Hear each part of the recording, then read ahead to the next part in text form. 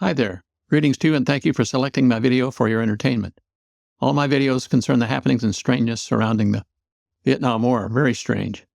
So many questions will never be answered about it, and so many more books, 50-some years later, from America's involvement, will be written, with opinions arguing every side of every conclusion to those unanswered questions. My name is Stephen Tucker, and the extent of my military service was 5 years. My MOS, or military occupational specialty, was 7562. That is, as a United States Marine Corps naval aviator, flying CH-46 transport helicopters for a standard 13-month tour during the Vietnam War. My final rank upon discharge was captain. This, then, is the name of my presentation: Facts, Brave Warriors, Raining Death from Above. First video I did was The Rescue of Mike Company. It was designed for classroom teaching, thus it was a mere 28 minutes long. Second video I produced, Hill 881 South in the Super Gaggle, was 3 hours 35 minutes long. My most recent story was VO-67, the Ghost Squadron. Turned out to be close to an hour and 30 minutes long in total. My goal is to limit each part of this story to no more than an hour and 30 minutes. Just like the other long one is a Leviathan. I've had to edit it and thus listen to each part of it numerous times, and am convinced that my gravelly voice and various ramblings are no trip to the beach, to quote my father. If you're persistent enough to stay till the end, please let me know. By the way, all opinions are mine alone. I tried my best not to embellish, misconstrue, or omit any information contained in this story. I tried to merely report an heroic story. Many people today and for the last 50 years, 50-plus years actually, are unaware it took place. Also to maybe add some color to stories you may have heard or studied in the past. Sincerely hope you enjoy the story and the images of the airplanes. I'm dedicating this presentation to the valiant men who manned their aircraft daily for the defense of our men who were, on the ground of course, who were defending a country's people, who themselves were attempting to forge a democracy surrounded by communism. Also, to a fellow naval aviator that was my pre-flight class instructor in aeronautics at the Naval Aviation Schools, Pensacola, Florida, in 1966. Student naval aviators, or SNAs as we were known, like myself, not having an engineering background in my education, I got my degree in fine arts, by the way, had no idea what made an airplane fly. Probably the reason we called the class the Mystery Hour. Marine Captain Ben Adams was his name. He's from a few miles away from Pensacola, growing up in southern Alabama with the longest, deepest drawl I've ever heard. What made Ben so interesting was the fact that he just returned from a tour in Vietnam. Also that he had flown an O-1 Bird Dog in a FAC squadron for combat. For his visual illustrations of flight principles, he used a large model of an O-1 that he would glide around in his hand for us to watch and learn. At 10 to 12 years old, I used to make 15 to 25 cent balsa wood models that were smaller versions of his larger one. Of course, I made them at my grandma's house. Once I'd made the balsa wood frame, I'd sand and shrink the tissue paper over the wooden struts with dope, and you had the makings of an airplane. Hopefully, this is what the finished product would look like. When I asked Captain Adams why he liked flying the little bird in combat, he merely said that he got it to accrue lots of flight time. This would be good for his career in marine aviation. It seemed that many career marine aviators and some high-performance jets and the like were screaming for flight time. He also mentioned that the O-1 he flew in Vietnam had few aids to navigation. Likewise, he told us that the FACs there used old French maps but weren't so good, so they had actually created better ones themselves, and thus became very proficient map builders.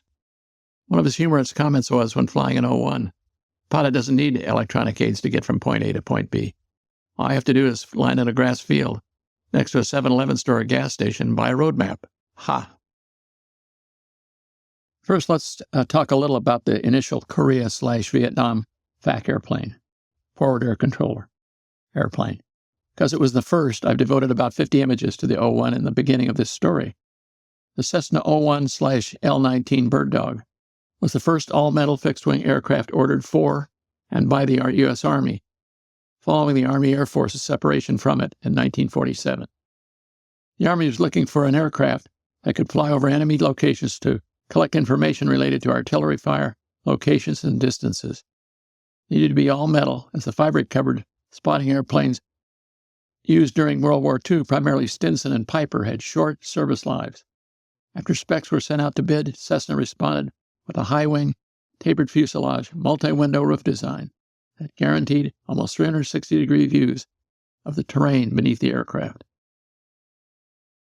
This was a Stinson airplane from World War II, the Stinson L-5 Sentinel. Note the canvas door, it was too small to fit a stretcher through. The B model, which had many updates on it, was destined for service in 1944. One of the modifications was to get a stretcher through the bigger door. With aluminum being a scarce commodity during the war, the wings and tail frames were made out of wood. I got a kick out of the wooden prop. Flying Jeep, as it was called because of its versatility, also flew in Korea, until Cessna L-19/O-1 Bird Dog showed up. This was known as the Omni View, which was also allowed the pilot to look directly overhead. A wide door was added to the design to allow a stretcher to be loaded. The first prototype first flew in December 1949. Deliveries began in December 1950. The Army, Marines, Air Force, and the Royal Thai Air Force were its primary users.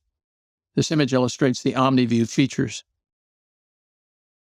The slide shows more detail to the 360-degree Omni View of the Bird Dog.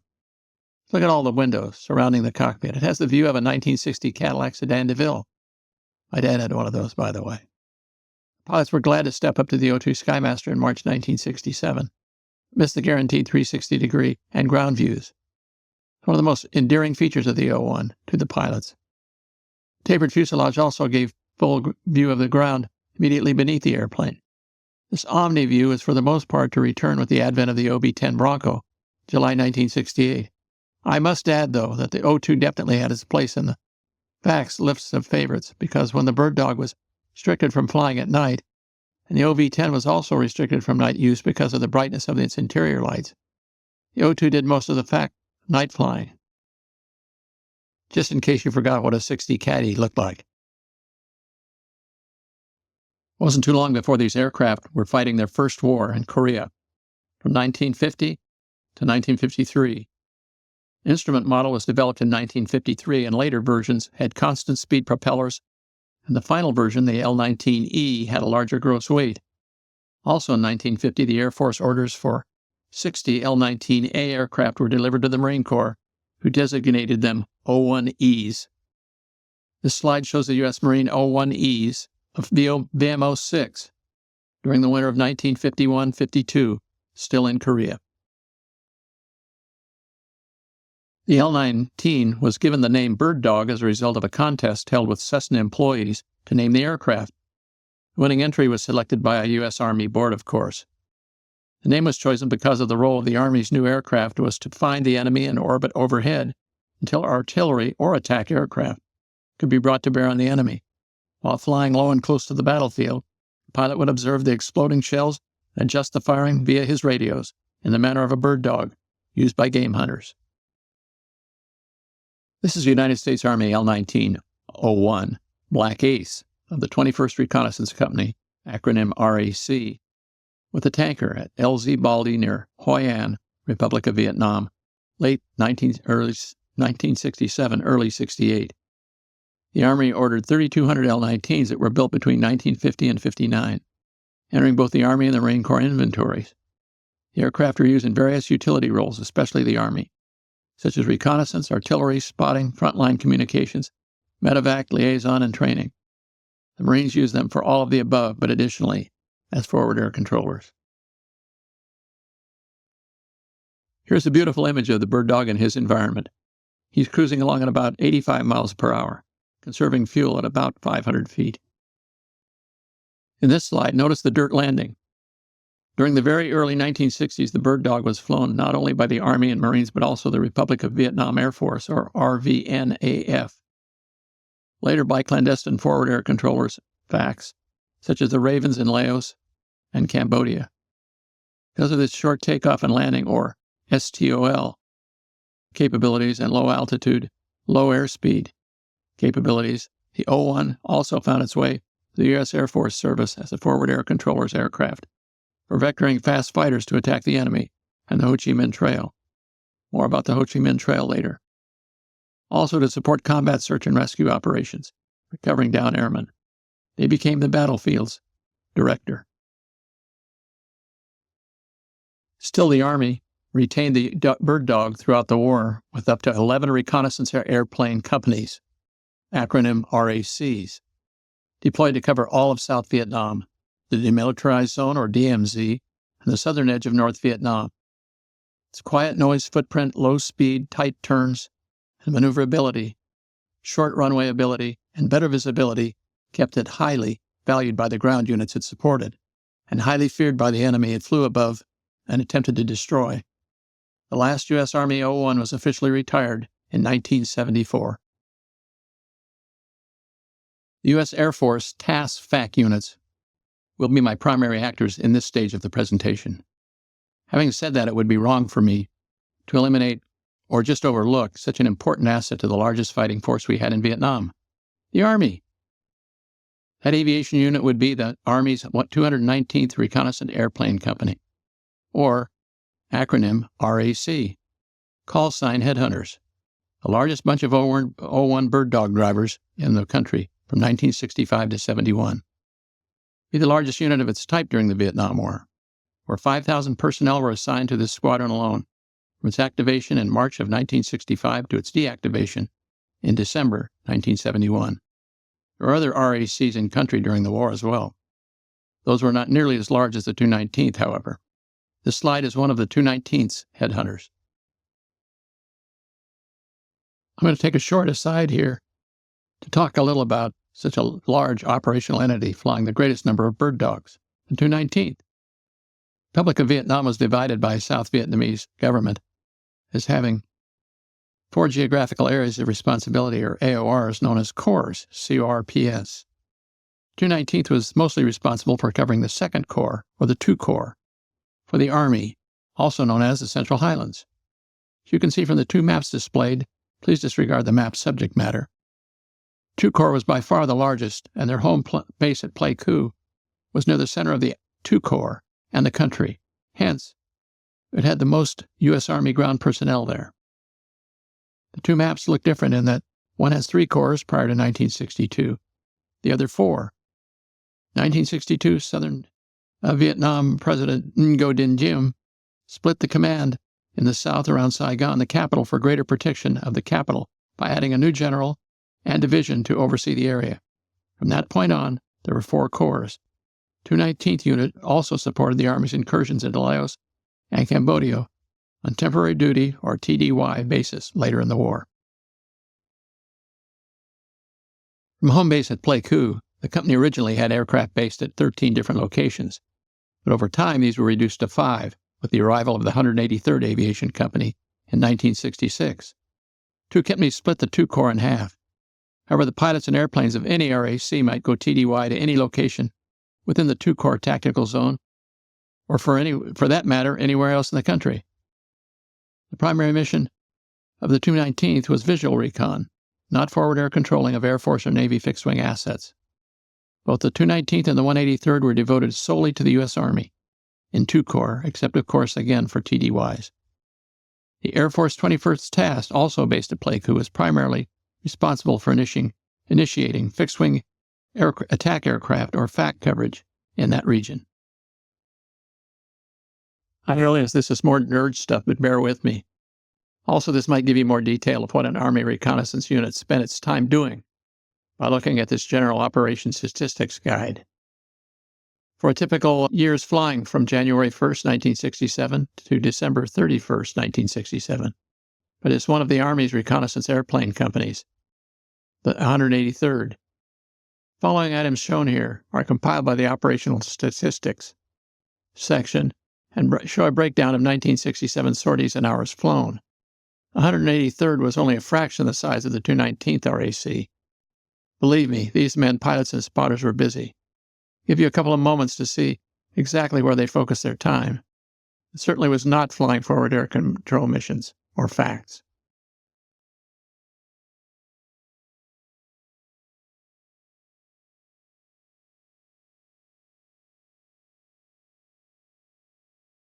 The slide shows from left to right the current, at that time, U.S. Commandant of the Marines, General Wallace Greene, future Commandant Lieutenant General Robert E. Cushman, Jr., and Army General William Westmoreland, head of MAC-V, or Military Assistance Command Vietnam.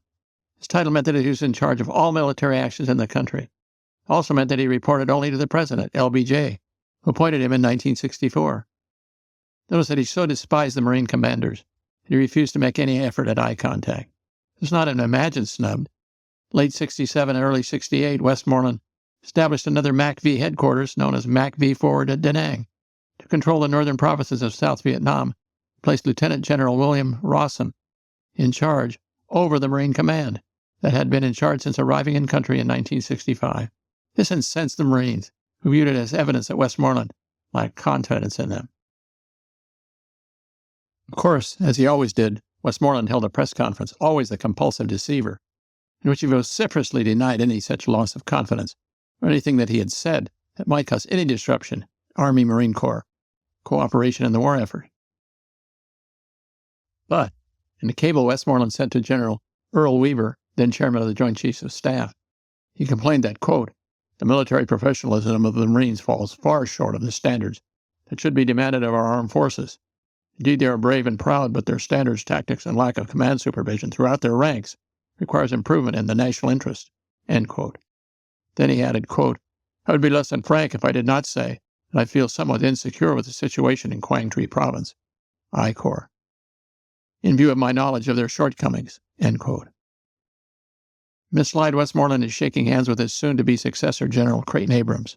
That's General Earl Wheeler in the middle, observing his two generals, one a stubbornly profound prevaricator, and wannabe, and one a great leader for whom Congress and the administration should have considered prolonging the war for, and whose new doctrines and strategies were turning the tide in our favor when the war finally ended for us on January 27, 1973. Just prior to being relieved, Westmoreland appointed Army Lieutenant General William Rawson to command all Marine resources in the I Corps, thus for all intents and purposes relieving Marine Lieutenant General Robert Cushman of command of 3rd Marine Amphibious Force, acronym 3rd MAF. General Rawson, after Westmoreland's departure, would now be reporting to General Abrams in overall command of I Corps. Formerly, I Corps was commanded by Marines. Rawson would accomplish this with the 3rd and 1st Marine Divisions from new provisional headquarters at Dong Ha and Phu Bai. Basically, Abrams would be living across the road and the runway from Marine Command at Phu Bai. Something else General Rawson would soon be commanding that belonged to the Marines as well. Being an habitually dishonest leader was not a problem for the general. Like many of his enablers, prevarication came naturally to him. There's an excellent 2011 book by author Louis Sorley called Westmoreland, the General Who Lost Vietnam. Sorley, who actually served as a captain under Westmoreland, testifies to the fact that the general would do or say anything to cover up his mistakes in judgment during the war and to burnish his own reputation. I highly recommend this and two others that contain all of the information a thinking person would ever need as to the origins of American reasons for entering the war, the slide down to its growing involvement and intensity, and finally its tragic and humiliating end, that is, leaving over 50,000 men and 8 women killed in action, plus over 300,000 wounded mentally and physically. Also, over 1 million Vietnamese people killed, and finally left an entire democratic republic at the mercy of their communist tormentors. Here are the 3 books that are required reading for Viet vets, or are interested in the real story of the failures of character of our military and civilian leaders during the Vietnam War.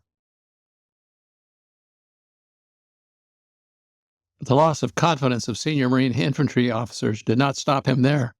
Westmoreland, because of his anger at Marine generals who protested his draconian and poorly thought-out methods of consequences of such a move of basically relieving them from their roles as theater commanders, accusing them of being base-bound, unimaginative, and insubordinate, also wanted to seize control over their aviation capabilities as well.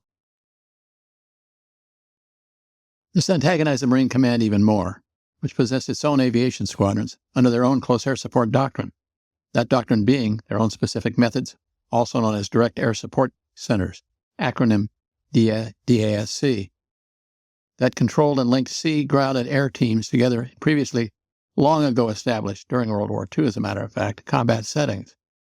DASC played a crucial role in coordinating air support for troops on the ground. Don't forget the Marine Corps has FACs too. Marines were extremely reluctant, to say the least, to relinquish authority over their aircraft to an Air Force general, and with good reason. Once command was changed and orders were changed, usually it was hard to return to previous practices in place before the command change. Also, even more importantly, the Marines could not react instantly to scramble aircraft to attack and to strike a target, but had to possibly wait in line for the Air Force to release the needed air support to protect their Marines on the ground in combat. After all, the Air Force's first responsibility was the U.S. Army anyway for close air support missions.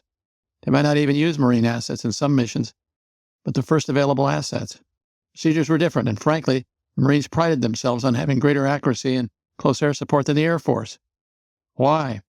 Because these were their fellow Marines on the ground, that's why. The Air Force, the command and control then in place in Southeast Asia, was against Air Force doctrine, which was predicated on the single air manager concept. The slide shows DASC set up in Korea during the Battle of the Chosin Reservoir. The Marines knew this. One headquarters would allocate and coordinate all air assets, distributing them wherever they were considered most necessary, and then transferring them as the situation required. Marines with their FACs airborne, DASC was responsible for processing immediate close air support aircraft, fixed or rotary wing. The DASC equipment and capabilities were enhanced by its ability to respond instantly, and for its high degree of mobility and ability to keep pace with the supported ground units. Marines whose aircraft and doctrine were integral to their operations were under no such centralized Air Force control prior to Air Force General Maumyer's request of Westmoreland. This slide illustrates the mobility of a current Marine DASC unit being used in the Gulf Wars. DASC could actually follow the action. However, on January 18th, just 2 days before the Communist North Vietnamese Army massive attacks on the Khe Sanh combat base, and 12 days prior to the countrywide Tet Offensive attacks, Westmoreland sent his request for Air Force control of the chain of command in Honolulu. On March 7th, Westmoreland issued a directive implementing the single manager concept encompassing marine aviation. This slide shows that press conference. Later, heated words also rose among Westmoreland and new Commandant of the Marine Corps, General Leonard Chapman, and Chief of Staff of the Army, General Harold Johnson. Johnson ultimately backed the Marine position due to his concern over protecting the Army's air assets, coming almost exclusively from the Air Force. Afraid the Air Force might favor the Marines' needs over the Army's. Westmoreland was so obsessed with his negative feelings about the Marines being able to handle the current tactical situation in I Corps, and thus needing to give control to the Air Force, he threatened to resign if his wishes were not obeyed. President LBJ and his lackey, Secretary of State Robert McNamara, caved. As a result, on March 7th, for the first time during the Vietnam War, air operations were placed under the control of a single manager. In June 1968, after Westmoreland had incorrectly forecast concerning the war that the end is in sight and our enemy is on the run, just prior to the devastating Tet Offensive attack, President Johnson finally relieved him of command, sent Westy stateside, and quickly promoted him to Army Chief of Staff. Can you believe it? Promoted him. Actually gave him Johnson's job. Meanwhile, the Marines eventually gained control of much of their FACs, aircraft, and air wings. Anyway, this particularly falling out was a real shakeup of fairly serious proportions that still lingers, at least to some of the younger Marine officers of that time, at least those of us who are still alive. Inter-service altercations were common back then. I guess they still are. All parties seeking their specific strategies and tactics to succeed, regardless of the effects on the other competing service. Army and Marines were diametrically opposed on most ways of fighting an enemy that was led by a central committee that allowed no second guessing of orders given and obeyed. The differences continued throughout the war. Ironically, we chopper squadrons were unaware at the time of any of this quarreling at the top. Just flew our missions in support of the men on the ground. Anyway, let's get back to the story. During the Vietnam War, 469 O-1s were lost to all causes. United States Air Force FACs lost 178, Marines lost 7, and 284 were lost from the U.S. Army, Republic of Vietnam Air Force, and clandestine operators.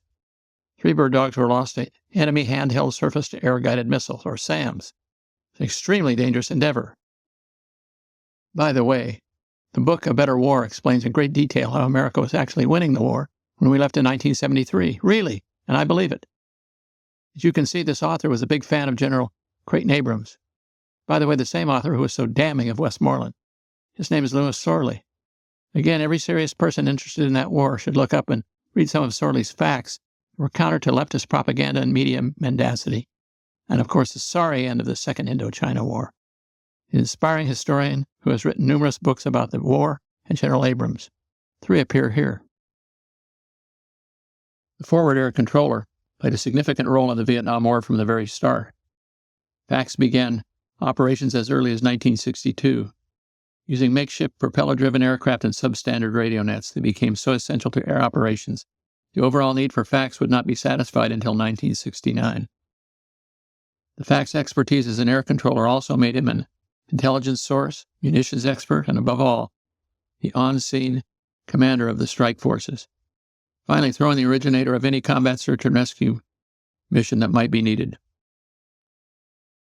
The elusive enemy, the absence of fixed battle lines, and the difficult terrain and weather in Southeast Asia made effective air-ground coordination mandatory.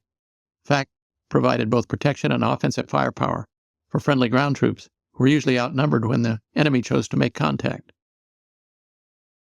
Right about now, you're questioning yourself about, quote, why would the U.S. Air Force, the most powerful air armada of the world since World War II, send these little slow airplanes to Vietnam in the first place, instead of using their big, fast attack and jet fighters to locate, bomb, and destroy the enemy, end quote. You've answered your own question by asking it. The jets were just too fast to snoop for targets, 300 to 400 knots in a dive, thus they would have a hard time visually finding targets. They couldn't loiter around all day seeking to learn the local area they were assigned to monitor, and were so loud as to warn the enemy of their arrival over them for many minutes prior to their getting there. Plus, they were expensive to fly and maintain and very thirsty. With little loiter time on target, they would be constantly looking for an aerial refueler. Fratricide and civilian deaths would have been overwhelming. The whole reason for FACs was to save men on the ground and friendlies from dying at the hands of the enemy. Many of the FACs knew some of the men on the ground. With some, they had radio contact almost daily, and in certain areas had provided safety and air cover for them before. Some of the recon and special forces groups were actually based where they were, and therefore knew their team members personally. They'd shared meals and stories with them. Many had met each other at remote outposts, as the FACs had over 100 remote sites in which to land, spend the night with these men. Some they might have even rescued that day. What I'm trying to say is, the FACs loved these men. They would do anything in their power to save these men's lives. Anything. Even risk their own, to the point of acts of ultimate daring and bravery. It's interesting to note, because of that everyday ultimate bravery, that of the 14 medals of honors the Air Force won in the war, 2 were awarded to FACs. I'll talk about them much later. This fact is in his O-1. It's like the biblical phrase describing Satan to our enemies. I quote, "He walks about like a roaring lion, seeking whom he might devour." End quote. Only the FAC was flying about, not walking. This is how the enemy perceived the FAC, as an enemy who was ruthless, stealthy, bent on defending his turf by destruction. He worked from ambush. He and his attack planes worked exactly like a pride of lions, attacking from all directions, until one jet hits the target. Then they were relentless in the destruction of their prey. With each successive jet making his pass on the target, it became like a feeding frenzy. Might take multiple attacks in what seems like excessive time to free or rescue their men on the ground, but they were punishing in their pursuit of the North Vietnamese army. The slide shows how FACs spent much of their time in the air, looking for targets whom their fast-moving cohorts might devour. To show you how the FAC pilots kept track of every mission they activated. The FAC here has been writing details of the airstrike conducted on the enemy. He's writing all of this data on one of the pop-up windows of his O-1 in grease pencil with his right hand, and then converting them to how every other pilot wrote up their missions on a leg clipboard that was strapped on one of their legs, just behind the knee, and did not, I repeat, not write on their windows, like an O-1 driver. He needed these written on a hard copy for a thorough debriefing and after-action report. They were supposed to include strike aircraft call signs, number and type of aircraft, ordnance expended by the strike fighters, coordinates of attack, the percentage of coverage of the target, and the time the attack started and concluded. I quote, 24 Mk-82 represents that 2 F-4 Phantom fighters were carrying a total of 12 bombs, 12 500-pound bombs, plus 2,000 rounds of 20-millimeter cannon ammo each. The VT-9637232 is a target coordinate on a map. There's a block of geography marked VT, and the numbers take you to the exact location on this map, to a location about 100 meters square. Top right looks like Speedy is the flight call sign, and a flight of 2 Phantoms, 15 to 20 minutes out. Below it looks like 3 bunkers destroyed, 10 enemy KBA or killed by air. This pilot looks right-handed, making this a little harder to write on the left window. You'd have to reach across your body. For lefties, it's a lot easier to get the writing done. If you're a righty, you would tend to write on the rear window. If a lefty, to the forward part of the window. This, or a notebook, would probably be what the O-1 jockeys would transfer the window data from after an attack mission. It's an exact copy of the one I used my entire 4.5 years as an aviator, also known as clipboard, pilots. I'm left-handed, so this was secured to my corresponding leg. Whenever I had to write something, I had to merely remove my hand from the throttle. A right-handed pilot would have to remove his hand from the stick. Yikes! And momentarily steer the aircraft with his left hand, or his knees. Got to keep it trimmed up. Pretty simple gizmo, but necessary for sure. Awfully snazzy looking too, don't you think? As previously mentioned, when the first Air Force FAC pilots arrived, there were few maps of most of the 10,000 miles of the Ho Chi Minh Trail through Laos and Cambodia, or for any of the countries in general. Many of the maps the FACs used were old French ones. By 1959, Vietnam had been a colony of France for 108 years, so you might imagine the quality of the maps. These smart, inventive, and experienced pilots were not map makers. However, they flew countless hours charting and recording the route accurately. They became experts. This pilot might be looking at a map he drew. This is the way a FAC would initiate a daytime airstrike. You would identify a target, call for strike aircraft, mark it, clear the jets in hot, then check for damage, accuracy, and start the whole process over if necessary. This aircraft is an OV-10, an aircraft that comes a few years later to the FACs, but nevertheless is flying the pattern the O-1 and all of its successors would fly. This is a FAC inspecting his marking rockets. Big limitation for this aircraft was the lack of weight it could carry. 8 total, 4 per wing, is probably enough for only 2 missions. For instance, the O-2 could go up to 18 total rockets.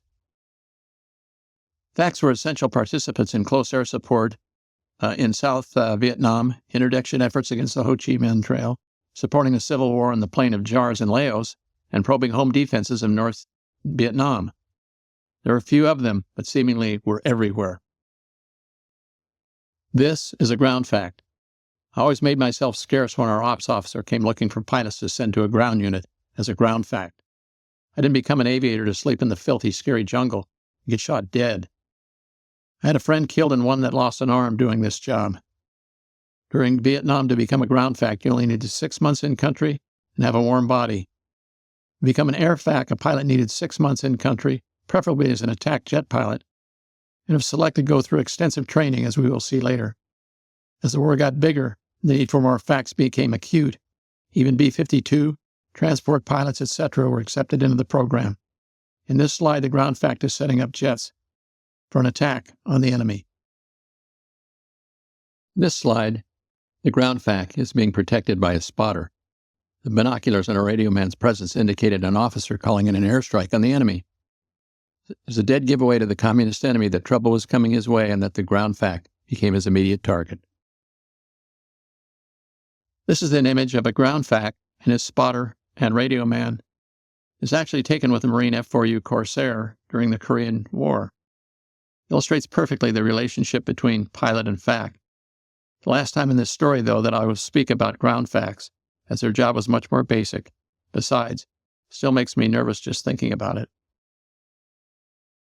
It was a firm, official U.S. policy and part of the oftentimes arbitrary rules of engagement that all fixed-wing support on behalf of troops on the ground would be directed by a ground FAC or airborne FAC. A ground FAC, like those in the air, was trained aviator, embedded with an infantry unit to control airstrikes while protecting troops and civilians from friendly fire. This F-100 Super Sabre from the 35th Tactical Fighter Air Wing, with their call sign Yellow Jacket 71, has been cleared to attack an enemy position in September 1969. He's at the top of his roll-in. In this picture, we can't see the FAC's marking rocket smoke yet.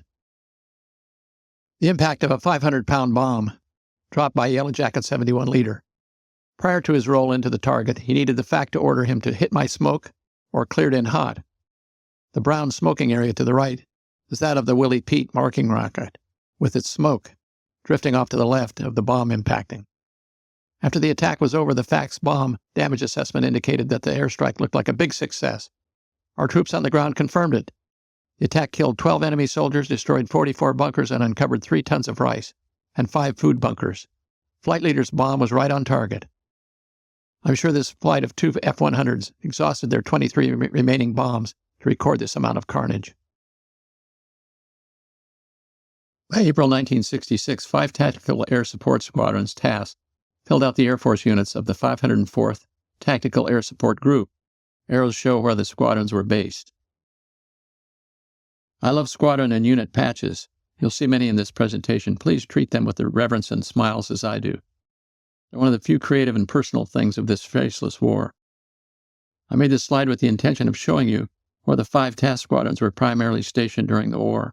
For instance, although the 20th TASS's home was Da Nang, it was detached for a while to Dong Ha, about 40 miles east of Khe Sanh, to support the Marines at the huge battle being fought there.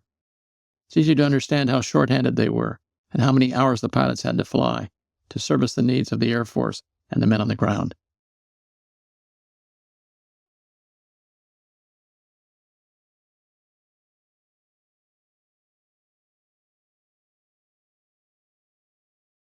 This particular patch from the 23rd TASS has its own interesting story. Shortly after being activated, the unit was to be involved in an operation that the 23rd got to name. Lieutenant Colonel Bob Johnson was in command of the 23rd at the time and suggested the name of his dog Cricket. It stuck and became known as Operation Cricket. They also adopted Cricket as their call sign.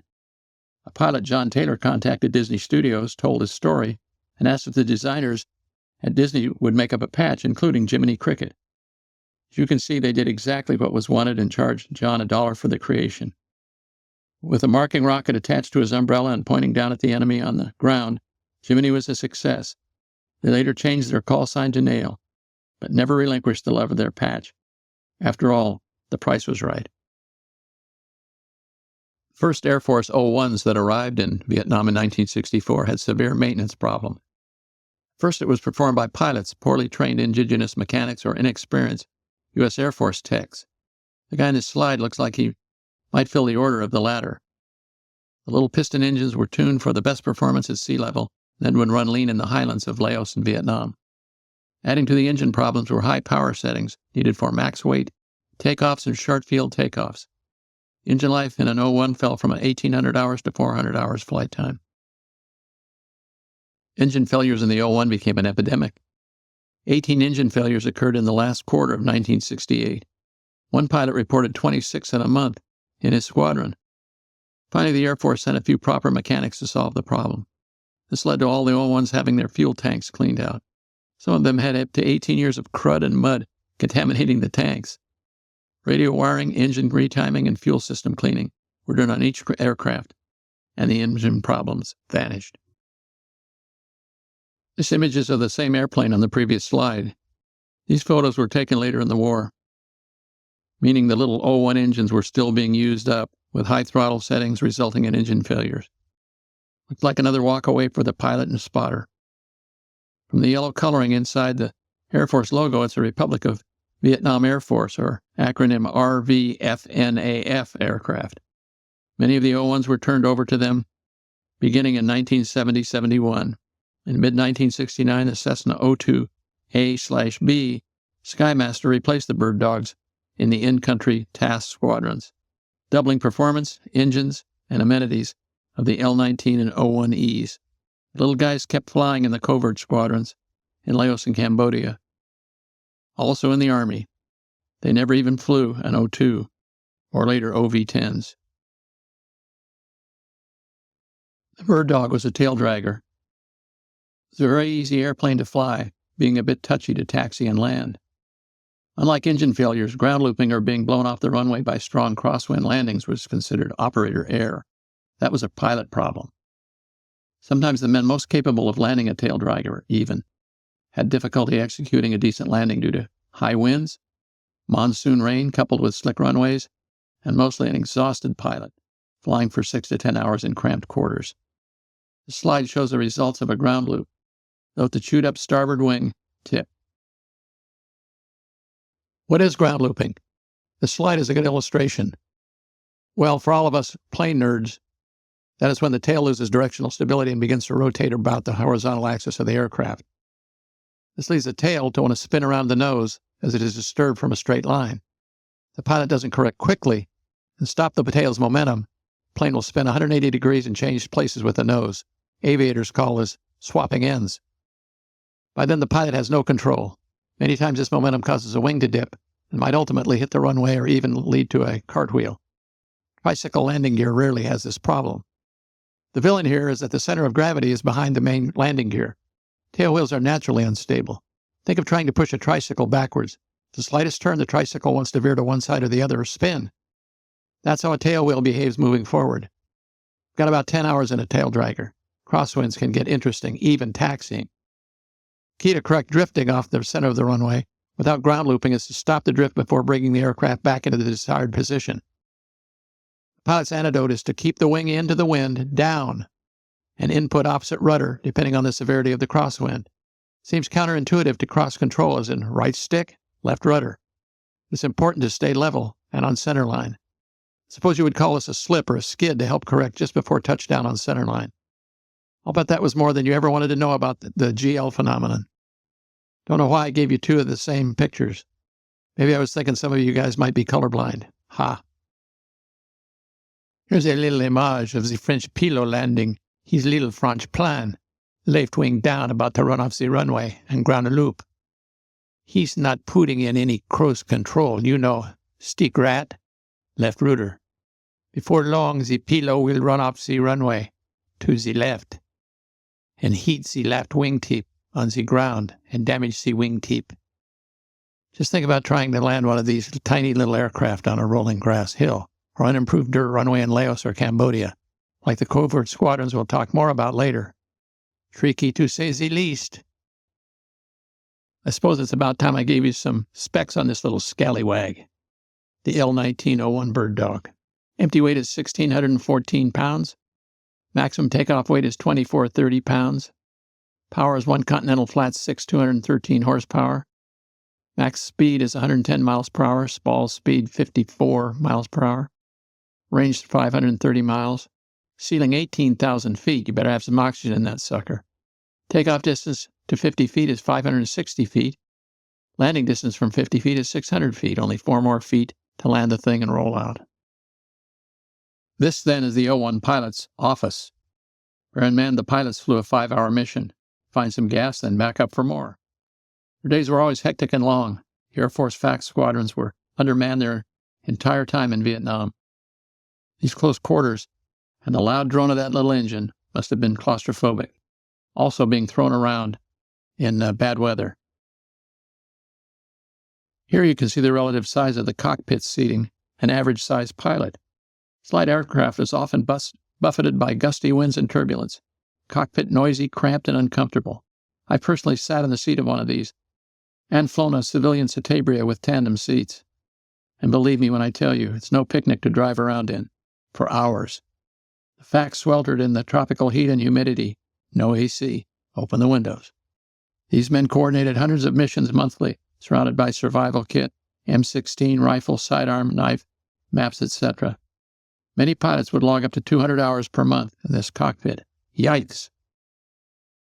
Even the little O-1 wasn't exempt from nighttime rocket attacks. This image was taken at Benoit Air Base in May 1967. This was the home of the 19th Task and one of their birds. Just in case you were wondering, all FACs carried personal weapons, M16s or AR-15s usually. They said the weapon was for two things: for safety if they should go down with an enemy in the area, and then also to protect grunts on the ground while waiting for the jets to arrive. This fisheye lens image shows the pilot contemplating on firing at the enemy. In fact, one of the FACs who won the Medal of Honor was killed creating this exact scenario.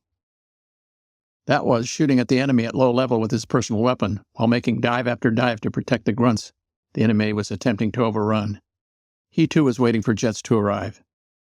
I'll talk more about him later. Flying at 100 feet or less, at 85 miles per hour, he was a sitting duck. This happened often. On more than one occasion, FACs were shot down or killed playing this game. Didn't I say they were brave men? Note the grease pencil writing on the inside of the open window. FACs used this to remember call signs, frequencies, coordinates, etc. They also used a grease pencil to mark trajectory of their marking rockets on their front windows. This airborne FAC is flying his bird dog over the terrain to keep constant watch out for movement. By patrolling the same area days after day, the FAC became very familiar with the terrain and learned to detect any changes on the ground, dust settling in foliage, roiled water in streams, all signs of enemy movement. Also campfires and rows of fresh vegetables growing near water were tip-offs to an enemy presence. Often the enemy dressed up in costumes, impersonating women, farmers, etc. The enemy were masters of disguise. Plentiful trucks along the Ho Chi Minh Trail were easier to find, until the communists went to all nighttime movement of trucks moving south on the trail. Flying and snooping around in this manner over the NVA was very dangerous. Remember from the previous slide, FAC was flying along at around 70 to 80 miles per hour, 10 to 20 feet above the trees, flying as erratic as possible, which was bejinking, often changing directions, basically jerking the aircraft around, to avoid being an easy target. As time went on, the communists usually held their fire to avoid being detected. When the enemy realized they had been spotted, however, or when they even heard attack jets coming from a distance, or that by numerous passes made by the FAC convinced the enemy that they had been recognized, they would open fire. They might hit the FAC with anything from an AK-47 automatic rifle fire to a 37mm anti-aircraft cannon. By the same token, a low pass for post-strike BDA was another frightening adventure.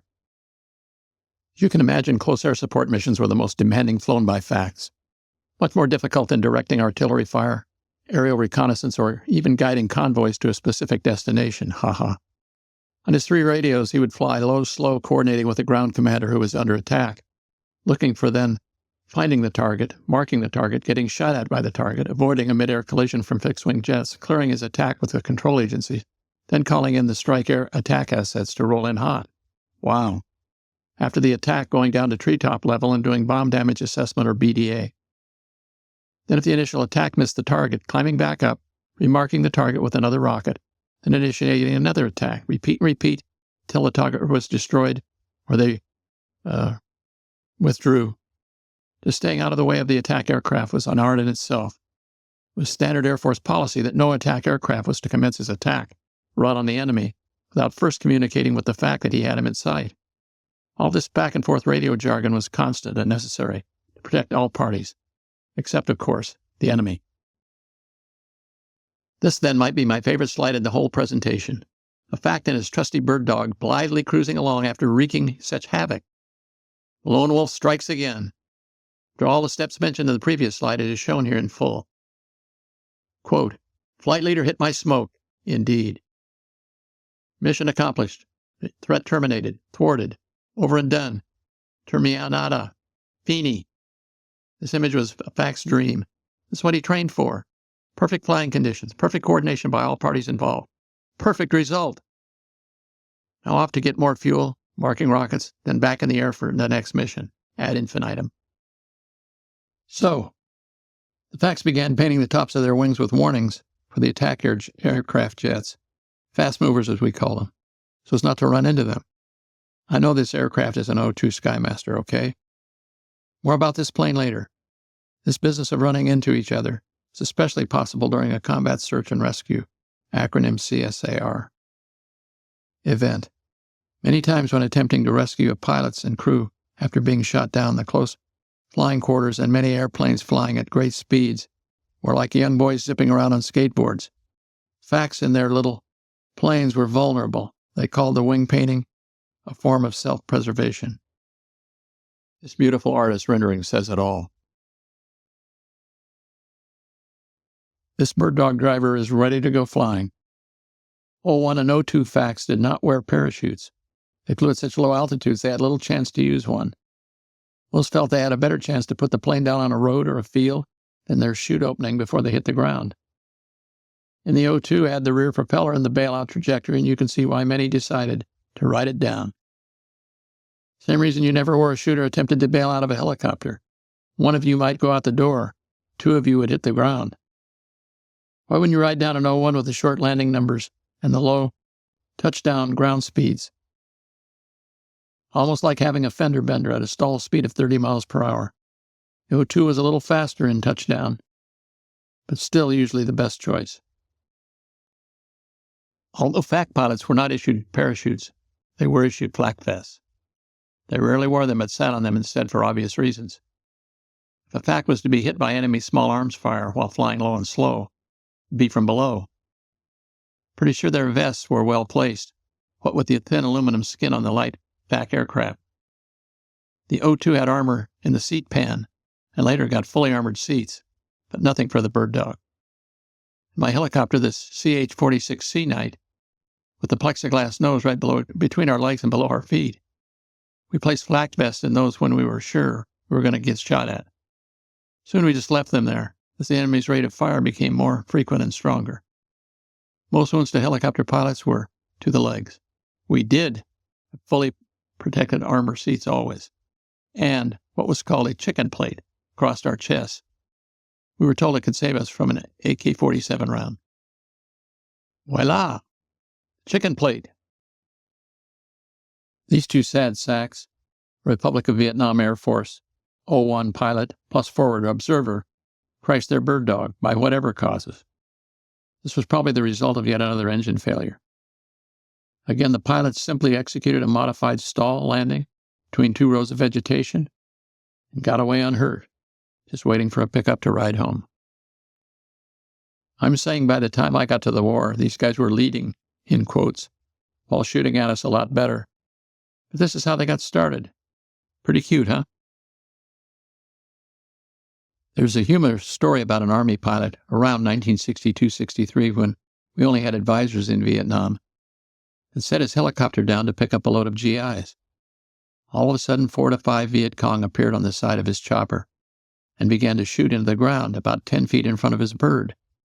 He nervously sat there until all of the enemy emptied their weapons and then quickly retreated back into the tree line.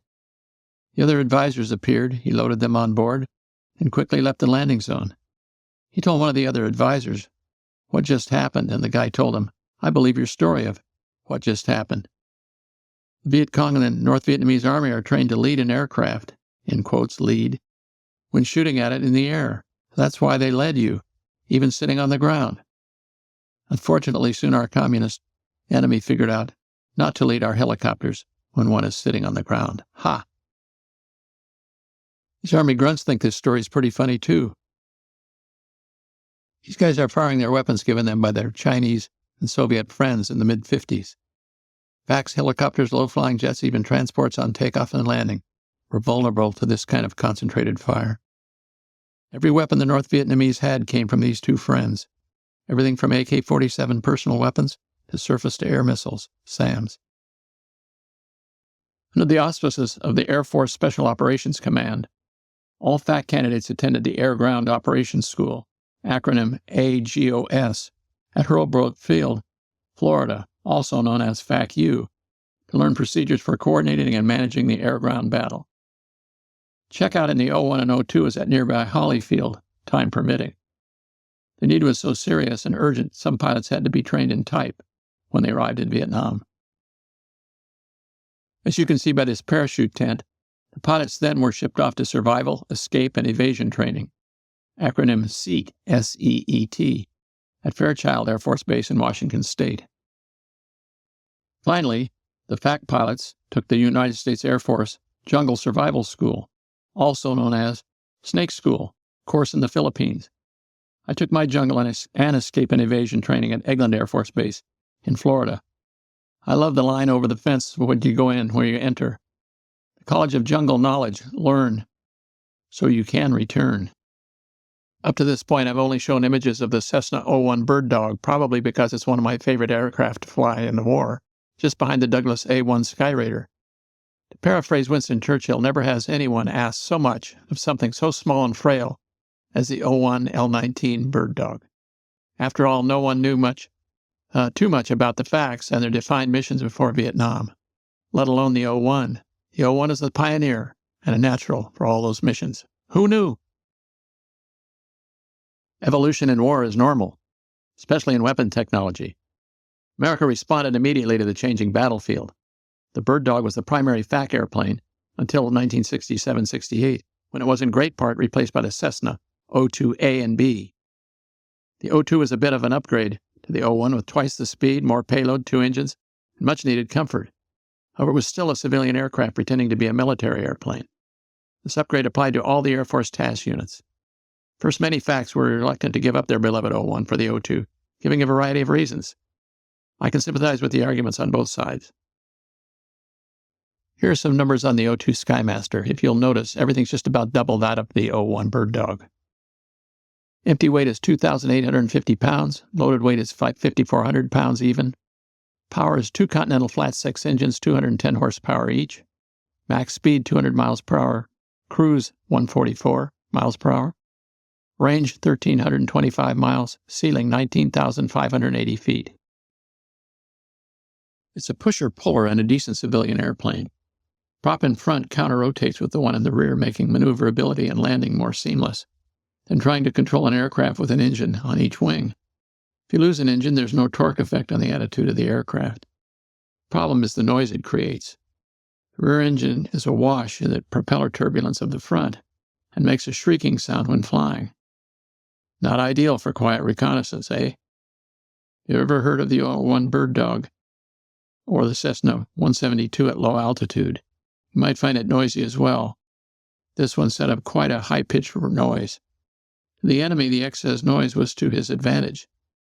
Pilots said it created quite a racket inside, too. Still, comfort, power, and speed-wise, considered a big upgrade over the O-1. By the way, don't count on flying very long on the O-2. If you lose the rear engine, you are eventually coming down. It's marketed a lot differently. The O-2AB has many nicknames: the Duck, Mixmaster, Push-Pull, Cessna Suck-Blow, and the BS Bomber, which was nicknamed after the O-2B psychological warfare variant. It's a modified civilian Cessna 337. The Air Force ordered 350 of them. First O-2s in country were sent to the 20th task at Dong Ha in support of the siege at Khe Sanh combat base, providing a more substantial aircraft to deal with the improvements in the enemy's weapons. The O-2 outperformed everything at double the rate of the O-1 Bird Dog it replaced. Filled a void while waiting for the OV-10s. As I said, Cessna never claimed it in its marketing ads it would fly on one engine, but implied so. They implied it was a friendly twin, and not so, but wouldn't fly alone on either engine. They neglected to market it as, it will continue to fly on one engine, but not if the rear engine has failed. These were the 3 propeller-driven aircraft that FACs flew during the Vietnam War. This kind of image is what makes a FAC's day, leading an attack on the Ho Chi Minh Trail and secondary explosions. With so much danger involved in flying low, slow, and fragile little airplanes, why did men volunteer to be FACs? Why do men and women, for that matter, want to be paratroopers and jump out of a perfectly good airplane? Why do they volunteer to be Navy SEALs and nearly die in the training?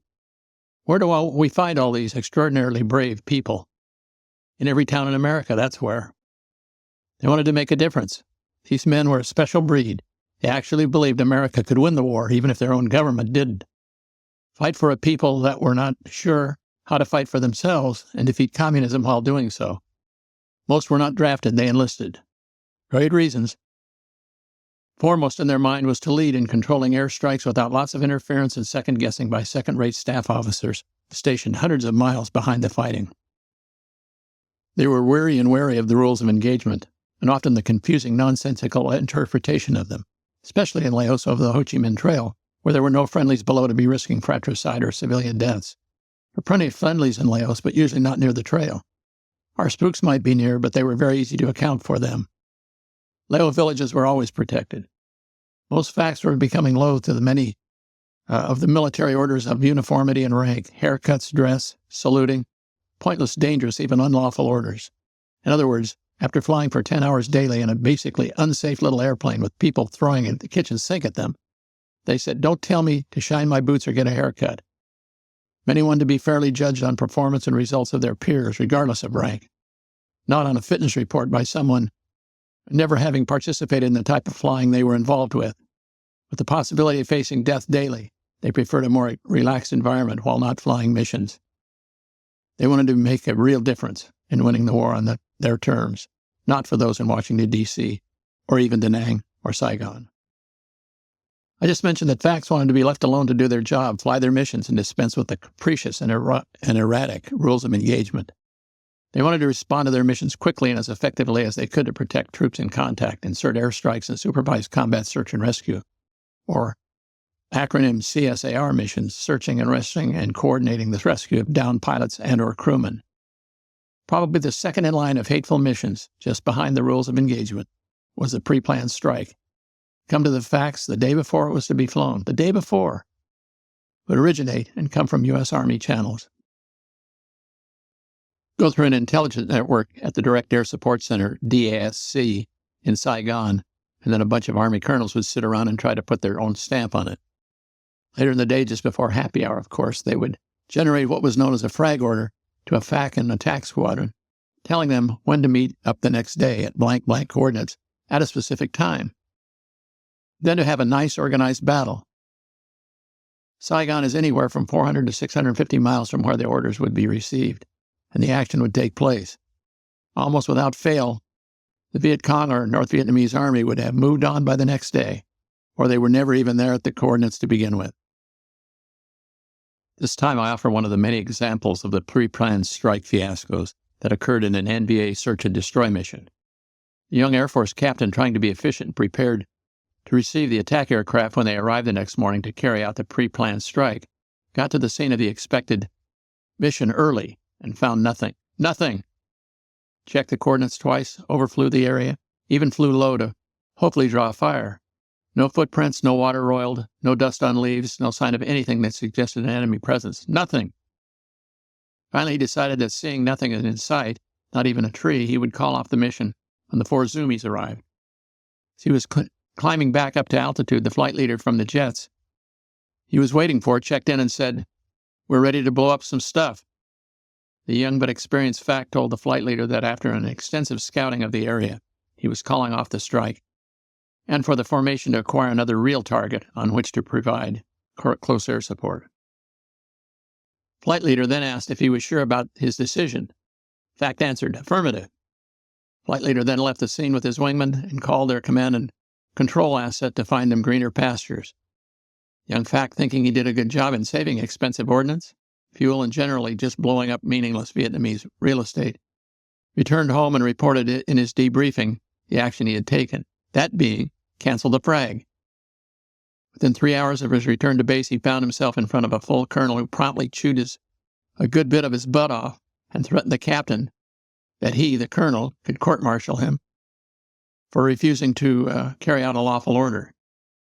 He also told him that whatever frag order was issued, it would be carried out. Any questions? Then he ended the yelling by saying, "Now get out of my sight." Anyway, back to the story. This is an O-2B cockpit, side-by-side seating. Note the personal weapon again. Happens to be an O-2B, the BS bomber. No gun sight, no weapons panel. These were configured to drop propaganda leaflets, which proved to be so much BS to the enemy. This slide shows the bomber dropping his load of BS for the North Vietnamese Army that they would no doubt never read. This image is the cockpit of an O-2A. Note the gun sight and the weapons panel just to the right of it. The O-2A gun sight. More often than not, if he had previously flown the O-1, the pilot might still mark his windscreen, grease pencil to sight in, marking rockets for targets, just like he did marking frequencies and coordinates on his O-1 side windows. As it never flew the Bird Dog used the sight. I warned you there was going to be some airplane nerd stuff in here. Care and love the FACs had for the troops and indigenous civilians on the ground was equal only to that of their fellow pilots that they directed daily in airstrikes against the enemy. They got to know many of them as well because most of them, unless they were Navy air attack aircraft from the aircraft carriers at Yankee Station or Marine jets from their Chulai Air Station, because they actually lived with these Air Force jet pilots at their different air bases. The FACs directed their attack aircraft not just to the target with a marking round, but direction to fly on their runs to the target, the location of the friendlies to the marking round, corrections on the next jet in line, even how to egress safely from the area. This all took place in just minutes before commencing the attack. As you can see, there's a lot going on here. Before I forget, there was another important thing that the FAC told the flight leader and his wingman before an attack began. That was about a divert area that the FAC had already scouted out in case of any of the jets were hit by enemy fire and the pilot or pilots had to eject. The FAC would always set the divert areas up so that the ejecting pilot, if his aircraft was hit, could immediately change his flight path and divert to possibly eject in a clearing, if possible, or in an area of friendlies, or at least where there were no known or suspected enemy troops. Naturally, the FAC assured them that if any of them had to eject from their aircraft for any reason, he would immediately set up a full Jolly Green Giant combat search and rescue for their rescue. Finally, he assured them that he would stay on board and personally direct their rescue. This bonded the FAC to the fast movers forever. Here we see Jolly Greens, FACs, piloting O-2s and A-1Es, Sandies everywhere. The small red fire in the middle of the image is the crashed, burning attack jet. Just up and to the right, the yellow arrow denotes the barely visible pilot's white chute, and just above the arrow, see the Jolly Green's hoist lowering. See the same event unfolding on the left margin of the painting. Also, look closely and see the Sandy A-1H closest to us, firing his 20mm cannon and one air-to-ground rocket at an enemy target. This artist's rendition was made by an artist aboard one of the Jolly Greens who witnessed this search and rescue for himself and wrote plus illustrated about the actual mission. From this overpopulated rescue environment, it's easy to see the respect and care that went both ways with all these professional men. Talk about young boys going in every direction on skateboards and not running into one another. If I might add, an HC-130P Combat King command and control refueling aircraft is located in the uppermost right left-hand corner to be used in refueling the four extremely thirsty HH-3E Jolly Green choppers. This is the end of part one. This story gets more exciting with each part. I realize we took a trip through some laying the groundwork, but from here on out, the stories get more funny and exciting. Initially in part two, I will show you a brand new built-for-FACs-only aircraft. It was everything the O-1 and O-2 were not. The pilot of this airplane will take you all on an actual flight of one of his combat experiences. Also, I intend to merely introduce the importance of the Ho Chi Minh Trail, how the U.S. military FACs plus our allies fought to keep the tide of men, supplies, and munitions from pouring down the trail like a waterfall. Also, we will learn about our efforts to electrify the trail and how this exposed our communist enemy to a greater sense of fear and danger while coming south through Laos.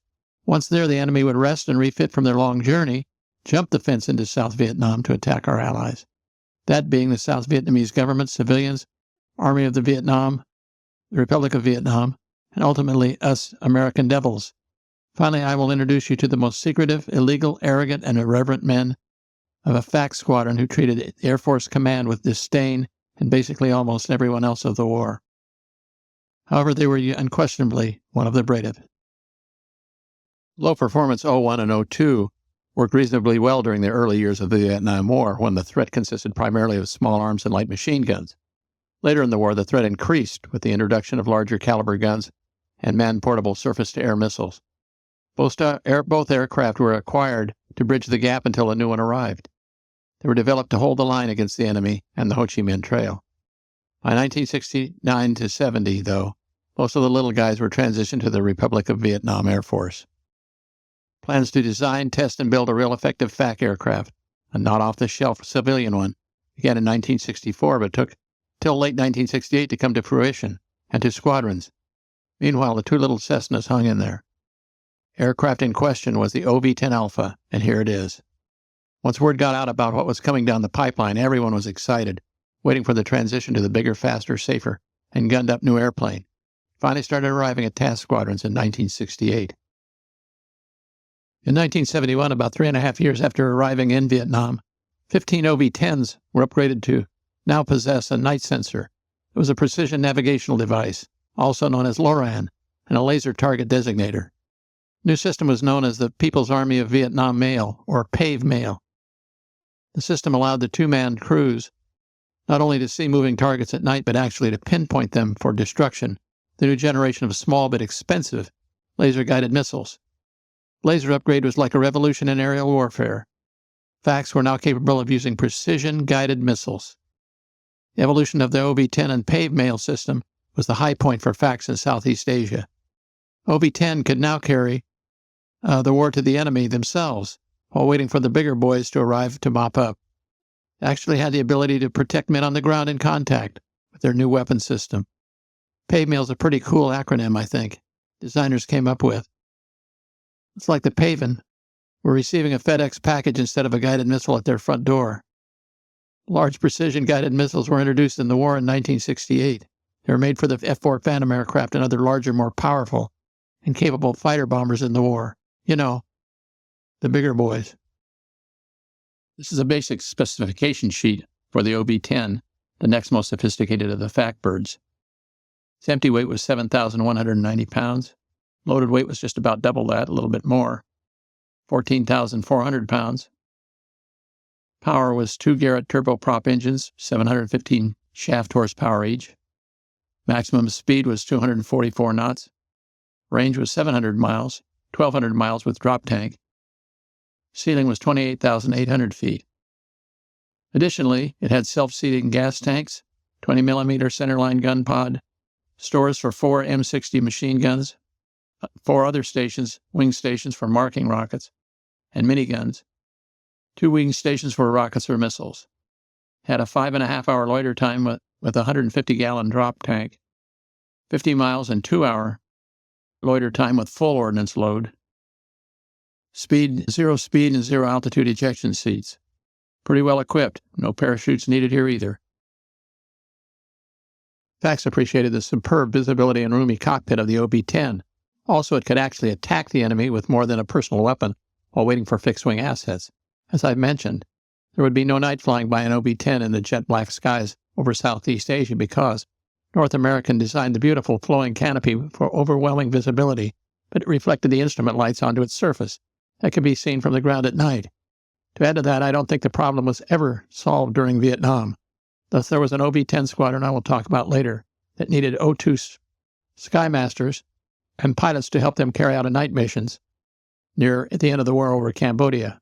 They actually absorbed the O-2 airplanes and crews into their squadron. As you can see here, the front cockpit got full instrumentation panel. Throttles and propeller controls on the left, and notice the trim and mic buttons on the stick. I should point out that the very secret gun sight has either been removed or is covered by the pilots' helmets. These airplanes are still flying in some countries' military, the Philippines Air Force, and was flown by the U.S. military as recently as the Gulf Wars. It was partially retired by U.S. forces for being, guess what, underpowered. Later in the war, the threat increased with the introduction of larger caliber anti-aircraft guns and man-portable handheld surface-to-air missiles. Also, enemy gunners got smarter and their aim got better as the war continued. This new gunned-up OV-10 was an answer. It went on to become quite the able workhorse. First OV-10s were delivered to Marine FAC Squadron via O-2 on July 6, 1968. Later in the month, the U.S. Air Force received theirs. This picture shows Marine VMO-2 pilots in their OV-10. It looks as though they are having some great fun with their new toy.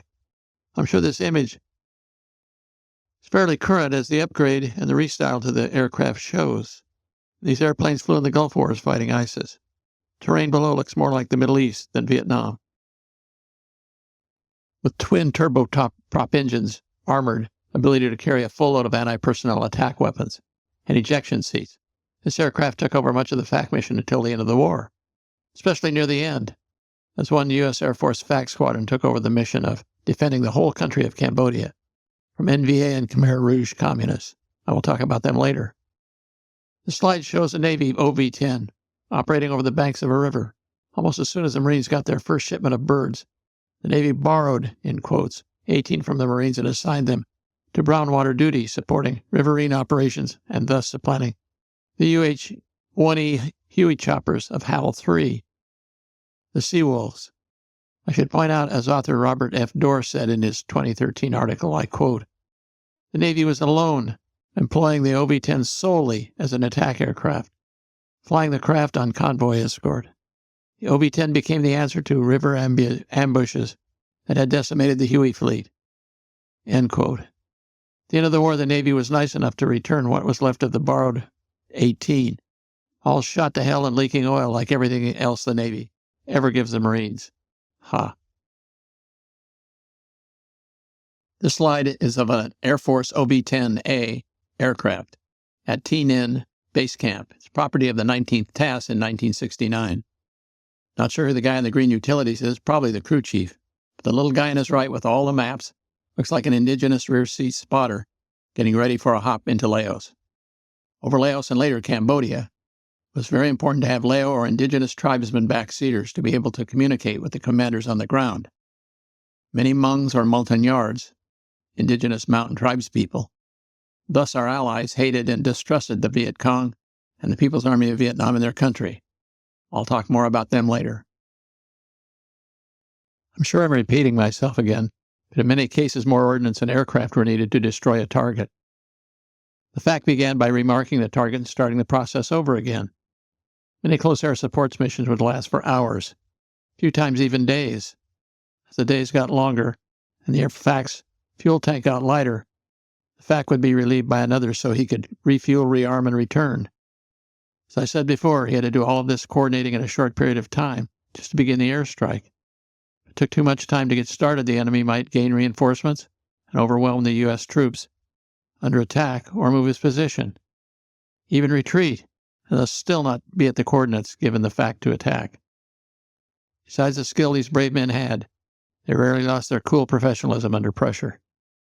This image is of a FAC in his OV-10 escorting two Air Force F-100 Super Sabres to a target, marking the target then clearing the jets in hot sequence, followed by each one making its pass and dropping ordnance on said target.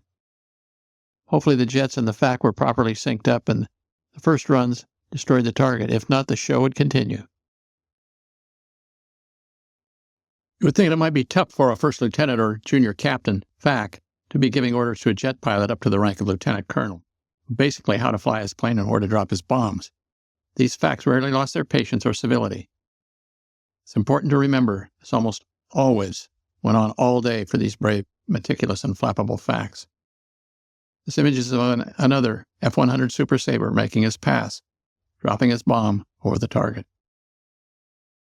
This is Air Force First Lieutenant Dale Hill, next to his OV-10 Bronco in the early 1970s.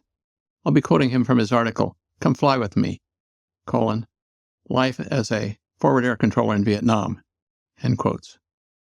I thought you might enjoy him speaking to you about what it was like to be a FAC and to actually watch and hear him controlling a FAC and jet interdiction mission. Apologize for the horrible quality of the slide, but I looked everywhere, with no joy in finding a better image of the retired colonel. So, now I quote, I served as an Air Force Forward Air Controller in Southeast Asia, flying the North American OV-10 Bronco from Thailand, as well as from other bases in South Vietnam. I flew 165 missions over North and South Vietnam, Laos, and Cambodia. During the war, FACs flew night and day at low altitudes in every sort of weather. We were the eyes, the ears, and voices above the battlefield, providing a vital link between troops in the field, the various command and control agencies, and U.S. and Allied warplanes. The slow FACs and our low-speed maneuverability and endurance were ideal for locating and maintaining visual contact with targets across the battlefield. The OV-10 was developed specifically for counterinsurgency combat, but its primary mission was the FAC role. The target identified, FACs had to describe both it and its location to the attacking aircraft. It's referred to as marking the target. We marked our targets with our forward-firing rockets, armed with white phosphorus warheads. Upon detonation, the Willie Pete, as it was called, rocket, created not only a unique pure white plume of smoke, and causing that smoke to be reference point. I talked the eyes of the pilot into the target. Be quicker and closer to the target, we looked for the perfect pass. If you happen to get a direct hit, you could simply direct the attacking aircraft to hit my smoke. For FACs to mark the targets and the fighters to deliver their ordnance, we had to finesse our respective airplanes through acrobatic-like maneuvers in order to get the nose of the airplane pointed at the target.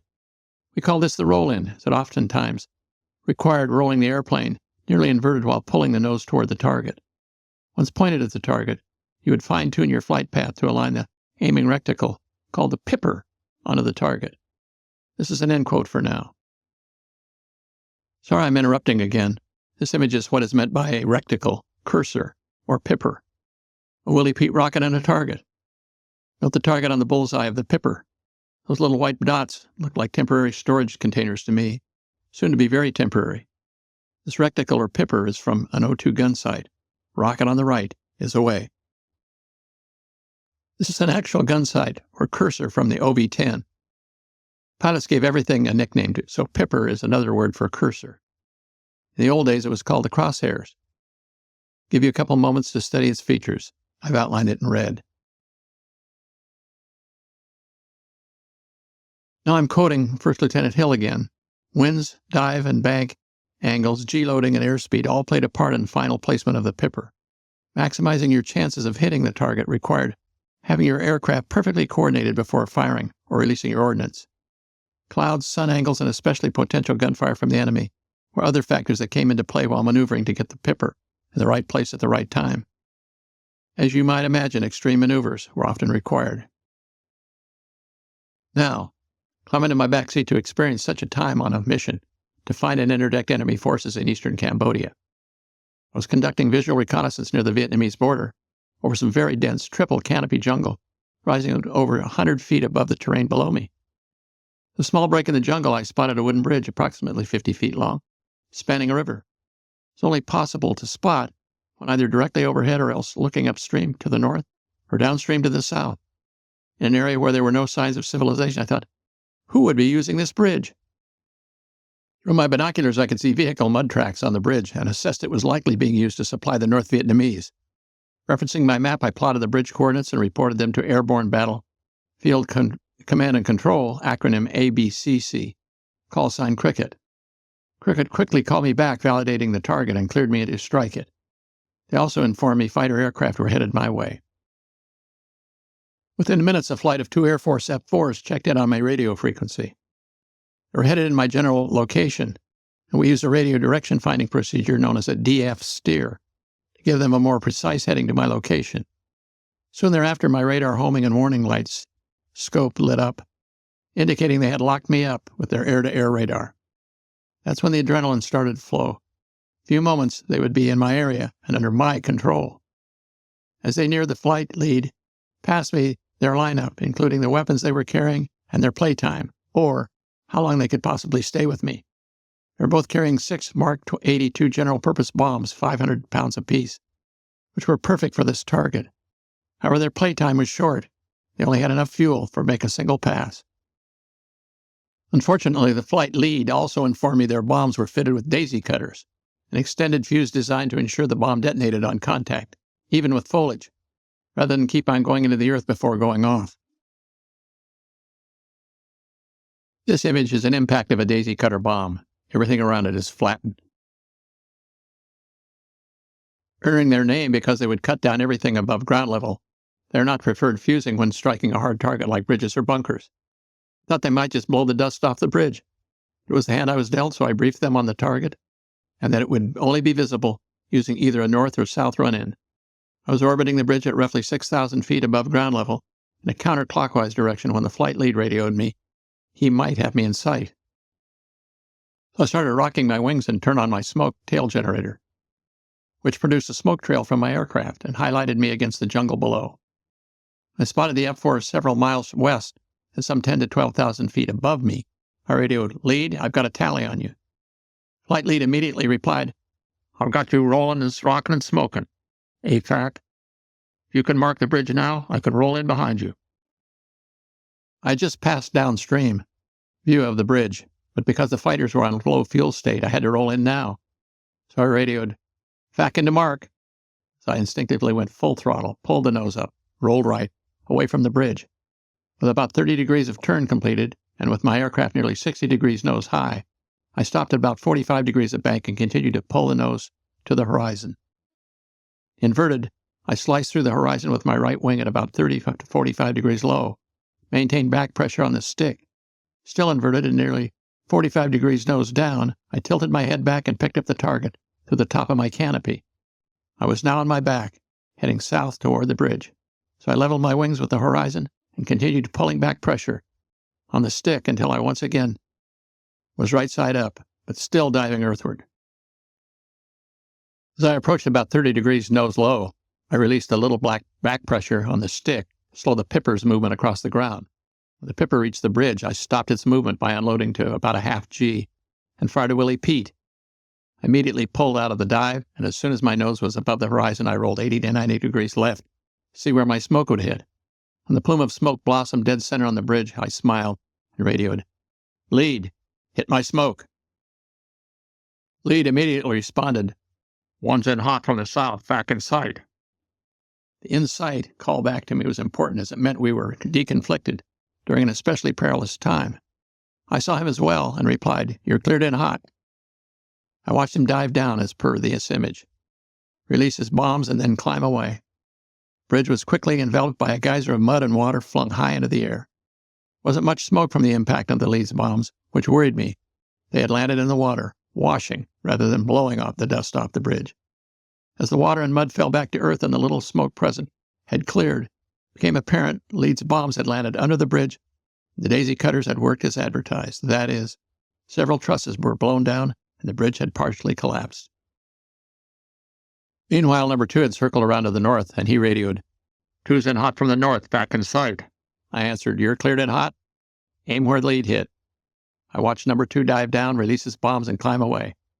His bombs exploded in the exact same place Lead had struck. As soon as the bridge was again visible, I saw it had completely collapsed with parts of it being swept away in the current. This is my final interruption, by the way, so I'm ending First Lieutenant Hill's quote. But please note the FAC in the lower right of this slide in the yellow circle. I know this is not the same bridge that's blowing up, and that the FAC, if you look closely, looks to be an O-1 Bird Dog. And the belly of the aircraft on the top of the image is a Navy A-4 Skyhawk, not an Air Force F-4. The picture is of exquisite quality and scope. Factor is extremely low, and believe it or not, this photo was taken in North Vietnam. Any shoot-downs by the enemy here would ensure a long incarceration, I'm sure, in the Hanoi Hilton. This outstanding artist rendering pretty much sums up the details of a typical FAC mission and its conclusion. Other than doing a BDA and bidding farewell to the attack pilots, this illustrates First Lieutenant Hill's story very well. Back to Lieutenant Dale Hill's story, and I quote, "The F-4s were already heading homeward when Lead asked, 'FAC, you got our BDA?' Which by that he meant Bomb Damage Assessment Report. Their BDA included the time on and off target, the target coordinates, and ended with bridge destroyed. Lead responded, 'Copy,' and added, 'Hey, FAC, can I ask a favor?' I replied, 'Shoot. I'd like to see that marking pass again.' Laughing, I answered, 'I'll see what I can do next time.' The rest of the mission was routine, hours of utter boredom interspersed with moments of sheer terror. However, the best part of the mission was seeing my Willie Pete strike that bridge dead center following my aerobatics to put it there. Sticks with me today." End quote. And that is the end of Dale Hill's little story. Now that I've explained the role, the transition of FAC aircraft and its primary missions, this is the time to introduce a major thorn in the side of American and South Vietnam that continued to fester and multiply as the war went on. That beginning in 1959, 9 years before my arrival in Vietnam in 1968, until the end of the war in 1975. During that time, our communist enemy had been building and using what became known to us as the Ho Chi Minh Trail. The North Vietnamese Army, or the NVA, were using it as a freeway from the north to move millions of tons of munitions south through the eastern borders of Laos and Cambodia for the purpose of arming and feeding the Viet Cong and later their own NVA, North Vietnamese Army regular troops, to overthrow the government of the South and undermine our assistance to that entity. By the way, PAVN and NVA are interchangeable. If I use either acronym, they mean the same thing.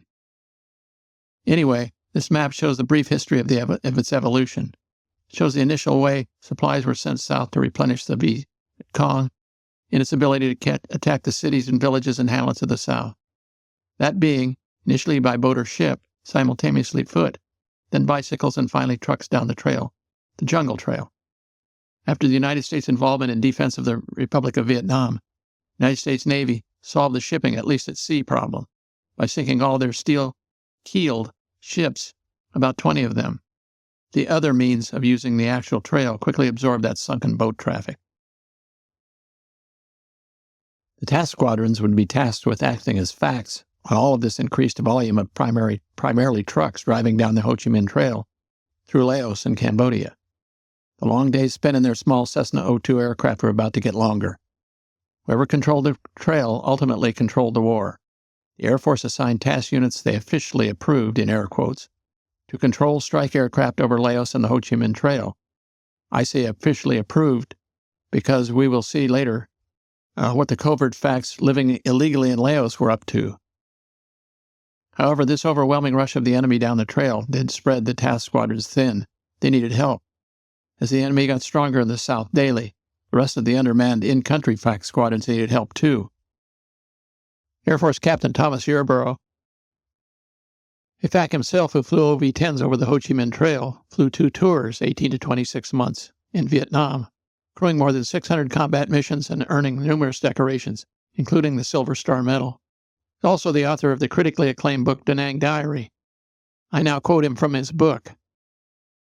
No factor loomed as large in the war as keeping North Vietnam's men and material from rolling down the Ho Chi Minh Trail.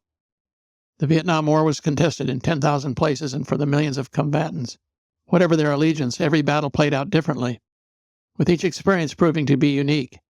Disparate as their experiences were, one constant emerged. Every soldier, Marine, guerrilla, and general was personally affected by the Ho Chi Minh Trail. End quote. Think of the trail not as a singular road, but as many arteries and veins. These crisscrossed and crossed into thousands of miles of roads and trails, actually over 9,800 miles to be correct. Think of a fast-moving river with lots of tributaries feeding into it. Think of a spider web. It was an elaborate trail by mid-1967 and grew exponentially every month until the end of the war in 1975. Began just south of Hanoi and ended at Kampong Som at the southern tip of Cambodia. By the late 60s, it could accommodate large Chinese and Soviet trucks capable of supplying the needs of several 100,000 men in the South. By 1970, the trail was a well-marked series of jungle roads, some even paved, and underground support facilities, in other words, hospitals, fuel storage tanks, truck stops and weapon, and supply caches. The enemy burrowed underground, building 30,000 miles of tunnel networks to keep the supply lines open. You'll see more of this along the way. For instance, after the war, this is an unearthed fuel storage tank used to refuel trucks moving product south along the trail. The only trouble was we thought we might have waited too long. As time marched inexorably on, so did the NVA's most sophisticated anti-aircraft weapons placed along the Ho Chi Minh Trail.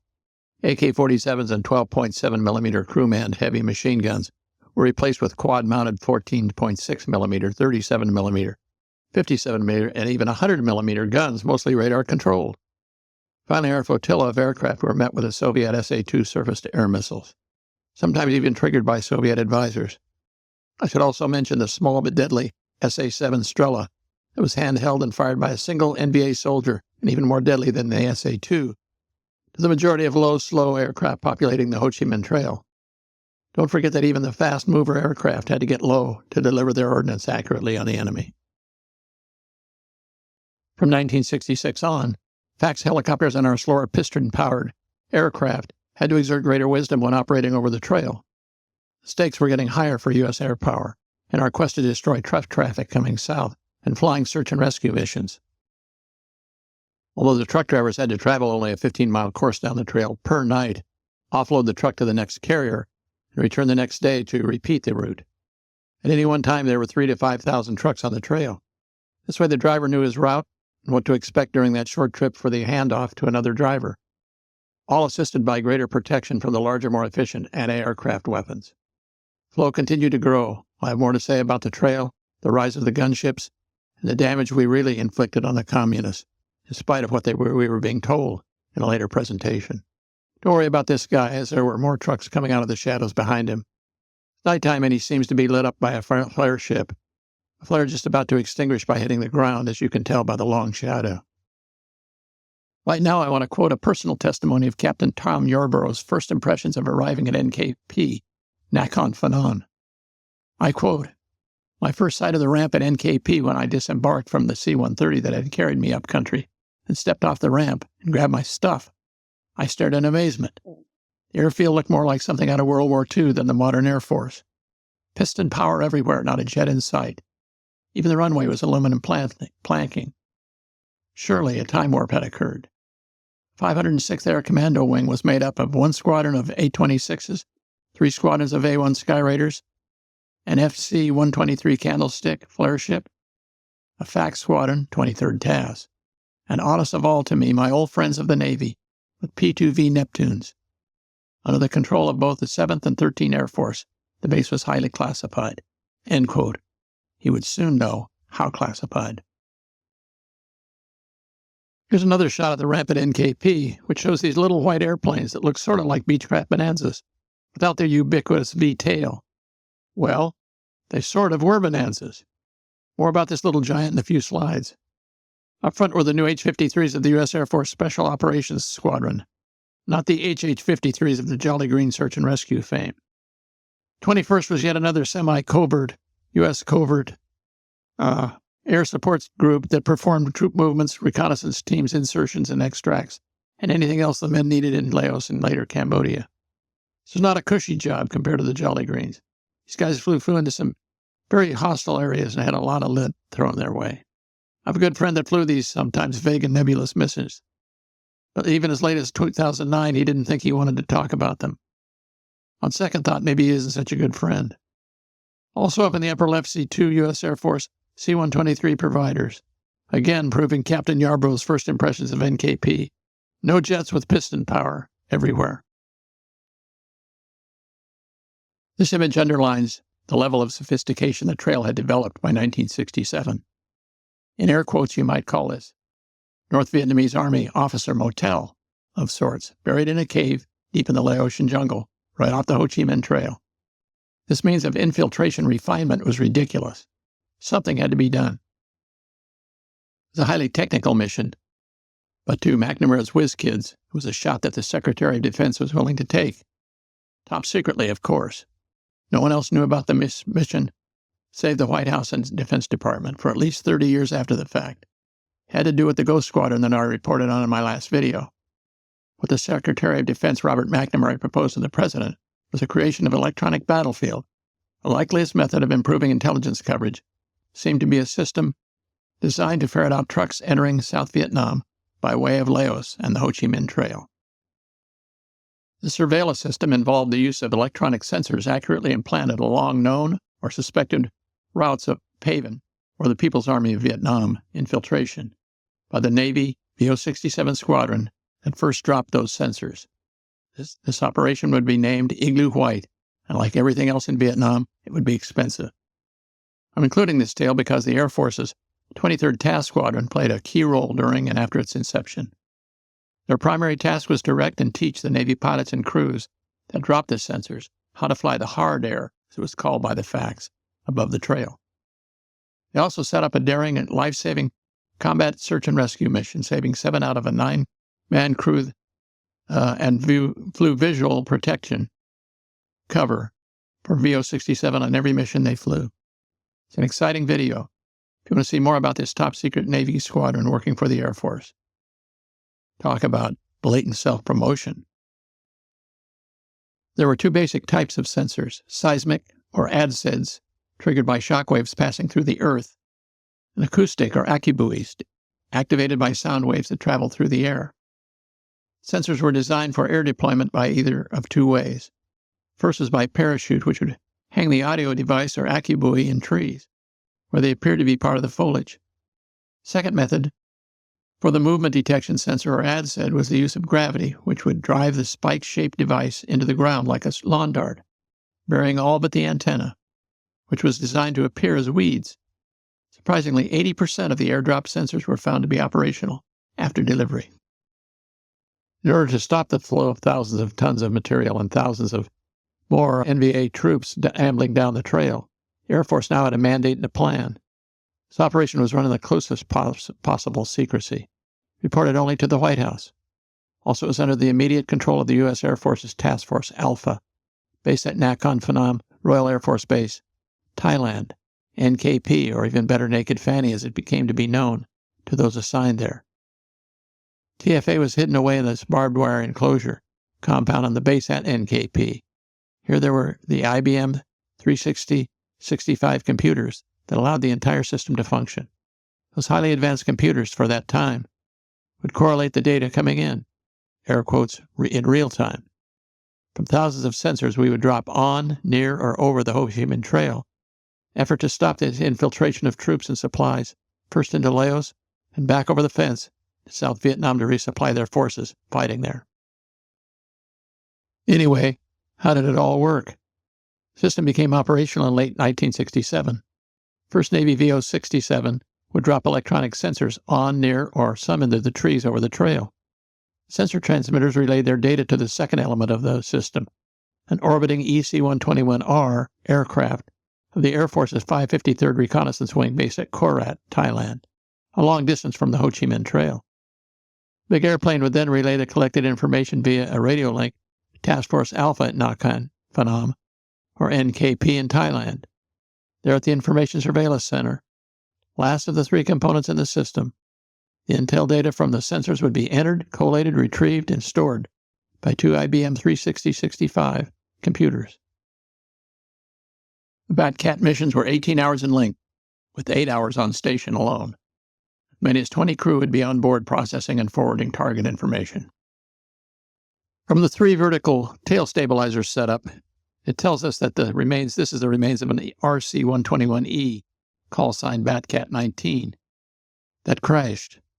Unfortunately, that's exactly what happened on a rainy night at Korat Air Force Base in Thailand. The aircraft was returning from a 12-hour mission, took one wave off for being too low on the glide path and too far off centerline to be cleared for landing. On the pilot's second approach, he had an 11-mile straight-in landing, set up by the tower. Everything was routine until the aircraft dropped off the radar within 1 mile. But again, he was flying too low on final and crashed 1,500 feet short of the runway. There were 8 killed, 4 of these civilians, with many others of the crew suffering injuries. The only marginally decent news was only 16 crew were on board instead of the usual 20. It appears the U.S. Air Force's worst fears were realized before they were able to pull the plug on this very expensive to fly, in both operating expenses and, most importantly, crew and civilian lives, before they found a way to operate the program of sensor analyzation and communication in a smaller, more economical airframe. But help was on the way. The picture on the left shows the entire facility of the Royal Thai Air Force Base at Nakhon Phanom, Thailand, complete with runways, several Air Force and 1 Navy squadron under its support. The image on the right is a small portion of Task Force Alpha. Analysts at the huge center concentrated on such topics as pathway predictions, delay intervals, route segments, and choke points. The computers analyzed sensor data and compiled intel information, and then made predictions as to where and when a particular PAVN truck convoy would be geographically located, according to famous Vietnam War author John Prados. The system functioned exactly like a pinball machine. I quote him, "In truth, the analysts of the electronic battlefield became pinball wizards." Ha! Sensor information from the big EC-121 was retransmitted to the Infiltration Surveillance Center at TFA for analysis. At almost 200,000 square feet, it was the biggest building in Southeast Asia. Security was tight. Even the janitors were all off-duty Task Force Alpha airmen in the grade of E5 or above. About 400 men were assigned to TFA, with the Brigadier General in charge. Note, behind the fence was what the troops called their antenna farm. For example, Computer Task Force Alpha, or TFA, might compare the broadcast sound of a truck motor with the same sound recorded and planted in its memory. Since the two matched, the machine would advise the tactical analysis officer who made the query that a truck had activated this particular sensor. As other sensing devices successively reported the same sound, tactical analysis officers could determine the route of the truck was taking, calculate its speed, and using the facts from task squadrons, set up an airborne attack intercept. The goal of Task Force Alpha wanted nothing less than the starvation of the Viet Cong, the North Vietnamese Army, by shutting down the Ho Chi Minh Trail. I wanted to make sure I included a slide of these brand new beautiful OP-2Es. These missions were carried out by VO-67, a specialized U.S. Navy squadron flying these highly modified aircraft. State-of-the-art operation utilized electronic sensors, computers, communications relays aircraft to automate intelligence collection. FACs of the 23rd Task would advise and protect the O-67 in acquiring their sensor drop targets and in avoiding anti-aircraft sites designed to shoot down the slow-moving OP-2Es. This putter bike trail was almost invisible from the air. Not safe from the sensors, though. Sensors planted by VO-67 tracked the direction and speed of foot and truck traffic. From those data, it was easy to figure out where the trucks and caravans of troops were going and when they were likely to get there. Sensors continuously updated the location of the targets as the strike aircraft approached. One limitation was that not every branch and offshoot of the trail was wired. There were entire routes that Igloo White did not know about. Even at the peak of the bombing in the north, the North Vietnamese were building 1 or 2 miles of a new road a day. In 1972, North Vietnamese tanks appeared in South Vietnam, having come all the way down the trail without ever being detected. Since an operation proposed by General Westmoreland to invade Laos in 1965 or 66 and seize the critical road junction at Chipon, Laos, had been disapproved by the White House, the battle for the city and the crossroads became an air campaign. Units from the other bases in Thailand would contribute. The beginning of the process was the collection of intelligence. The sensors, VO-67, and the 23rd Task FACs were at the forefront of that collection effort. Here General Westmoreland is in the White House map room explaining his strategy for using ground troops in Laos. At 25,000 feet, the small gray airplane was barely a speck in the sky above Southeast Asia. It was so small and flew so high, it would have been invisible. High to avoid enemy anti-aircraft guns and to better complete the mission. I'm sure it would not emit any sound to the ground either. I'm also sure that you're wondering why, during a presentation about FACs and aircraft you have mostly heard of, like the A-1 Skyraider or B-52s, why in the heck is Tucker showing a picture of this small civilian-looking bird with an Air Force logo pasted on the side? Believe it or not, this little Beechcraft Air Force designation QU-22B Pave Eagle became the replacement for the huge Lockheed EC-121R.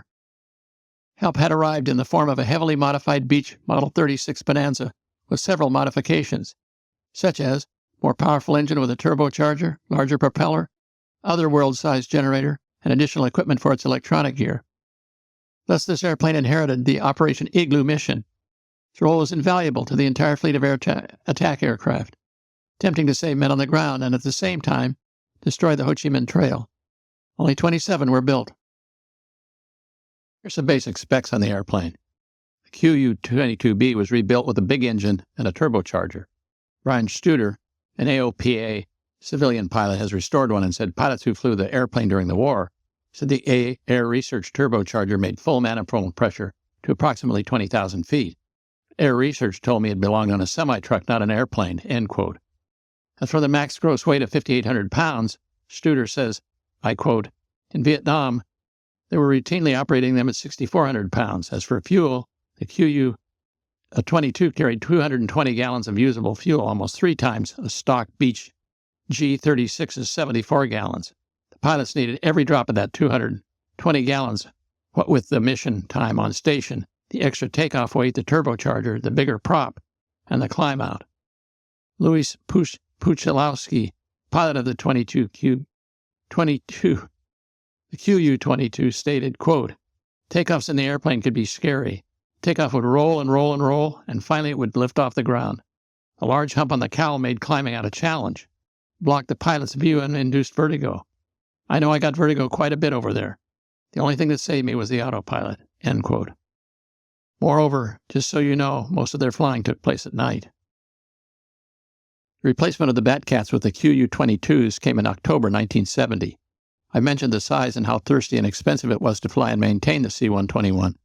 Also the danger of flying a plane for many hours with a large amount of people on board, only to have one crash, making a usual routine landing, killing 8.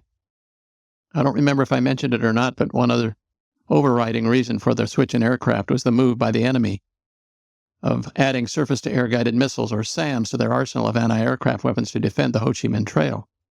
From the handheld Grail to the huge, heavy, long-range SA-2, the Soviets were furnishing a bottomless amount and supply of SAMs to the NVA to be used to kill our air power.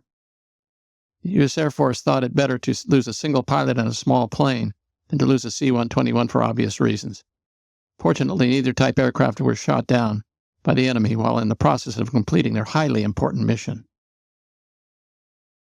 Their mission, like the C-121, was linked to Igloo White. They now operated the radio relay of data to the Infiltration Surveillance Center at Task Force Alpha in NKP, Thailand. Every message from every source in Southeast Asia went through their radios to be analyzed by intel officers and returned to FACs and attack squadrons as missions. I quote, "After taking off from NKP and climbing to altitude, the mission involved flying along the Ho Chi Minh Trail or around the Demilitarized Zone, or DMZ, a dividing line between North and South Vietnam. You stayed up there for about 5 hours doing a pre-programmed via the autopilot racetrack pattern," said Louis Pusilowski of Fort Worth, Texas. He continues, "The return to NKP made a more normal mission about 6.3 hours. Aircraft engine failure concerns and weather were the two biggest concerns." End quote. Pusilowski flew B-52s before and after the QU-22. I quote again, "No aircraft were lost to ground fire, but we lost several to weather and several engine failures. Actually, 6 QU-22s were lost in Vietnam. 4 due to engine failures and 2 pilots were killed. The weather would pop up so fast you could see it while you were flying." End quote, he said. I quote again, "It would be a beautiful day and those thunderstorms would come up over 35,000 feet in the matter of an hour. Then you'd see a line of thunderstorms between you and NKP. You'd wonder how you were going to get home." I quote, "And then we got another mission," said D.L. Martin, another pilot. He then said, "These guys," I quote, "would bring a black box out to the airplane. They had it manacled to their wrists. They were spooks, I guess." End quote. The box would be installed and connected in place of the regular radios, and the pilot would fly down the middle of Laos, paralleling the Mekong River to Cambodia. In this mission, also known as Compass Flag, the QU-22 carried a multi-user radio receiver downlinked to the 6908th Security Squadron at NKP. Their highly trained Vietnamese linguists or translators sat at and operated 15 intercept positions.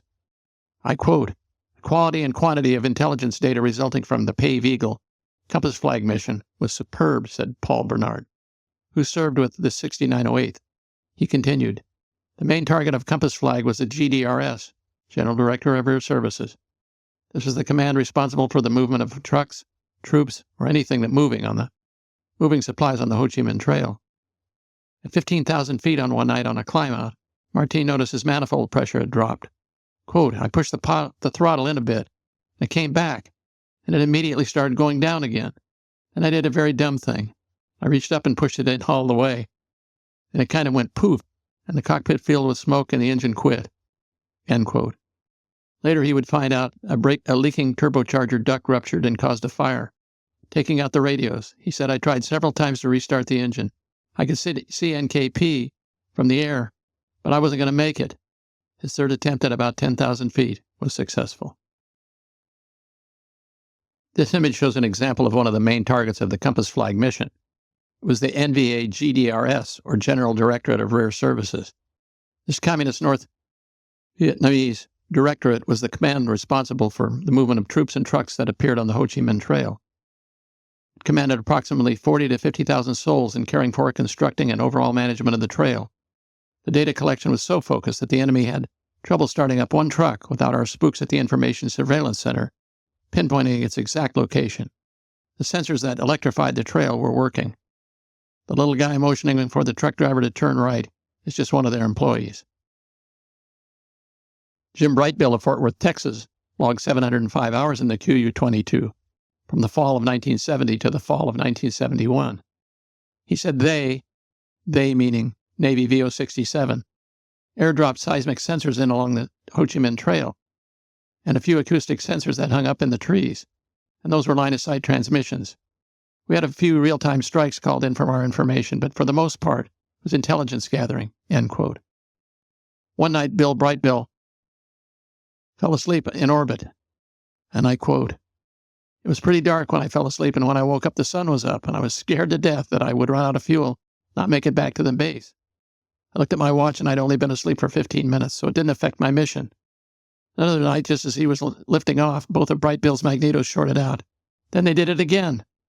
I quote, "That scared the living daylights out of me. To get out of that airplane, you had to reach over, pull the door release, push the door off, unstrap and crawl out on the wing and jump. There were 100-foot trees out there, and it was pitch dark. He declared an emergency and returned to base. Sorry everything seemed to happen at night to these pilots. Maybe it's because that's when they flew. Why do you think they called their call sign was Vampire? Ha. Again, I quote, one night I was on orbit and I got a call from another pilot who was coming up to relieve me. He says, Jim, I lost my engine. I got restarted, but it's running rough. I got scared thinking of the whole situation, Brightbill said. I joined up with him and flew back to the base to make sure he got there. And then I flew back up to the mission until they could get someone else to replace me. I was amazed that I could get so scared over his emergency. Ha. When Ken Claggett of Henderson, Nevada arrived at NKP, seasoned squadron members took him under their wing. Quote, they taught us really what the mission was. Because so much of this stuff was secret, they didn't tell you a lot. If we didn't know, we couldn't share it with anybody else. We were sworn to secrecy. The Q stands for unmanned, and U stands for utility, Claggett said. The QU-22 was intended to be a drone and sometimes was flown remotely. It was just never practical to do it in the actual theater, so it was always flown by pilots. The knowledge gained contributed to the development of the Predator and other highly sophisticated unmanned aircraft of today. They can be halfway around the world with cameras watching live footage. This aircraft laid the foundation for what we have today, end quote. Some of the men would pass the time on orbit by reading a book. Another neat feature of the airplane was that they had music, so it was easy to tune to a station and listen over your headset. Both made the time go by. With that night's mission programmed into the autopilot, all the pilot had to do was correct for wind drift and monitor, and hopefully stay awake. This is the man responsible for writing the story about the QU-22B and conducting interviews of the men who actually flew this airplane. His name is Mike Collins, Technical Director for AOPA and Director of Business Development. I want to salute him for his nearly 30 years of service to the American civilian pilot community and the AOPA magazine and its online presence. He was well known to the aviation community at large. Having said that, I'm sad to report that Mike died at age 59 on February 25, 2021. Mike was a gifted writer, editor, photographer, audio storyteller, and videographer. He was also an instrument-rated pilot and drone pilot. He is, after these many years, still greatly missed. May he rest in peace. Not so fast. I do have other witnesses to the QU-22. Training of pilots of the QU-22 was done at Duke Field, Florida. Duke Field is part of Eglin Air Force Base and was at Auxiliary Field Number 3. Its instructor pilots were newly returned from flying the airplane's prototype in Vietnam. The IPs themselves were trained prior to their deployment at the Beechcraft Factory and graduated on September 20, 1968. One of the IPs, Bill Falconer, says, I was one of the Beech instructors who took the first class through their Bonanza training at the Beech Factory on September 1968. They trained on stock Bonanzas, non-turbo, end quote. Here's a photo of that first graduating class of instructor pilots. Then there's David Mellick speaking about his experiences. Let's just say his evaluation was a little less favorable than the four interviewed by Mike Collins. He says, I was part of the first trained and deployed with the QU-22B. There were more than one which had oil problems. That was the main problem they had. At high altitudes, the oil pressure would drop and the engine would freeze up. The pilots sat in the plane waiting for the engine to freeze, and then it was their job to glide it back to NKP. As you can see, most pilots hated this plane, and you can't blame them. The wingspan was 8 feet longer than the normal Beechcraft model, so it was a fairer glider. Any other problems were usually related to there being poor to no electricity when the engine froze, end quote. Mellick sounds to me like an angry mechanic who had to fix the airplane and no doubt got firsthand stories from the pilots. And how about Jim Burgess of Youngstown, Florida? He testified, I flew the Q-Bird out of NKP, Thailand in 1972. Call sign Vampire 35. We flew this aircraft where it was not designed to go, like 25,000 feet. Boy, it was cold up there, end quote. Likewise, Air Force pilot Bill Brown commented on the oil pressure situation. I quote, I was one of the original QU-22B pilots called, signed Vampire 27, stationed at NKP from August 70 to 71. I remember the first QU-22B to crash in Laos. I believe then Major Peach was the pilot who bailed out of the aircraft because of engine failure due to oil pressure loss. He was rescued from the trail in Laos the following morning and continued flying. I believe that loss occurred in November-December 1970.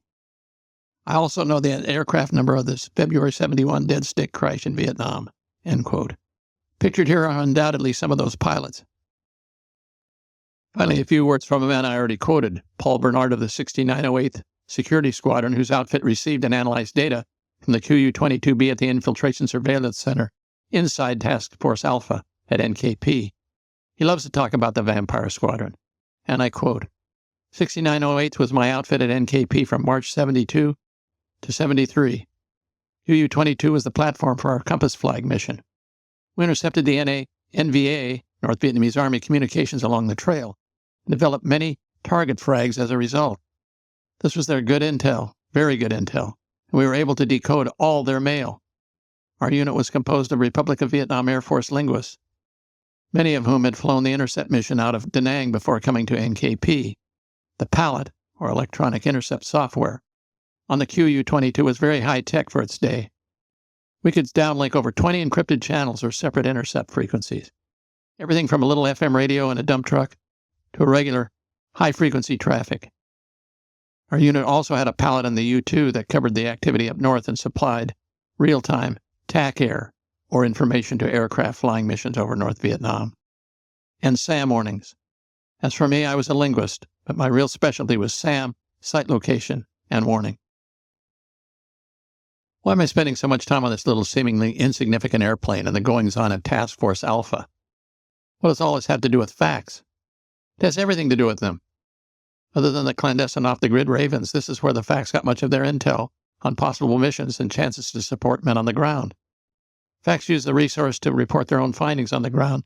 They were flying reconnaissance over daily. This intelligence data center was where all search and rescue missions originated, where all ground commanders received data about possible enemy attacks, and this had a leg up on when and where and what to prepare for from a possible enemy attack. The interdiction of the Ho Chi Minh Trail would have never been possible without the sensor planting and the analyzing of its transmissions. It's a force multiplier times the power of 810. If battlefield intelligence gathering created wisdom about the enemy plans, then this was groundbreaking. Having said all this, I have one more parting tale to relate that will make you proud to be on our side. This message was left for the Pave Eagle Vampire Squadron at their website in 2015. It illustrates exactly the way the data received from the sensors relayed by the QU-22 was supposed to work. Speaker is Navy pilot Rich Chapman, Minden, Nevada, and I quote, I flew the A-7E off the USS Ranger 1970-71. My squadron was VA-113, call sign Stingers. My wingman and I were fired on by a SAM from inside the DMZ North. Very early morning through a thin overcast. It didn't lock up on us until after the SAM was launched. Managed to evade it by flying head-on into it, then braking hard. It went off after it passed by, but the shrapnel can't hit you because of the differential speed is about 1,800 miles per hour. I did feel a shockwave. I recalled hearing a warning beside my ECM or electronic countermeasure gear in the cockpit that may have been transmitted by one of you fine fellows. It would have been sometime in early 1971. No SAMs had been fired in 10 months, so I was told at the debrief on the ship. Anyway, thank you for your service. End quote. Paul Bernard would have been happy and proud. It might have been him, seeing as how his real specialty was SAM site location and warning that sent the warning to Rich. Now, aren't you glad you're on our side? Ha!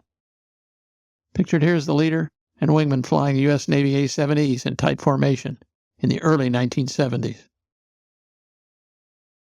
Thought I would show you yet another aerial view of the Royal Thai Air Force Base at Nakhon Phanom, Thailand. You can see how segregated this top-secret the Task Force Alpha compound is from the rest of the base. How top-secret was it? Even tighter than the E-5 and above being janitors. South Vietnamese Army linguists and interpreters that assisted with the transcription of North Vietnamese voice communications, especially that of GDRS data collection, were housed in a separate barracks. They were restricted to the base and were allowed to go to the chow hall only if they were escorted. More often than not, they cooked their own meals and stayed pretty much themselves. See the TAFA area here, yellow arrow surrounded by its antenna farm. Later, the four-engine do just about everything in Vietnam. EC-130 replaced the QU-2B on this mission. It's a beautiful slide of an Air Force EC-130. The mission continued until its operations were canceled in the summer of 1974. America was winding down its support of the South Vietnamese government in the war. It became clear that after almost 25 years' involvement, it was through with Vietnam. It would be over for everyone no more than 9 months later on April 30th, 1975. It would bring an end for U.S. support on behalf of the Republic of Vietnam. This is what the trail looked like after the North Vietnamese Army switched from day to night travel, empty during the day. The little Beechcraft broke the ground on this remote receiving technology. 25,000 feet, single plane, single pilot, single engine, unpressurized cabin, no weather radar, and instrument flight rules all the way over hostile territory. To me, this is one heck of a tough mission. Before moving on to the rest of the story, and as a reminder of what Igloo White consisted of, there were these three components. Number one, sensing devices that were dropped over and along suspected or known routes of infiltration to the trail to detect and destroy enemy foot, bicycle, or truck movements. Number two, orbiting aircraft, which received signals from these sensors, amplified them, and retransmitted them to number three, an infiltration surveillance center, or ISC, which received the transmitted signals from the aircraft, analyzed them to produce tactical information for planning interdiction missions for FACs, who finally led attack aircraft to enemy ground targets.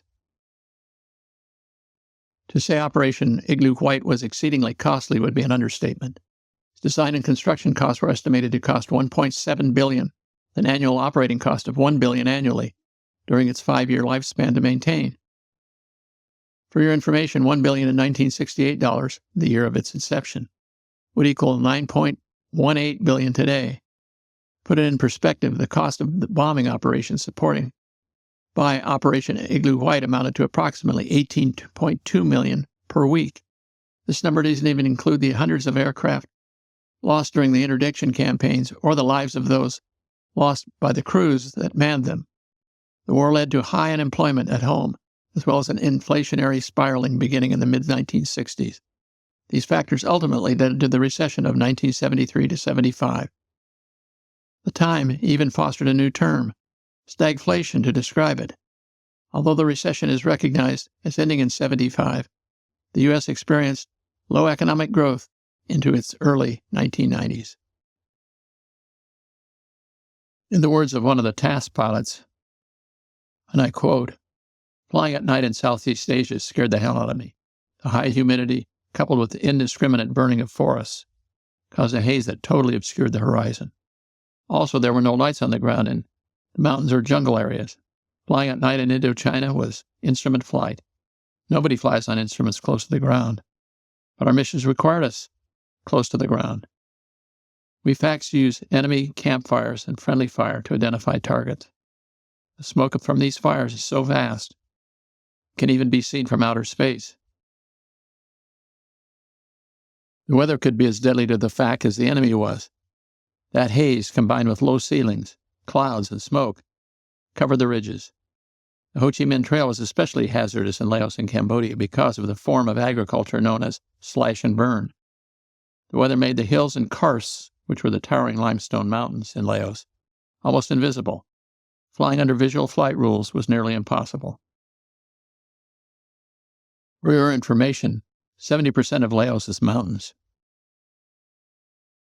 This is another example of what the task pilot called the indiscriminate burning of forests. It's a medieval cultivation method where forests are burned and cleared for planting crops, usually dry rice. Smoke created mixing with the damp, humid climate makes visibility almost zero ceiling, zero visibility for flying. With the amount of burning going on, the haze was almost constant, especially during the fall and spring seasons. This would be a ground-level view of what slash and burn farming looks like. Smoke goes up to many thousands of feet. The ash provides a fertilizer, and the plot is free of weeds ready to plant. After several years of this method of cultivation, fertility declines and the process moves to another location of trees. Just in case you're wondering, it's not an environmentally friendly, yet is still going on today. This is images of a FAC and his O-2, which were both victim of the haze. This crash took place around 10 a.m. in Laos, with the karst mountain wrapped in the aforementioned haze. Now it appears clear. As American troops poured into Vietnam, by the way, I was one of those in that herd, arriving in country on February 7th, 1968. Part of the additional 75,000 that raised the new total to 536,100 in 1968. Therefore, FACs became even more critical. As I mentioned earlier, the United States Air Force swelled its FAC complement to as many as 668 by 1968. Still not enough to handle the volume of calls for its services. Then the war shifted its priorities to the Ho Chi Minh Trail, and the FAC squadrons adapted to providing some close air support to the interdiction efforts. This was all well and good, except that the North Vietnamese armies and aircraft defenses on the trail became more powerful and aggressive, simultaneously moving their supply activities to nighttime travel. Small Cessnas were no measure for the communists' increased firepower, and working nights acquiring and attacking targets. What new creative adaptations would the Pentagon make now? Pretty funny oxymoron linked to the words creative adaptations that I applied to the military, eh? Meanwhile, what was happening in Laos in the secret war at this time? Remember, on July 23, 1962, the U.S. and South Vietnamese governments signed the Geneva Accords, guaranteeing the neutrality of the Kingdom of Laos. One of the provisions called for the withdrawal of all foreign troops from Laotian soil. The U.S. withdrew all of its advisors while North Vietnam ignored the accords. Thus, they kept their troops in Laos to keep the Ho Chi Minh Trail open, continue their attacks into South Vietnam, and to aid the communist path at Laos in taking control of Laos. So how was this Raven outfit created and its mission? But first, let's talk about a little history of how we got involved in Laos in the first place. Its proximity to China on one of its borders, and being landlocked, made it critical to President Dwight Eisenhower's domino theory of keeping communism at bay. Ike said to his Security Council the day before he left office, if Laos was lost, the rest of Southeast Asia would follow, end quote. The day of his farewell address in 1961, he approved the CIA's training of anti-communist forces in the mountains of Laos, that being the Hmongs and Montagnards. Their mission to disrupt communist supply routes across the Ho Chi Minh Trail to Vietnam. All of Ike's successors in the White House, Presidents Kennedy, Johnson, and Nixon, all approved of escalating the air support for the mountainous indigenous guerrilla fighters, but not publicly. In fact, the day before JFK's inauguration, Ike spent hours discussing the tiny country of 2.1 million people with the president-elect. The U.S. signed on to the International Agreement on Neutrality of Laos, 14 other nations, that forbids signees from directly invading Laos or establishing military bases there. America's secret war in Laos, run by its CIA, had begun. Due to the rapidly expanding North Vietnamese army and communist Pathet Lao expansion in his own country, the Laotian Prime Minister asked for American help to counteract their pressure. Wanting to avoid the appearance of violating the accords, President Kennedy directed the Air Force to begin covert operations in Laos. Even before Vietnam, Kennedy, adhering to Eisenhower's proclamation, believed if we lost Laos, we would lose all of Southeast Asia to the communists. These two images are of communist Pathet Lao. Looks like the soft, no-helmet-look uniforms were gifted by Chinese. The U.S. watched newly independent Laos closely as the Pathet Lao gained popularity. You know, the communist fable of a fish head in every pot, a water buffalo in every driveway, every village message. The communist Pathet Lao, founded at Viet Minh headquarters in 1950 during the French Indochina War, was largely dependent on Chinese and Soviet Union aid, as it was filtered through communist Vietnam. In 1960, the CIA approached Vang Pao, then eventually a major general, in the Royal Lao Army and a member of the Hmong minority in Laos, to be the chief of their secret army to push back the communists. Pathet Lao. The Hmong made up an ethnic group that originated in China and lived in remote mountains of Laos, often in extreme poverty, had a history of resistance to authority. All they really wanted was to be left alone. Been at odds with the lowland Lao majority for centuries. So the CIA exploited this history of conflict to their benefit.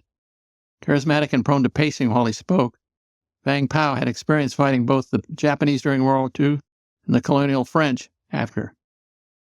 He was praised for his bravery in fighting alongside of his men, also for being extremely charismatic. CIA's Operation Momentum armed, fed, and trained the Hmong, take on the Pathet Lao, and later, the NVA in the growing Lao Civil War. Vang Pao knew the Hmong army stood no chance against the communist North Vietnamese without air power. As I've already mentioned, the CIA provided a skeleton crew of forward air controllers that flew under the call sign Butterfly. And shortly after, in 1966, they were replaced by recruits from the Steve Canyon program. Men dubbed Ravens. The name was germane as Ravens are agile, clever, and fearless. They're also precursors of death. Ravens use intelligence supplied by the CIA, received air support from the Air Force, and reported to the American Embassy. But in all practicality, they belonged to General Vang Pao.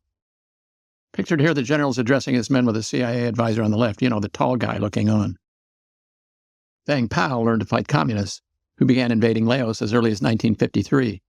One day, the NVA ambushed the garrison he was fighting for. Vang managed to escape with a band of survivors, and for weeks quietly guided them through the thick, hostile jungle.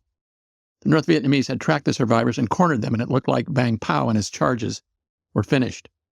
Then a miracle. As a group of French jets screamed overhead, Vang watched as the planes turned the garrison he'd been carefully dodging into a cloud of hot dust. The incident was a kind of religious experience for him, one that converted him to the High Church of Air Power. In the late 1950s, when the U.S. began looking for a Laotian leader to groom for their purposes, he was the obvious choice. The government threw its support behind him and helped fund his guerrilla army of then 10,000. According to the Geneva Accords, Laos was still technically neutral, so America's support had to be kept secret. The job fell to the CIA. The middle image here, Vang Pao is seen calling in his own airstrike. The slide is of CIA/Army Special Forces trained and equipped Lao Hmong, fighting the communist path at Laos. These primitive people were naive, but loyal, honest, family-centered troops, the Hmongs were. They were also excellent fighters against the communists who sought to exterminate this wonderful race of people. Today there are still efforts by Ravens and others that they served with to immigrate as many of the mountain Hmong to the United States as possible. Lifelong friendships were made of these people during the secret war in Laos. As of 2024, approximately 80,000 in California, 70,000 in Minnesota, 50,000 in Wisconsin, and many others immigrated in 8 other states. The process goes on to leave no friend behind. The ground war with U.S. forces was never on the table. President Kennedy stated as early as 1961, before the accords were even signed, that, I quote, "Laos is the most inhospitable area in which to wage a campaign. Geography, topography, and climate are built-in liabilities," end quote. Bombing Laos was seen as a safer means of cutting off communist supply lines into Vietnam before they could be used against American troops. This, however, was years before the U.S. encountered a Ho Chi Minh Trail and country of Laos that was so heavily defended by the communists. As our commitment grew to destroy it, the enemy's will grew to defend and preserve it. By 1965, when the U.S. formally joined the hostilities in Vietnam, there were already more than 15,000 North Vietnamese Army troops in northern Laos. They were jumping over the fence into South Vietnam, attacking and killing American advisors, terrorizing the civilian population. American officials feared that the domino was about to fall. The communism would be the dominant ideology in Southeast Asia and spread inevitably westward. In their opinion, all that stood in their way was a tribe of hill people called the Hmong. In 1962, John Kennedy came to West Point to address the graduating class of '62. The speech was one of great historical significance. After landing in Marine One on the plain of West Point and quickly inspecting some of the cadets, he was whisked straight to the field house. The date, June 6, marked the 18th anniversary of D-Day, and the president had been in top form, bantering, sophisticated, masculine in this house, masculinity, a war hero among future war heroes. The image on the left shows the president inspecting some of the cadets. The one on the right shows him with the soon-to-be new commandant of West Point, Lieutenant General William Westmoreland. Both were handing out just a few commissions to the top cadets before he was again snatched away. After all, he was a busy working president. Here, the Corps of graduating cadets are waiting patiently for the sitting President of the United States, John Fitzgerald Kennedy, to speak. After hinting at his own re-election plans and making a pitch for the Army Special Forces, his beloved Green Berets, Kennedy made 2 specific references to the communist insurgency in Vietnam. I quote, "I know," he said, "that many of you feel, and many of our citizens may feel, in these days of the nuclear age when war may last in its final form a day or 2 or 3 days before much of the world is burned up, your service to your country will be only standing and waiting. Nothing, of course, could be further from the truth," end quote. Instead, a new type of war threatened freedom lovers, the president continued. I quote, "New in its intensity, ancient in its origin, war by guerrillas, subversive insurgents, Assassins wore by ambush instead of by combat, by infiltration instead of by aggression, seeking victory by eroding and exhausting the enemy instead of engaging him. These are the kinds of challenges that will be before us in the next decade if freedom is to be saved. A whole new kind of strategy, a wholly different kind of force, and therefore a new and wholly different kind of military training." End quote. His foresight was perfect, his focus on the future clear. Too bad General Westmoreland, when he arrived in Vietnam in 1963 and was promoted to head all of U.S. forces in January '64, did not heed his words, instead attempted to fight a conventional war of attrition, and even asked President Johnson later in the war for permission to use nuclear weapons in Laos. Please look up JFK's address on YouTube. I think you will find it amazingly prophetic. Now back to the story. So, it was determined by Washington that airstrikes were to be the best way of controlling the communist way south. To begin with, the U.S. Air Force forwarded 4 sergeants in 1963 from combat control teams in Vietnam to Laos. Sergeants turned in their uniforms and military IDs and were supplied with false IDs, told to pose and work in civilian clothes. This, of course, was fiction. They were anything but civilians. Also, these measures were called sheep dipping. It also was called being scrubbed and being in the black. Being in the black meant a person was not technically in Laos as a military person, by virtue of his new identity, flying unarmed aircraft, wearing civilian clothes at all times, were merely assigned to out-of-country units. What do I mean by sheep dipped? Well, if you're a sheep farmer, sheep dipping involves literally immersing sheep in a bath to protect them from insects and fungus, ensuring their health. However, in the military, sheep dipping refers to a clandestine process of intelligence agencies that use this term when they want to covertly transition anyone in government service out of their official branch of service they participate in for the country. The sheep-dipped service member then assumes an entirely new identity, making the transition appear plausible to friends and family. Their true purpose? Become a covert secret operative, all the while maintaining their military pay status and retirement benefits. This image is from the 30s, illustrates the real thing. Once civilianized, the Butterfly, call sign Butterfly, flew in the pilot's seat in Air America, which was a clandestine airline owned by the CIA, Helio Couriers, and Pilatus Porters. This is a picture of 3 butterflies in a Pilatus PC-6 turbo porter. They were often accompanied by a Laotian translator to converse with people on the ground. 2 of the first flying sergeants were Air Force combat ground controllers, Master Sergeant Charles Jones, Tech Sergeant James Stanford. They were quickly trained and began directing airstrikes according to Air Force doctrine. Pilatus aircraft had a specially designed STOL, or short takeoff and landing wing. That wing that precluded wing stations on which to hang marking rockets. Thus they had to resort to Air America pilots flying their PC-6s dangerously low, and having a butterfly sitting in the passenger seat drop a live smoke grenade to mark the target. Everything you can imagine is wrong with this picture. These Sergeant Air Commandos operated airstrikes until Air Force General William Momyer, remember him, discovered that enlisted men were in charge of the airstrikes. He hit the roof, ordered them to be replaced with rated officer fighter pilots, and that proper O-1 Bird Dog spotting aircraft be temporarily borrowed from the CIA. Little did the general know at the time that he ultimately would have zero control over what was to become the Ravens. After General Momyer began replacing the Sergeant Butterflies with officer pilots in 1966, another successful operation was created.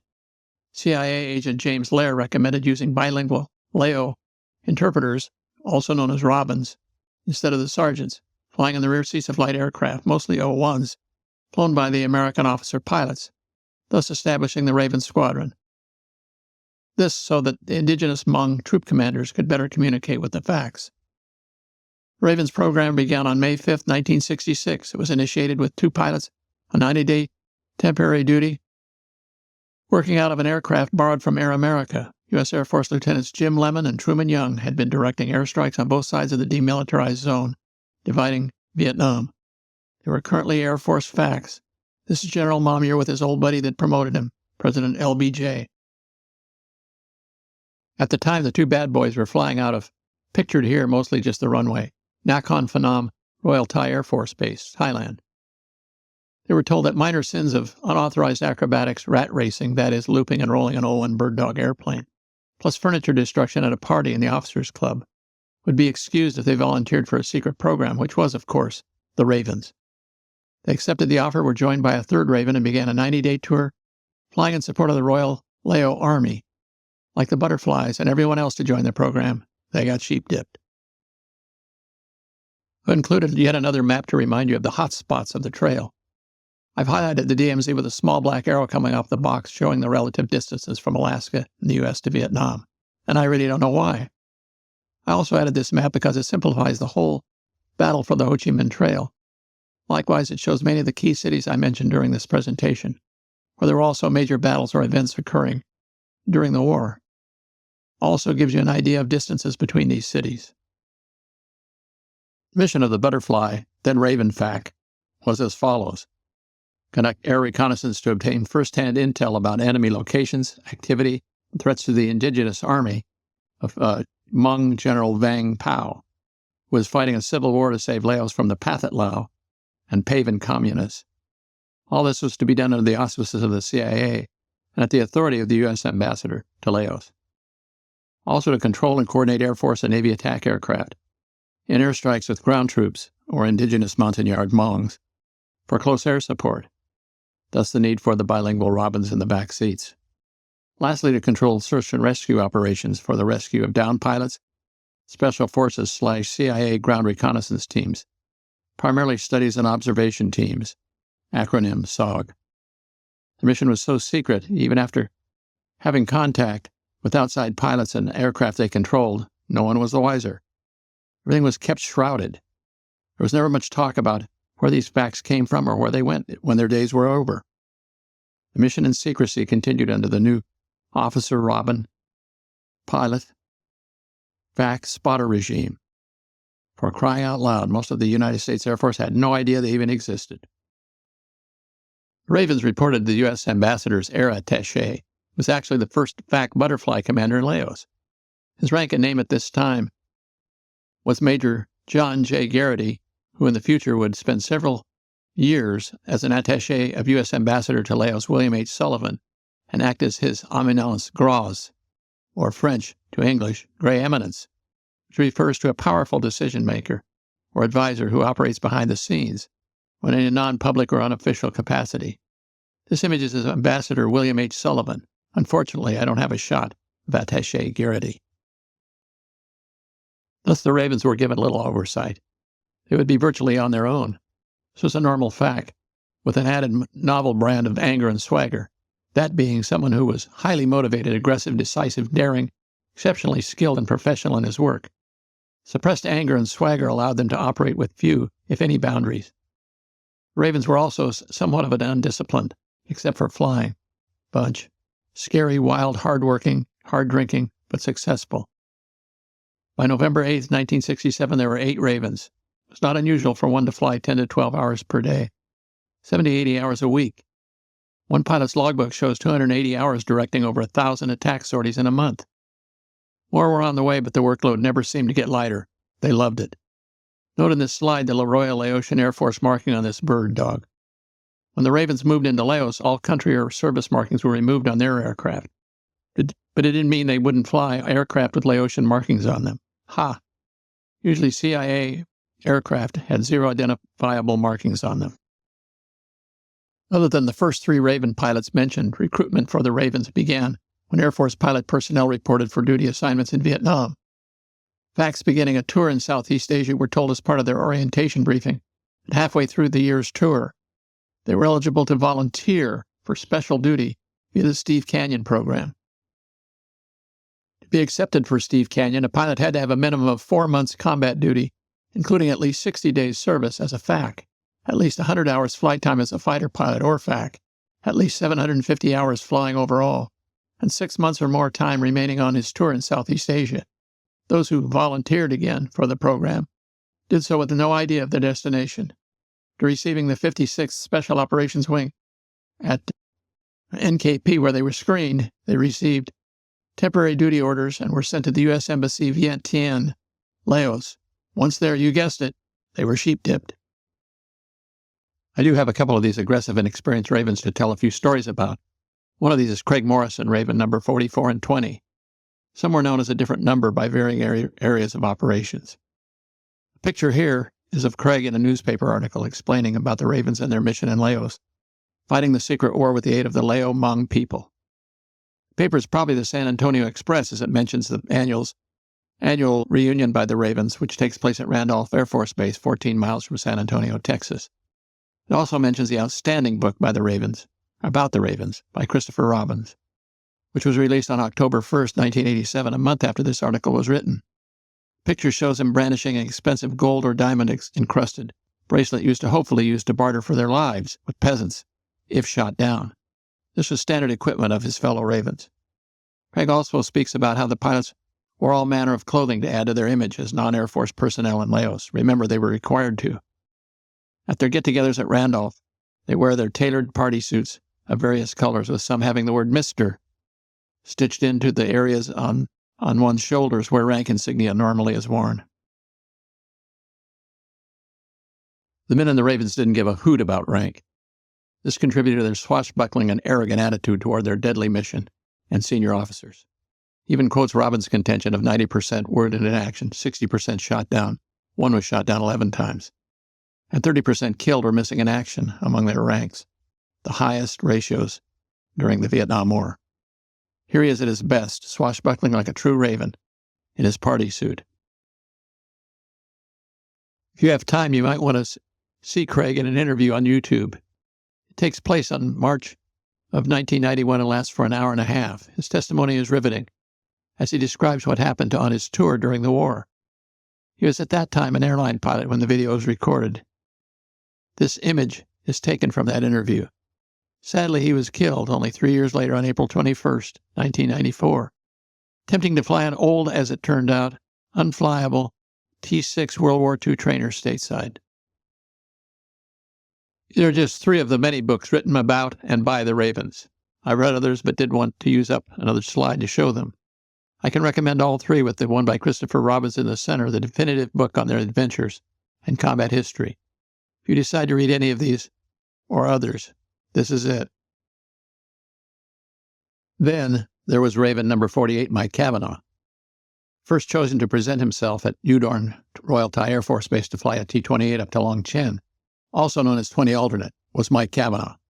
He was a volatile and emotional man, even the Ravens considered wild. He'd grown up in California, where he lived next door to the number 3 man in the Hells Angels, and at 15 as a Bay Area malcontent, rode with the motorcycle outlaws to the dismay of his parents and teachers at school. He twice stole 2 different T-28 fighters from the U.S. Air Force Base at Udorn. When forced to explain why he swiped the airplanes, Cavanaugh innocently said, "I use them like Kleenex." It was a rogues gallery at the Ravens. Let me tell you that compelling story. Here he's pictured with the Ravens' actual boss, Hmong General Bang Pao. I quote Mike, "After I finished my first checkout in the T-28 at Udorn, it came time for me to go to Long Chen and take the airplane with me. In charge was Lieutenant Colonel George Vogel, who said, 'Listen here, Sonny.' And I said, 'George, I won't call you Pop if you don't call me Sonny.' He said, 'George, you calling me George?' I said, 'Yeah.' He said, 'What are you?' I said, 'You're not cleared to know what or who I am, George.' He said, 'Well, that's bullshit. I think you're a captain in your Air Force.' Well, of course he was right, but I wouldn't flinch. I said, 'You're still not cleared for that, George. Don't worry about that, cause anyway, I'm taking this airplane.' He said, 'Here's the rule you have to follow. After 10 hours of flight time, bring it back. It's not due here till the 17th. I said, 'Whoa, that's 9 days from now.' He said, 'Yes, that's right.' Then I said, 'George, I don't belong to a flying club.' You see, he was used to his aircraft flying 1-hour training missions. That was his maintenance schedule. Plus, his whole flight line was full of T-28s. I said to myself, okay, I'm not going to argue with this guy. So I said, 'George, I got to go.' So I took the airplane up to Longcheng and flew it 3 hours to get there. Next day, I flew it on 2 3-hour missions. Third day, I flew it 2 more 3-hour missions. So now I had already run it out of time after just 3 days. It wasn't due back for maintenance for another 5 days. This image illustrates the battle between a Raven and a much larger crow. Kind of like an Air Force captain and a lieutenant colonel, don't you think? This slide shows Mike shaking hands with Brigadier General Andrew Mueller, CEO of the 81st Training Wing located at Keesler Air Force Base, Mississippi. Cavanaugh was there on April 9, 2012 to give a lecture and tell stories about his time as a Raven in Laos at the McBride Library aboard the base. Undoubtedly, he told this one, so hang around, it's not over yet, by a long shot. So, I flew the aircraft back to Udorn and brought it back into the hangar, and George said, "What are you doing back here?" I said, "George, your airplane got a couple bullet holes in her. Canopy is sort of off the rails in a couple of places, and I ran out of time." He said, "Well, it's going in the back of the hangar, and you're not getting it back until the 18th. I then said to myself, why am I arguing with this guy, as I'd already flown a whole day of combat? So I said, "George, I'll see you later." So the next morning I got up early and went out, and only the mechanics were on the flight line. I asked one of them, "Men, where's Colonel Dunlap's airplane?" Colonel Dunlap was commander of Operation Water Pump, which I'll talk about later. Mechanic said, "The shiny one." Looked good to me, so I took the colonel's airplane back to Longqing. I knew it would only be a matter of time before the forces that would care would come crashing down on me, so I began flying it 3 missions a day until the 3rd day. Then I got a call that the colonel was looking for his airplane. This slide maybe shows Mike taking off with the colonel's T-28. Ha! So I said to the office to call back and tell them that the airplane is here, as I didn't want them to think it had been shot down. Next thing we hear is, "Will you please return it forthwith?" I finally decided that I'm not going to fight with George anymore. Besides, I knew exactly how Udorn worked. Everything closed down at 4 p.m. and everyone goes to the O Club every day and drinks a lot without fail. So I brought the plane back quietly around 5:30. The colonel's plane was filthy, so I picked up another T-28, stole my second one. They finally got wise to me and called our office in Longqing and said that discipline action against me would follow. Our radio operator said to me, "They're going to kick your ass, Mike." But I told him, "No, they can't, because I don't work for them. I'm not in the Air Force. If anything, the Air Force would have told them to give me the airplane." Of course, they called back the next day and said, "Are you really going to bring back the airplane?" I said, "Yes." So I'd run out of flight time. So next day I called Udorn Tower and told them, "I've got something hanging off the aircraft. I need to make a low pass and have you take a look." Tower guy knew I was up to something, so he said, "Okay, you're cleared for a low pass." So I began my buzz of the tower so I could fly directly over George's office. His office was the 2nd floor of the hangar right next to the tower. This image shows Mike selling his story. Then I buzzed his office with the wheels almost touching the roof. I know I shook the windows. Then I pitched the aircraft up and came around, and there was George, standing with his hands on his hips at the top of the stairway. So I taxied over to the stairway and put the wingtip tight next to where he was standing, and he walked down the stairway, strutting like a peacock, then walked across the wing toward me. I waited for him to send a blast my way. Instead, he saluted me. He then said, "Sir, I am duty-bound to give you any aircraft you need whenever you need it. I am at your service." I said, "George, I think we finally understand each other. What happened?" He said, "Well, everything is just such a damn secret. I didn't know what your mission was and what you go through up there. From now on, you go through me. You come to me for any aircraft you need. If you fly 10 hours in a day, I will support you." Well, that was it. We became best of friends. We saw each other even after he retired. This image is of the loaded T-28 flight line at Udorn that so aggravated Kavanaugh. Could be him taxiing out for takeoff in one of his 2 he stole. The seaside resort town on the coast, off the Gulf of Thailand, an old warrior, lives out his days separated from the battles of his past by the insurmountable barrier of time, but physically near the setting.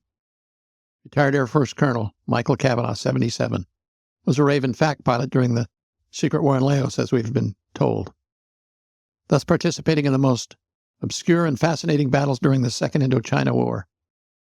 In 2003, Kavanaugh returned to Laos for the first time since his service. He found an old bomb crater and filled it with dirt. Locals asked him, "What are you doing?" "Symbolic," Kavanaugh explained. "I made this hole." Continues, "I spent enough time in war to know there are no winners. It's a loss of life and destruction on both sides.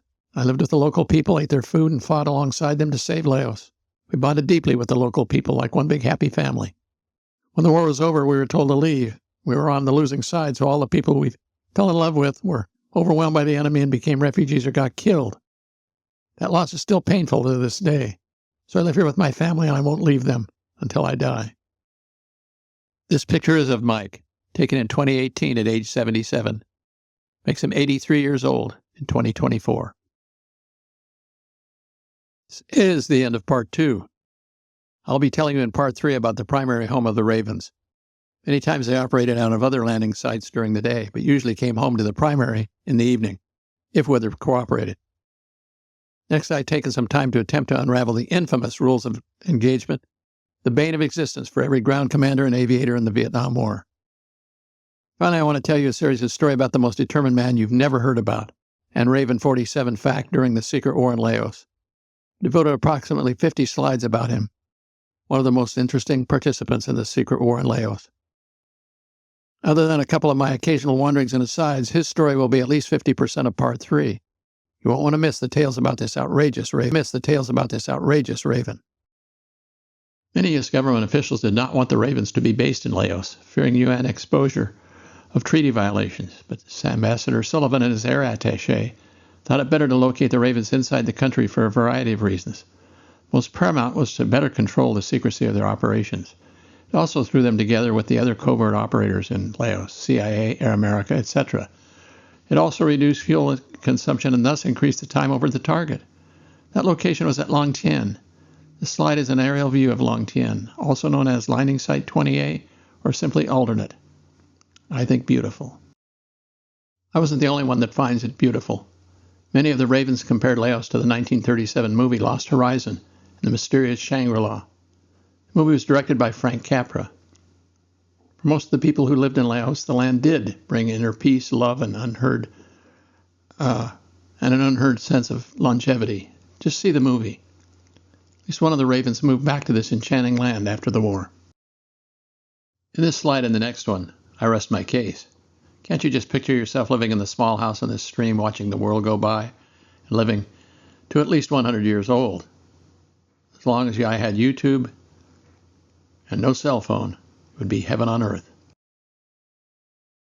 And of course this, in the backyard.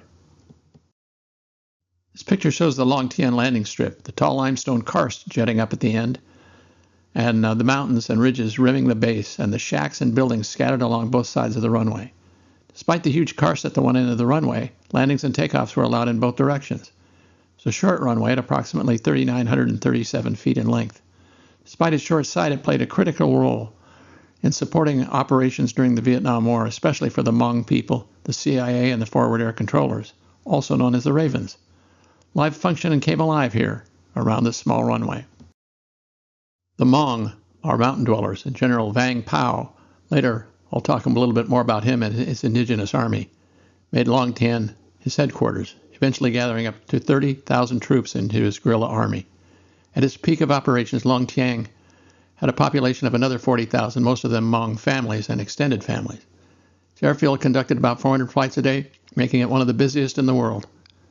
Site 20A also gained the reputation of being the most secret place on Earth because, despite its size, it actually became the second largest city in Laos. It had the world's largest Hmong population. It never appeared on any map. Even today, I never found a map that shows its precise location. I'll say it again. These brave Raven pilots navigated the challenging terrain, including having to dodge a karst at one end of the runway, by the way, also known as the natural speed brake, on landings and takeoffs to carry out their missions. I mean, for goodness sakes, its altitude was already 3,250 feet above sea level. For H-34 helicopters and O-1 Bird Dogs, it was a difficult altitude just to take off and fly anywhere empty. Long Tien's legacy as a mountain stronghold for the Ravens remains a testament to their dedication and resilience. In this picture, note the T-28D barely visible on the runway at the far left, ready for takeoff, yellow arrow. Also, please note the O-1s and T-28s right on the runway, parked for now. This ensemble of aircraft represented just about the normal allotment for a Raven team, except for the huge presence of T-28Ds. Usually there were 2 to 3 O-1 Bird Dogs, 1 U-17A, and no T-28s at any other smaller Raven site in Laos.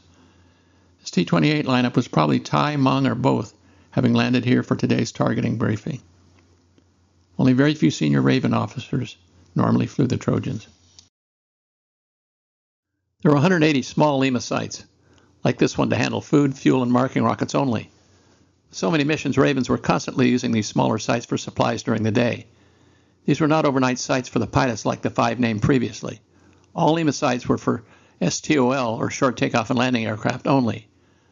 Note the runway dirt surface, although it looks like a hint of asphalt peeking through the dust. It must be a hard surface, though, as the larger type aircraft at the end of the red arrow is certainly a T-28. This is Lima Site 36, somewhere in northern Laos. Incidentally, this is the aforementioned U-17A. I quote, "It's basically a four-place civilian Cessna 185, except a tail dragger, like the O-1, said Raven Allen Poe. Not his name, of course, but a pseudonym nevertheless. Pretty clever for a Raven, huh? Allen Poe, really? Anyway," he continued, I quote, "we used that when we had to take along some interpreters or more than one person, and had longer legs, which meant more loiter time or flight distance. Was faster than the O-1. End quote. Note in this snapshot from October 1971, the greater amount of rockets it could carry. I can see 18 to 20 per container, and the large crossmember to support this extra wing loading. Looks like some of the Ravens were posing for a picture attempting to live up to their cowboy pilot image. This is part of the Air America parking at Longqing, with three of their most used aircraft, the Pilatus Turbo PC 6-porter, a C-123 in the middle, and a C-130 in the rear. All are short takeoff and landing aircraft, or STOL, S-T-O-L. The C-123s and 130s were used for bulk supplies to be broken down and taken in smaller aircraft to all the small Lima sites. The Pilatus Porter was no doubt the smaller aircraft in this instance. Although they had a ramp at Longqing, none of them were based here. Air America had bases at Udon, Thailand, Saigon, South Vietnam, and Vientiane, Laos. This would account for many of the 400 takeoffs and landings per day, servicing the needs of 60 to 70,000 people. Longtian, or Lima Site 20A, became the hub of Air America, CIA, Spooks, Air Commandos, and Ravens. All were protected by the Hmong Army. However, I don't think Air America, the CIA's tiny airline as it was called, was using Longtieng as one of its domiciles. It needed to be located not only in a more secure base, but a larger city to be able to provide service to their larger, more diverse aircraft. During the Secret War, it also eventually became the largest Hmong settlement in the world. With a large American presence, the city grew quickly. Large contingent of Hmong soldiers, their biggest stronghold, defended the base and city under the command of Hmong Major General Vang Pao. The city also held the largest collection of Ravens and the other agencies mentioned above. I don't remember if I mentioned it, but this squadron never had more than 25 pilots assigned, usually 22. By the way, I apologize for the quality of this side, but it's pretty neat, isn't it? It's a closer image of the runway butted up against the natural speed break, karst, surrounded by modern architectural buildings built for the Ravens, CIA, Air America, and many other covert spooks the U.S. military complex would eventually send to Laos. Note the airplanes next to the runway at the lower right. If you should see any helicopters, multi-engine transports, or search and rescue teams in any of these images, they belong to the CIA's Air America airline or the search and rescue teams of the 56th Special Operations Wing located at NKP, Thailand.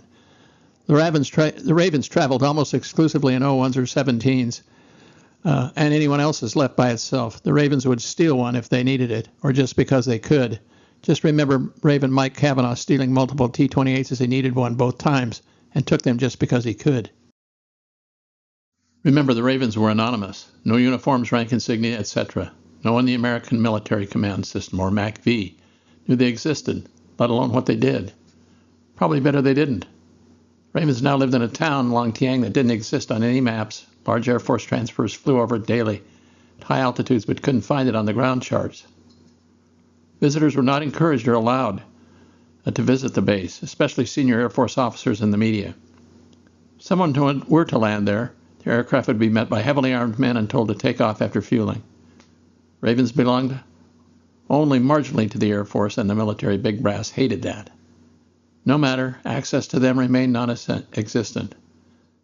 This is another slightly different view of the speed break on the right, the runway to the right of it, and the new housing in the left foreground. Note the H-34 parked at the bottom, again, property of Air America. The slide is taken from the backside of the limestone karst with the faint image of the runway on the left, noticed by the red arrow. The secret buildup by the U.S. government was huge and accomplished quickly. Most of these buildings were new structures built in the early 60s through early 70s. Note the very elaborate trail or road weaving its way down the mountain on the right. Longqing was overrun by the NVA and Pathet Lao on February 22, 1975. Here we see Raven Jim Hicks and his backseater Fonte beside an O-1 he dead sticked into a rice paddy after the engine died. Fonte carries a Russian-made AK-47. Hicks carries an AR-15 and 9mm automatic pistol, which most of the Ravens did as well. Don't know what happened to the wing, but it might have been removed to accommodate salvaging the bird by lift and tow beneath an Army CH-47 Chinook helicopter. Personally, I think old Jim peeled the wing off, passing between a couple of trees next to the paddy on the way down. What do you think happened to that wing? Looks like a pretty rough separation. For the Ravens, as well as Air America, the CIA had metal bracket sign holders mounted on many of the aircraft, complete with a packet of metal flags so the pilot could be part of any country Vang Pao wanted. The pilot only had to slip one of the large flag placards into the holder. These slip-in cards featured Laos, Thai, Cambodian, U.S., South Vietnamese, and U.S. Air Forces, etc. logos. Remember the O-1 I showed you with the Laos Air Force logo? That logo was a Laos Air Force airplane, but it didn't matter. The Ravens would fly any aircraft they could beg, borrow, or steal. This particular slide, the logo looks like a U.S. Air Force logo for some reason. It probably is a Republic of South Vietnamese Air Force logo.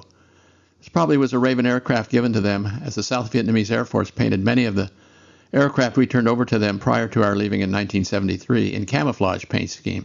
They flew them until the South surrender on April 30th, 1975. Generals Westmoreland left and Momyer Wright were both intent to gain control of that rebellious Raven outfit and the secret war in Laos. However, Ambassador Sullivan continued to oversee airstrikes in Laos, again cooking up the 13th Air Force by these two. To control these facts and the whole course of the Laotian Civil War made no difference to Ambassador Sullivan. Control of the Ravens was never relinquished by the embassy, regardless of its ambassador. This was intolerable to Momyer and the Air Force. In some cases, individual Ravens received poor ratings and slow promotions due to their participation in the program. The Ravens, however, liked the ambiguity of the situation because it left them free to coordinate airstrikes with the CIA operatives running local ground troops. After all, that's why many came over to the dark side, as it was known by many of the generals in the Air Force. Speaking of which, I'm not through telling stories about the Ravens' run-in with senior Air Force officers. As you have seen, this small group of pilots were often perceived as misfits and thought delusional about their ability to fight the war across the fence. But this man probably possessed the least self-awareness and the most glorious dreams of historical valor than all of his brothers in arms as well as brothers in crime. This time I intend to relate to you some very interesting stories about his life and times. Notice there are 10 crossed-off O-1s on the left of his jacket in this slide, each indicating a time he was shot down. He was shot down 11 times, but the last one never made it to the jacket. So, this is just another gripping story about this determined, resolute, and combat-hungry man. Something else I need to tell you about before we go down this rabbit hole together. In my research of the Ravens, I heard that there were incredible, almost unbelievable stories about the fellow. I had found some random stories about him, but then I hit the jackpot. Lucas Riley, a writer, pianist, and former senior editor of Mental Floss magazine. His post originally appeared on Truly Adventurous and was published May 19, 2019. I owe the success of much of this part of my presentation to Mr. Riley. I'll use an asterisk on each slide to denote my using of his writing, some mingled with mine. I thank you here and acknowledge your deep feelings and digging you had to, and difficulties you had to uncover these timeless tales. He tells a cornucopia of stories about the Ravens, especially the man whose name appears on the jacket, Captain Alfred G. Fred Platt. As a hail of bullets zipped past Captain Fred Platt's cockpit, he peered down where a unit of Viet Cong stood out in the open, amongst rice paddies, pointing their rifles, automatic weapons at his small, slow O-1 Bird Dog. Platt smiled and circled back to where he had been shot at, kept the enemy VC in view. As he did so, he called in a request for approval to mark their location as a target to begin an airstrike. As previously mentioned, FACs were like scouts. Bird dogs, pardon the pun, trained to find and point out the enemy. Most other pilots in the Vietnam War thought them to be the bravest sons of a guns, or just crazy flyboys with more than a few screws loose. After spotting the enemy and marking them with a smoke, forward air controllers had to stick around and dodge bullets till the attack jet strike force came. Platt was good at his job, one of the bravest in the country, but getting out of the way of incoming fire was only half the battle. During Vietnam, everything in the military followed a strict protocol, and Platt was one of the bottom rungs in the tall ladder of the chain of command. As the Viet Cong soldiers took potshots at his slow-moving airplane, he He had to sit tight and wait for approval to mark the target. Minutes passed in silence. Finally, the radio came alive. "Request denied." As usual, no reason was given. Platt's instinct was to throw all three of his radios overboard. Instead, in frustration and bitterness, he pulled off the target, set his course back to the base. More and more, this was not the war he had dreamed of fighting. Like so many pilots of his generation, he had heard tales of great fighter pilots shooting it out for control of the skies. Boisterous and plain speaking, his swaggering personality embodied his home state of Texas. His love of the warrior lifestyle he craved was only matched by his hatred of Air Force bureaucracy and contempt for the word no. Fred would hear that word a lot in the service. I'm departing for a moment from the Fred Platt story to discuss what made him, and so many others like him, leave Vietnam and fight in the secret war in Laos, and why these reprehensible rules of engagement were all about. U.S. withdrawal from Vietnam is viewed as one of the most humiliating moments of the mighty nation, even more so than our disgraceful, expensive withdrawal from Afghanistan on August 30th, 2021. At that time, we had the most powerful military in the world with a defense budget greater than the GNP of some small countries, but were unable to defeat the guerrilla forces of North Vietnam.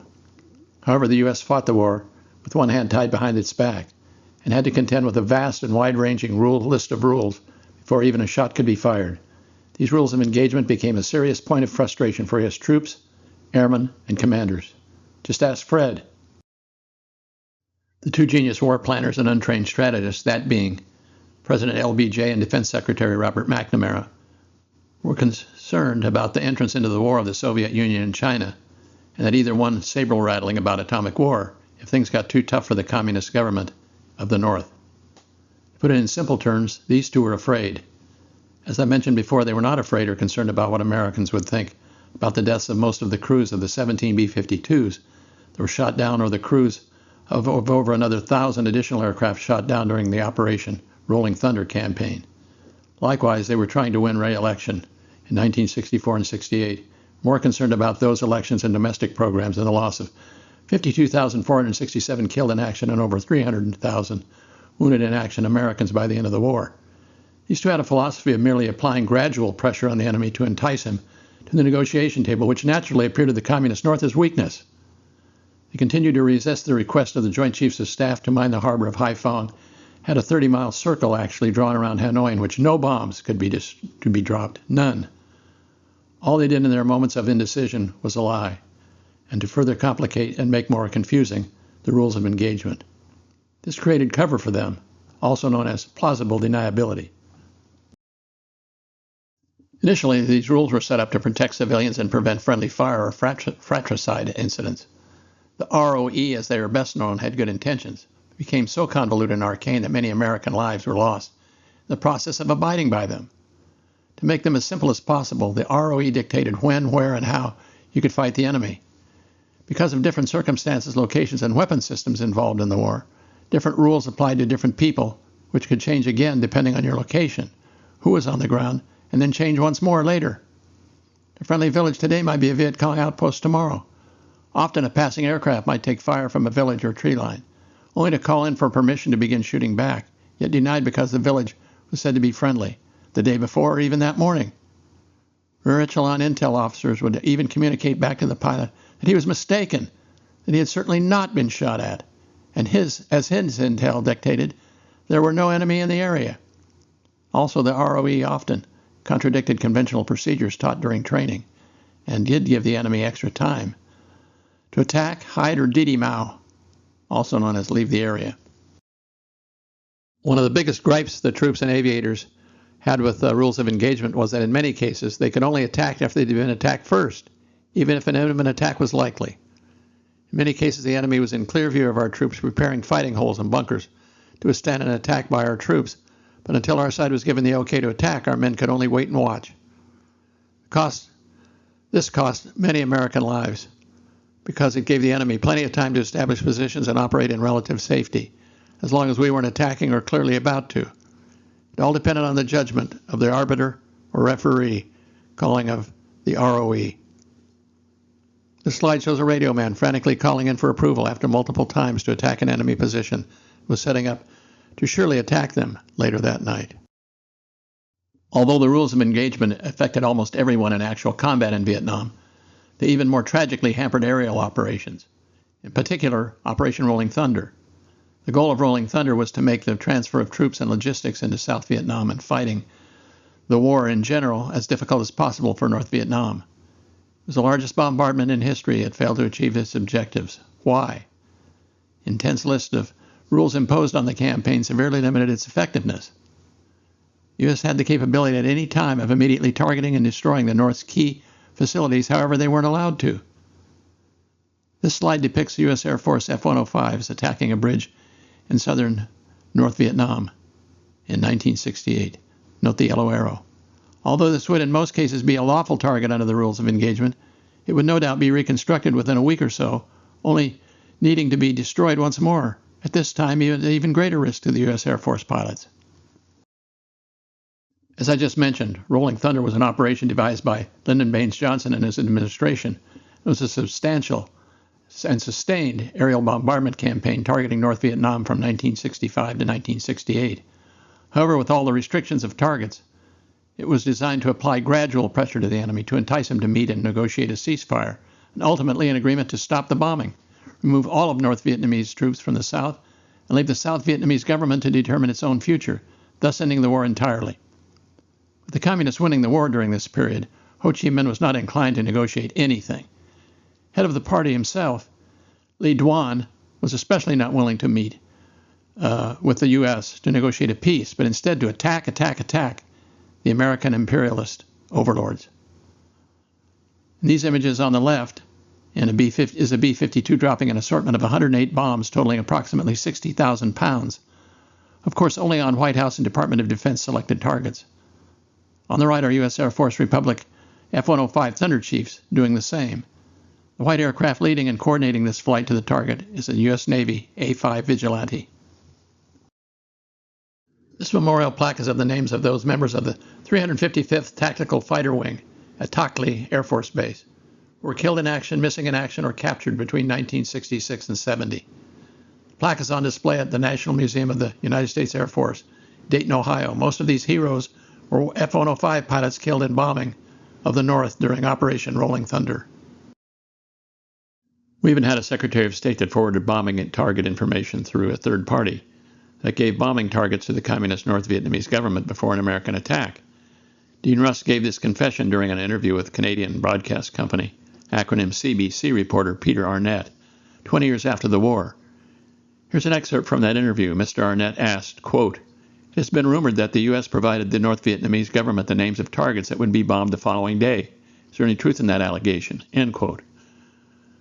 To my astonishment and absolute disgust, the former secretary responded, quote, "Yes, we didn't want to harm the North Vietnamese people, so we passed the targets to the Swiss embassy in Washington with instructions to pass them to the North Vietnamese government through their embassy in Hanoi." End quote. Naturally, the NVA gunners would have time to relocate their weapons in order to shoot down our bombers upon arrival over the targets. That's Peter Arnett in the Vietnam on the right. One of the many questionable bombing restrictions was that which forbade the U.S. Air Forces from bombing North Vietnam's MiG bases in the north. The Russians had trained and given their fellow communist brothers sophisticated fighters that were a real detriment to our forces, shot down quite a few of our escort and attacking aircraft during Rolling Thunder. Believe it or not, the ratio inequity of MiG kills to U.S. fighter kills was extremely close and impressive on the enemy's side. The North had 19 aces with at least 5 kills each for a total of 65. Also a few such as pilot Win Van Koch, pictured below, who had 13. There were a few others having more than 5 as well. The North had total kills of 89 plus. The U.S. stated they had 196 kills against the communists. However, the 196 number is bogus, because if a U.S. aircraft had a radar weapons service systems officer on board, as in the Phantom F-4 aircraft that Navy, Air Force, and Marines often used in the role of fighter escort, should shoot down a MiG, then the kill number was 2, not 1. Basically, with all of our advanced weapon radar and warning systems, our pilots were getting their clocks cleaned by the single-pilot communist MiGs. Thus, secretly, I might add, that the Navy Top Gun program was initiated in March 1969, in response to the high number of U.S. fighter aircraft losses during the war. mostly shot down by MiG-17s and 21s. Secretly, because the public was never to know the truth about the air war, we were not overwhelmingly winning. You can put winning in air quotes. This artist's rendition of a potential dogfight between an F-4 Phantom and a MiG-21 fish bed during the Vietnam War says it all. The Phantom II is about to cut burner, slow down, and maneuver toward the tail of the MiG for a gun-runner rocket attack. But this image in no way predicts the results of the impending battle. Either way, it was close to a 50-50 toss-up between the two warriors. Yet another instance of the absurd ROE had to do with rubber trees. One of the most curious locations fought over during Vietnam was Michelin's rubber tree plantation. That's right, Michelin, the tire company. This plantation was a major headache for U.S. troops, as they were forbidden from calling in artillery on enemies inside of it. Forbidden by the ROE, Rules of Engagement. The Viet Cong had to deal with the French to protect the 31,000 acres of rubber trees for a place to seek sanctuary from American artillery and airstrikes. Somehow our government guaranteed to pay a handsome sum to Michelin for each tree destroyed during battle. The enemy got smart and moved its own artillery in, set up positions amongst the trees to counterattack our troops. Thus our men had to fight sometimes hand-to-hand in attempting to extricate the VC from their bunkers and sanctuary. This needlessly cost countless American lives. With all of our concessions made to the company, Michelin continued to use the plantation throughout the war and made large amounts of money. Today, the mention of ROE is still likely to enrage veterans of the Vietnam War. Then as now, no military on earth can stand toe-to-toe with the United States in conventional warfare, but the rules of engagement can be the deciding factor in a victory or a defeat. In this slide, troops from the U.S. Army 1st Cav Division are looking for booby traps on their way to attack an enemy anti-aircraft position in the Michelin rubber tree plantation in February 1966. Anyway, back to the exciting, unbelievable stories of Fred Platt. Fred was born February 4th, 1941. Throughout his life, you'll see many special coincidences occurring on his birthday.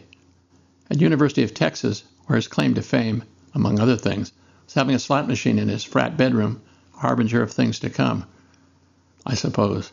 After UT, he went to slip the bonds of earth and dance among the clouds. So he joined the Air Force and was scheduled to go to flight school, but there was no openings at that time, so he was assigned air traffic control duties. This assignment did not comport with Fred's plans to participate in combat airstrikes to protect our ground troops that were beginning to die in record numbers. Also not happy watching others fly at all. Fred volunteered for duty in Southeast Asia, but his commander refused to forward his request. So being infuriated with the bureaucracy, he took leave in 1964, wrote a study about why officers weren't allowed to go to Southeast Asia. His study impressed senior command, which proceeded to send his boss, not him, to Southeast Asia. The CO was obviously not pleased. While still on duty as a traffic controller, Fred corrected the flight path of two generals to keep them from crashing into a mountain. They thanked him for their saving their lives, of course, and rewarded him with sending him to flight training at Laredo Air Force Base in Texas, near home. After graduating, here comes that date again, on February 4th, 1967, and the awarding of his wings, Fred was assigned to train as a B-52 co-pilot at Blytheville Air Force Base, Arkansas. He was assigned to the newest model of the B-52, but that was not the model being used in Southeast Asia, so it was not the dream billet he aspired to. Frustrated again, yet still determined to fight with his compatriots, Platt instead volunteered to go over as a forward air controller. He got his wish in 1968. In Nam, he received a special air warfare course and began to fly the O-1 Bird Dog aircraft. It took him only 10 days to complete the 6-month course, so he went directly from flying the monstrous B-52 to flying the tiny O-1 Bird Dog. He explained, "The Bird Dog is the air boss who controls all sorties, flying around at low altitude at speeds of only 60 miles per hour, finding targets on your own or responding to the needs of ground commanders," end quote. Fred was to spend his 28th and 29th birthdays in Laos. Air Force FAC pilots had a tough time with rules of engagement. For example, forward air controllers were required to fly at an altitude of at least 1,500 feet, high enough to mostly stay out of range of small arms fire. It was safer up there, which meant fewer friendly casualties that senior officers had to answer for. It was also a lot harder to see anything on the ground. If a pilot wanted to get a closer look and dipped lower, here was the court-martial. If he flew too high, he risked making a bad call and killing friendlies. The ROE was a circular game that gave the military and government leaders cover and plausible deniability should anything go wrong with a mission. The rules were so vague and encyclopedic in number, no pilot was to make a decision without first consulting a third party. Pilots like Platt stayed alive by trusting their gut and making quick decisions based on their experience. But in Vietnam, the rules seemed designed to thwart them. We weren't really fighting a war. Platt's roommate, Air Force pilot Ed Gunter, remembers. We were kind of fighting with one hand tied behind our back. The joke around the chow hall was more morbid. Pilots weren't allowed to kill the enemy until they had the enemy's permission. Ha! Shortly after his arrival in country, the CIA recruiter came to his base, asking Platt questions, and seemed to know about the Fred's dissatisfaction with being an Air Force FAC in Vietnam. The man couldn't get into any details about the CIA, but Platt was just the kind of cowboy he was looking for. Finally, he told him, "We want you." Fred had no idea what it all entailed, but with his usual boisterous Texan self, he signed up on the spot. In December 1968, Fred was accepted for a CIA volunteer assignment with the Thai Border Police.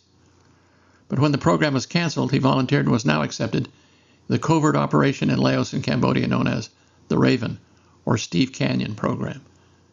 Fred stated, "We worked closely with the Air America people, but we were considered a separate black operation, not under direct Air Force control. We worked for feudal tribesmen who worked for the U.S. government, and who was an operational head, General Vang Pao, who spec'd out operations. His troop kept North Vietnam from taking over the South. We flew anything we could beg, borrow, and steal from anyone." End of quote. I've circled Vang Pao's Major General stars on his cover. After Platt had been sheep-dipped, or effectively wiped off the face of the earth in Thailand, he needed to be briefed by a colonel whom he hoped might shed some light on the program he was joining. As he joined another man recruited to the Steve Canyon program, a colonel said to them both, "I'm supposed to be your commander. I really don't know what the hell is going on, and I don't have control over you. Goodbye." Finally, Fred was sent to the beating heart of Laos and the secret war, Long Cheng.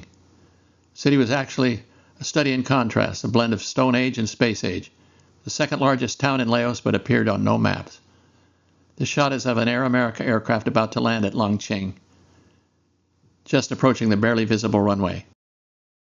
Sophisticated CIA telecommunication antennas sprouted from the ground beside ancient thatched huts, without running water or electricity. Livestock roamed the city streets next to pallets of shiny bombs. The CIA bar, a cage wedged into a corner, contained the agency's two pet Himalayan bears, Floyd and Mama. Supplied with bottomless beer, the bears were raging alcoholics. Next two images show Floyd, but try as I may, I couldn't find any pictures of Mama. Same bear, Floyd, different pose. Platt kept a Bowie knife and 2 bars of gold taped around his ankle and carried a pill of top-secret shellfish toxin in case he ever went down behind enemy lines and felt the need to commit suicide. Let's face it, you would never want to go down in the Laotian jungles flying single plane, with no one even able to discern where your plane was eaten up by the jungle. Most of the Ravens wore expensive watches, can you say Rolex, Patek Philippe, and diamond rings, solid gold coins, etc., so as to be able to barter for their freedom if shot down. Hence, Platt's gold bars. The planes the Ravens flew were shot up with bullet holes and worse. But the freedom from the rear echelon mother and fathers and rules of engagement was well worth the risk to men like Fred. He called in more FAC attacks on his first close air support mission than he had during any 1 week of flying in Vietnam. I think this hole might just qualify as one of the worst for this pilot. The screening system tended to select experienced and aggressive FACs, like Fred. Ravens belonged to the U.S. Air Force only secondarily, barely tangent to their orbit. The Air Force kept their records and paid them, but had no operational control over them, although the 13th Air Force was formed in an attempt to regain control of these pilots. The chronic shortage of Ravens meant that they often spent long stretches flying combat missions. This is Raven Captain John Masur with his trusty U-17A. He recalled flying as long as 11 hours and 45 minutes in a day. Platt found himself among a motley band of like-minded Air Force misfits. There was Ron Reinhardt, an Ohio farm boy who was once shot down in enemy territory while wearing alligator shoes, shark skin pants, and an embroidered barong talagad Philippine shirt, but somehow made it home in time to cook dinner for everyone. Ron was also a flying fool. One day he was in the saddle for 14 hours. Incoming airstrikes arrived in mass, with as many as 6 flights of fighter bombers stacked up at various flight levels awaiting their turn to bomb. Reinhardt would remain on station until his marking rockets were expended, all windows on his O-1 slathered in grease pencil notes of airstrike run, and his fuel tank empty. On 3 occasions that day he had to shoot dead stick landings back to the base when he ran out of gas. In a single month he directed over 1,000 tactical airstrikes, flying over 280 combat flight hours. President Johnson's March partial bombing halt diverted a steady stream of air power from North Vietnam into Laos. His November 1st bombing moratorium flooded the kingdom with U.S. air power and almost overpowered the 4 Ravens stationed in northeast Laos. In the evenings, these Ravens have some time in their club to tell stories about the day's missions, sing made-up rowdy songs, and drink. The newer FACs were only good for a beer or two, having to be extra sharp in the morning, learning their trade. The men enjoyed their own club, but they liked the CIA's better. Why wouldn't they? Remember the Bears? The Ravens were just plain flying too much, drinking too much, and the commanders knew it. The stories I've told you with more hairy ones to come, the pilots were fueled by long hours in the air in a cramped, hot, loud, gas-smelling, unstable aircraft. Also, of course, getting shot at and hit, and naturally, alcohol. When the pilots weren't flying, such as the wet season, many of them were drinking. As on the last side, every night after a long day flying in an oven, they all gathered at the Raven O Club bar to begin the evening, then over to the CIA bar. These pilots needed a break, a hiatus.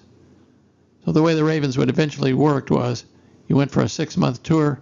At the end of 6 months, the Air Force said, we'll give you 30 days paid leave and you can go any place in the world that you want, and we'll buy you a ticket to go there, said Charles Rowe, a pseudonym for his real name, a senior Raven.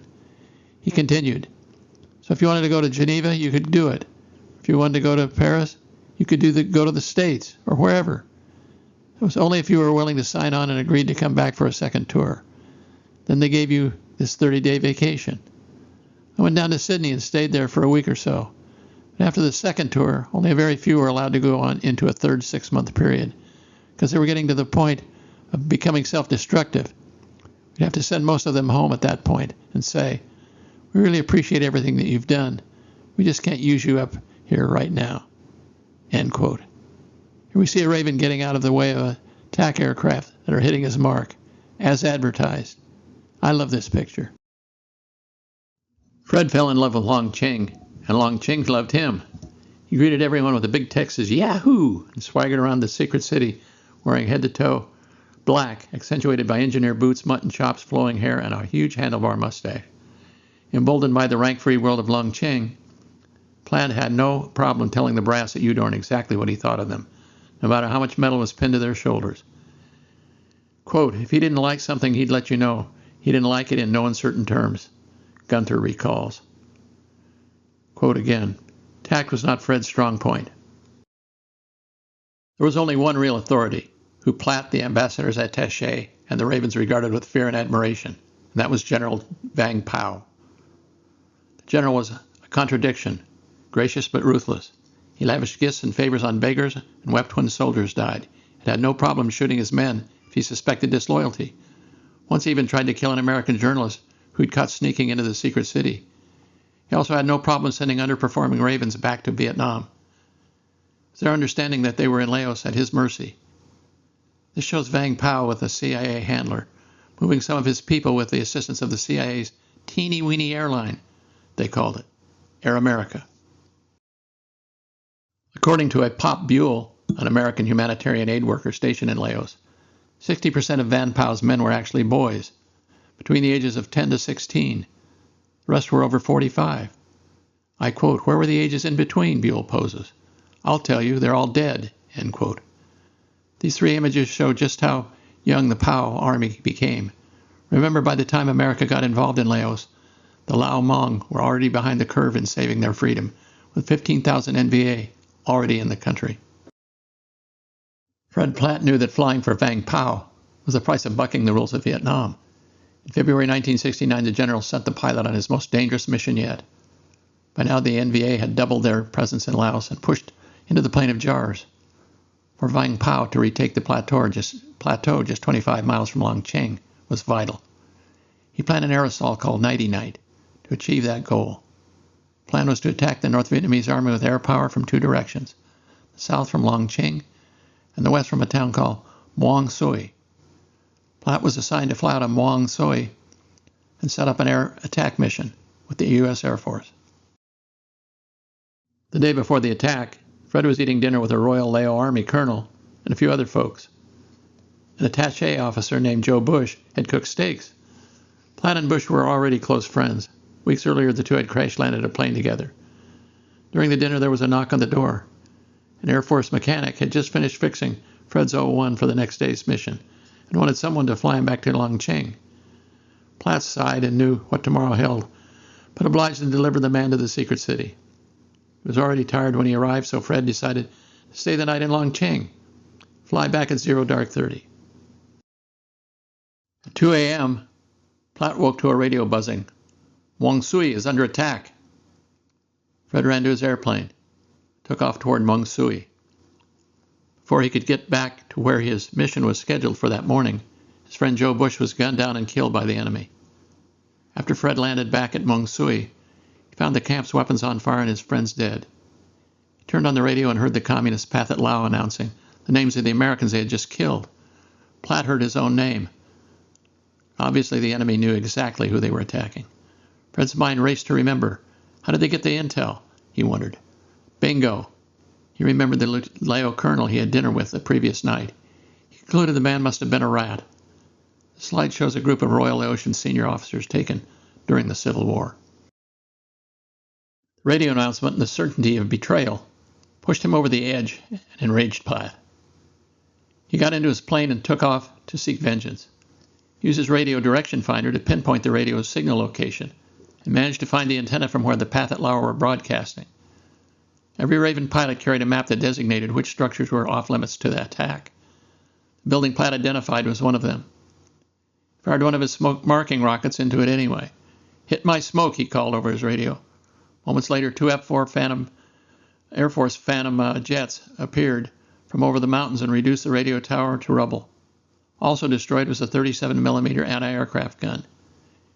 Here are two Phantoms rolling in to destroy the radio station, antenna, and the anti-aircraft gun. When a representative of the attaché flew to Long Cheng to question the other Ravens in the CIA, Vang Pao intervened. Pao's defense of Platt was short but effective. He killed many enemy, the general said. Vang Pao complained that it might be time to go after the rule makers. The general continued his argument for the U.S. to loosen the rules of engagement in Laos so men like Platt could do better at their jobs. Within weeks, he got his way. This slide shows Vang Pao attempting to woo Pathet Lao communist prisoners to come over to his side. Platt and the general agreed on one other thing, that those with their noses stuck into writing the rule books at the embassy were educated fools. Both believed rules of war to be laughable contradictions. There was no right or wrong way to kill a person, no humane way to repel an enemy trying to kill you. So Platt went back to flying. For General Pao and the Hmong, the war was a matter of survival. Raymond had nothing but respect for the general and the Hmong.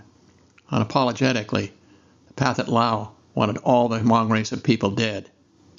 This is a picture of a Pathet Lao cadre. One Hmong man seemed superhuman. He was a schoolteacher named Li Lue, one of the war's first native fighter pilots. Li Lue was a hero, fearless, reckless, and indefatigable. Humor had it he would fly so slow at the enemy in his AT-28D that he would return to base with blood splattered on his propeller. He flew all day, and it was said he never missed a target. There were 1 week periods where he fired more rockets than an American pilot might fire in his entire tour. By the end of the war, he held the record for flying the most missions of any pilot in the world military history. Platt, living among such incredibly loyal, hardworking people, became soft for them. They tended to instill a new sense of duty and purpose to the Ravens. They didn't have in the strangling bureaucracy like they'd experienced in Vietnam. I quote, "Here we are, a small group of American volunteers fighting side by side with a bunch of oppressed Hills tribesmen who have the gall to take on the might of the North Vietnamese army," Raven Mike Byers said in the book, The Ravens by Christopher Robbins. If the word hadn't been secret, Byers said, he was certain he could convince every grandma in the world into sending me their life savings to buy ammo. This slide is a collage of images of Li Lue. One afternoon, Fred was flying a U-17 with a rookie Laos spotter and linguist. Together they had called in 9 fixed-wing jet attacks and were preparing to return to base, when the plane jerked once violently and the young backseater began screaming. Below them, a Soviet anti-aircraft gun had locked on its radar to Platt's aircraft and fired a 14.5 millimeter round that missed Fred by inches, but hit the boy's leg and shattered it. White shards of bone poked from the blown-up wound, and blood was gushing on the cabin floor.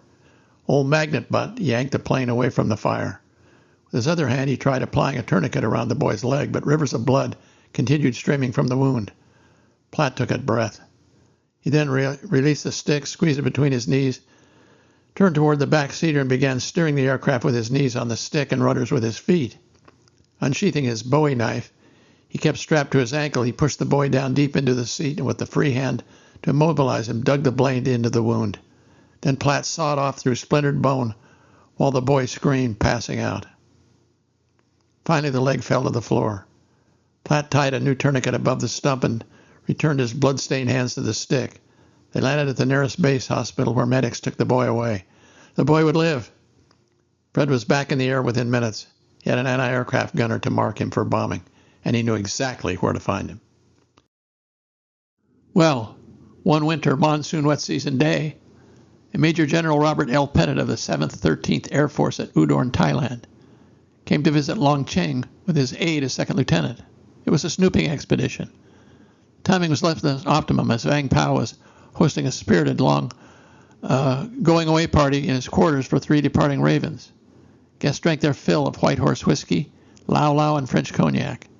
Then the party moved to the CIA Club Bar, the most raucous watering hole in Southeast Asia, where the Air Force General just happened to be waiting. How fortuitous. Pictured here is Major General Robert L. Pettit.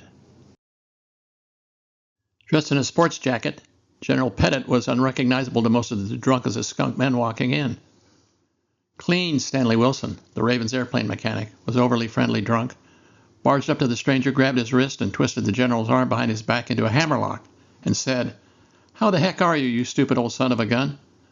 Wilson smiling ear to ear. The general was not smiling. Meanwhile, the general's second lieutenant aide had been cornered by a CIA paramilitary officer nicknamed Igor, huge specimen of a man, and by no means a friendly drunk. Being offended by one of the aide's questions, Igor grabbed the man and threw him through a plate glass window over the bear cage. Floyd the bear, who like everyone else was anxious for another drink, pawed at the terrified aide to the delight of everyone. Men then drunkenly walked on the corrugated roof while CIA officers threw darts at each other. Following morning, General Pettit cracked after seeing a body bag with the remains of an Air Force officer sitting in a corner like a sack of potatoes. He asked a Raven pilot what an American's remains were doing, merely dumped against a wall. The pilot looked at the bag as if considering the question carefully and shrugged. Not a whole lot. The man in the slide could be Clean Stanley Wilson, but probably not. In a now declassified report, an Air Force colonel called the Ravens non-professional, immature, and inexperienced. General Pettit's description following his disastrous trip was even more colorful. The Ravens at Long Tien are nothing but a ragged bunch of Mexican bandits.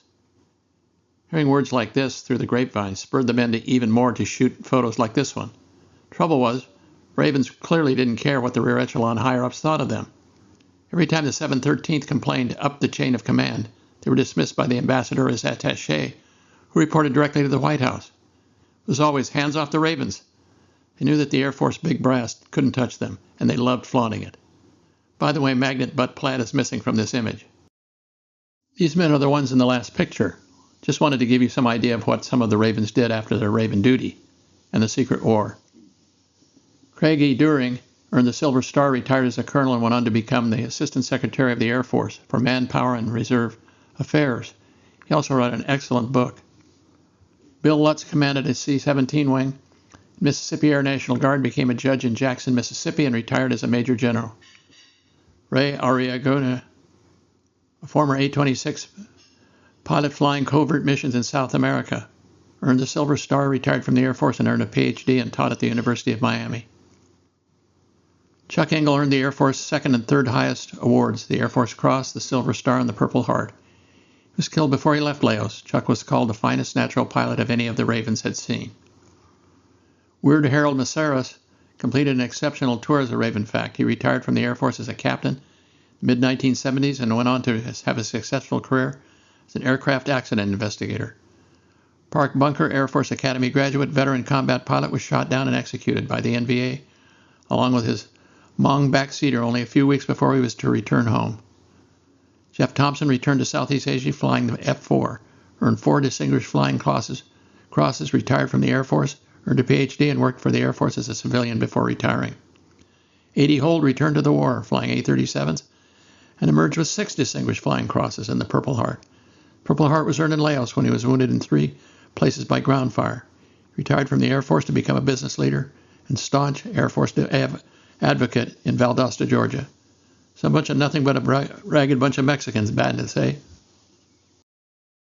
In this particular shot, I think I might have found Cowboy, a.k.a. Magnet Butt Fred. These guys tend to look a little older than their actual ages, probably between 25 and 30. It's understandable why. Hope the blonde guy in the back row is not a Raven pilot. He's wearing glasses. Ha! If anything, their off-hours shenanigans were an antidote to burnout. But it also gave the men like Platt a shorter rope to cling to. According to Gunter, the senior officers frankly preferred to see Fred disappear no matter the cause. Communist troops were trying to make that happen. The guy in the back with the glasses could be Pop. Yet 2 more Ravens impersonating a ragged bunch of Mexican bandits, mocking senior officers at wing, especially taken by the way the guy on the right is wearing his stampede string under his nose instead of his chin, just like the Mexican bandits in the Clint Eastwood spaghetti westerns of the 1960s. This guy's very authentic. After months as a Raven, Platt was attracting so much gunfire that the native Hmong backseaters, or Robins, refused to fly with him. He became exceedingly daring. Besides the Hmong boy who lost his foot, one of them, Bang Chow, got his hand shot off flying with Platt. When it came to accompanying Platt, no fly, no die became a motto among the Hmong. In an interview with Air and Space magazine, Raven Mike Cavanaugh recalled, I quote, "They were just scared to death of him. The backseaters hid behind the couch in their hooch when they saw Platt coming," end quote. Once Fred grabbed the couch and turned it over. I quote, "2 of them were hiding there," Platt said. "I hauled one of those guys out to go fly," end quote. But Fred liked company, so he began taking along a tame bear cub he named Ho Chi Bear, the bear cub that the local kids gave him, into the sky with him. Platt said, "The bear sat wherever he wanted to," end quote. When the Ho Chi Bear was killed by one of Long Tien's vicious stray dogs, Fred replaced his flying buddy with a new creature he bought from some local children in Long Chen, a species of armored anteater known as a pangolin. He named it Critter. Platt and Critter were inseparable. Might be silly to outsiders, but the new pet fulfilled a need for companionship. The pilot moseyed around the secret city with the animal clinging to his arm. Like Platt's bear, Critter was unfazed by flying in combat and would even give him kisses in the heat of a bombing mission. One evening, though, in the Raven's bar, Critter took a few licks of a spilled martini, convulsed, rolled over, and stiffened dead. I quote Platt, "I live with death all the time, saw it all day long, but the death of Critter was more shocking and moving to me than the death of a strange human I didn't know," end quote. He'd later tell historian Christopher Robbins. He tearfully preserved his friend in an empty mayonnaise jar filled with rum, vodka, and gin. This is a pangolin. At this particular time, Vang Pao was losing his battle with the North Vietnamese Army and Path at Laos. Even with the Ravens calling in a multitude of airstrikes, the general's cause was beginning to look hopeless. As we've seen, the Hmong army got younger and now smaller in number. Vang Pao was unable to capitalize on the gains made by the airstrikes. There simply weren't enough troops to take over the positions the Ravens destroyed.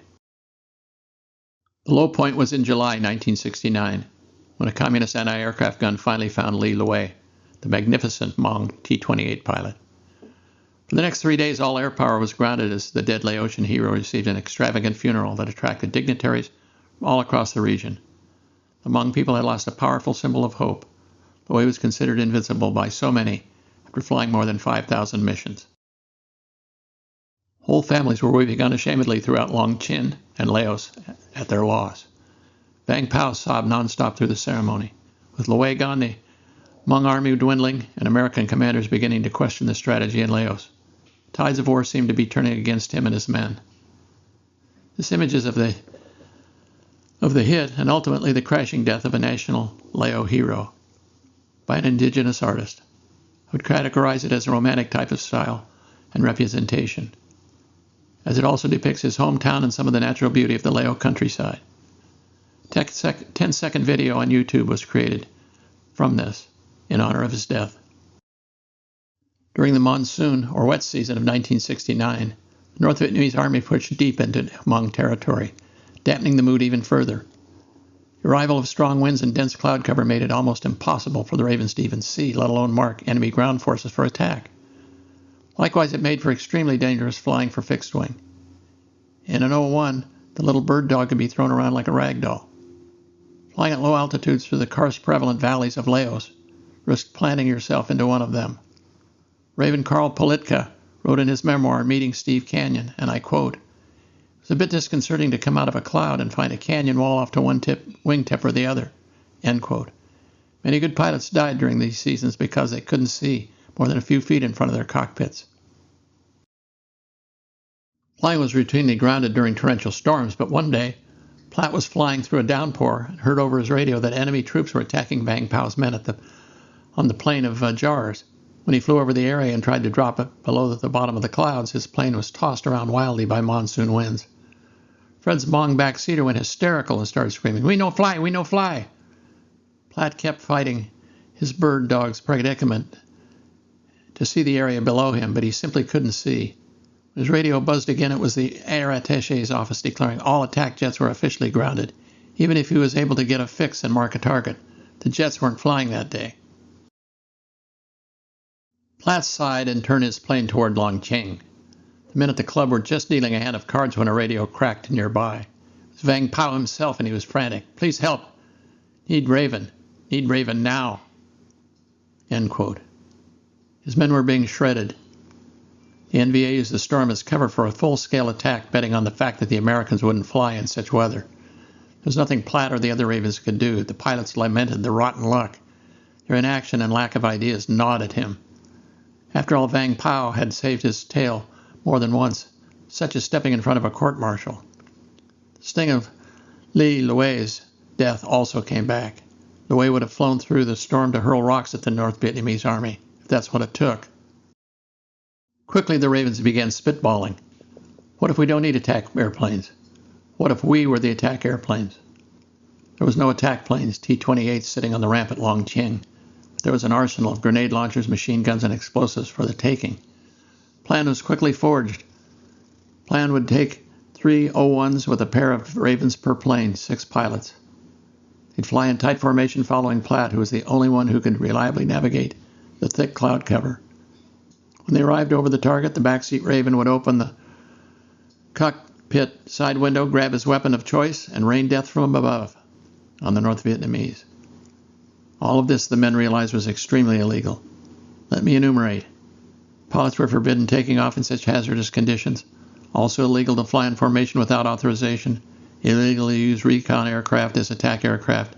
And illegal to use a stockpile of weapons without authorization. Making the risk worse, for Fred Platt, the Air Force had been looking for any excuse to run him out of Laos and drum him out of the Air Force. He was a figurehead, a mascot, an example of what a Raven should be. So this would be the last straw. He was in such disfavor he would get most of the blame, and then it was off to the brig and a dishonorable discharge via court-martial. With Fred taking the lead, the 3 O-1 Bird Dogs took off from Longcheng and ascended into the cloudburst. Also, they took off without ever having any communication with the air attaché or embassy of their planned rescue. Although the slightest current typifies the torrential rain that has accompanied the monsoon season in Southeast Asia for centuries. This photo appeared in a local Thailand newspaper.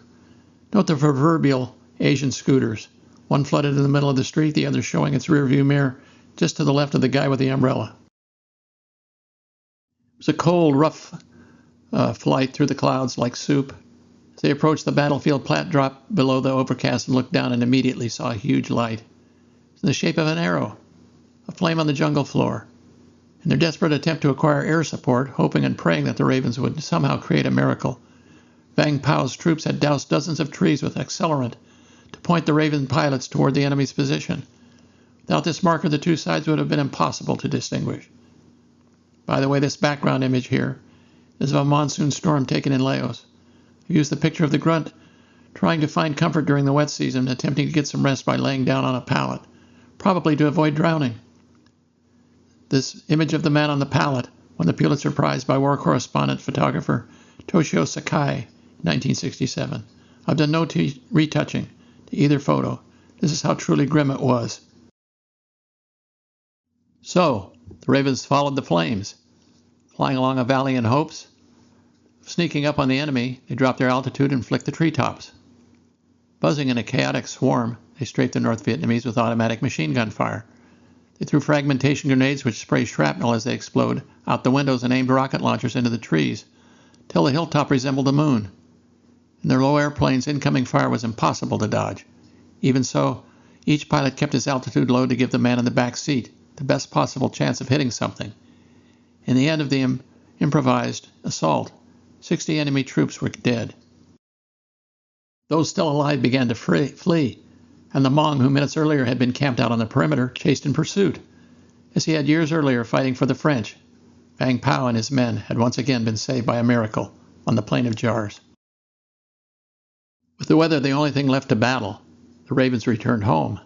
As expected, when the air attaché office in Vientiane learned of the attack, court-martial proceedings were considered. The Ravens had orchestrated an egregious offense to the rules of war and broken more laws than would fit on a charge sheet.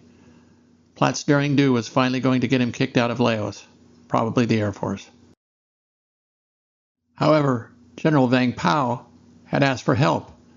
Not offering would have been a dereliction of duty, to say nothing of honor. General Vang Pao saw it like they did, of course. As the air attaché prepared the case against the pilots involved, the general threw them a bacchanalian party. At dinner, he insisted Platt sit next to him. Quote, "They should be giving this man the Air Force Cross," end quote, the general proclaimed, toasting Platt's courage. Behind the scene, the general went to work on the Ravens' behalf. Fact was, the war in Vietnam was going poorly, and the Americans still needed Vang and his army of Hmong fighters to stem the flow of supplies to the North Vietnamese. Eventually, after much cajoling, the air attaché bended to the general's will.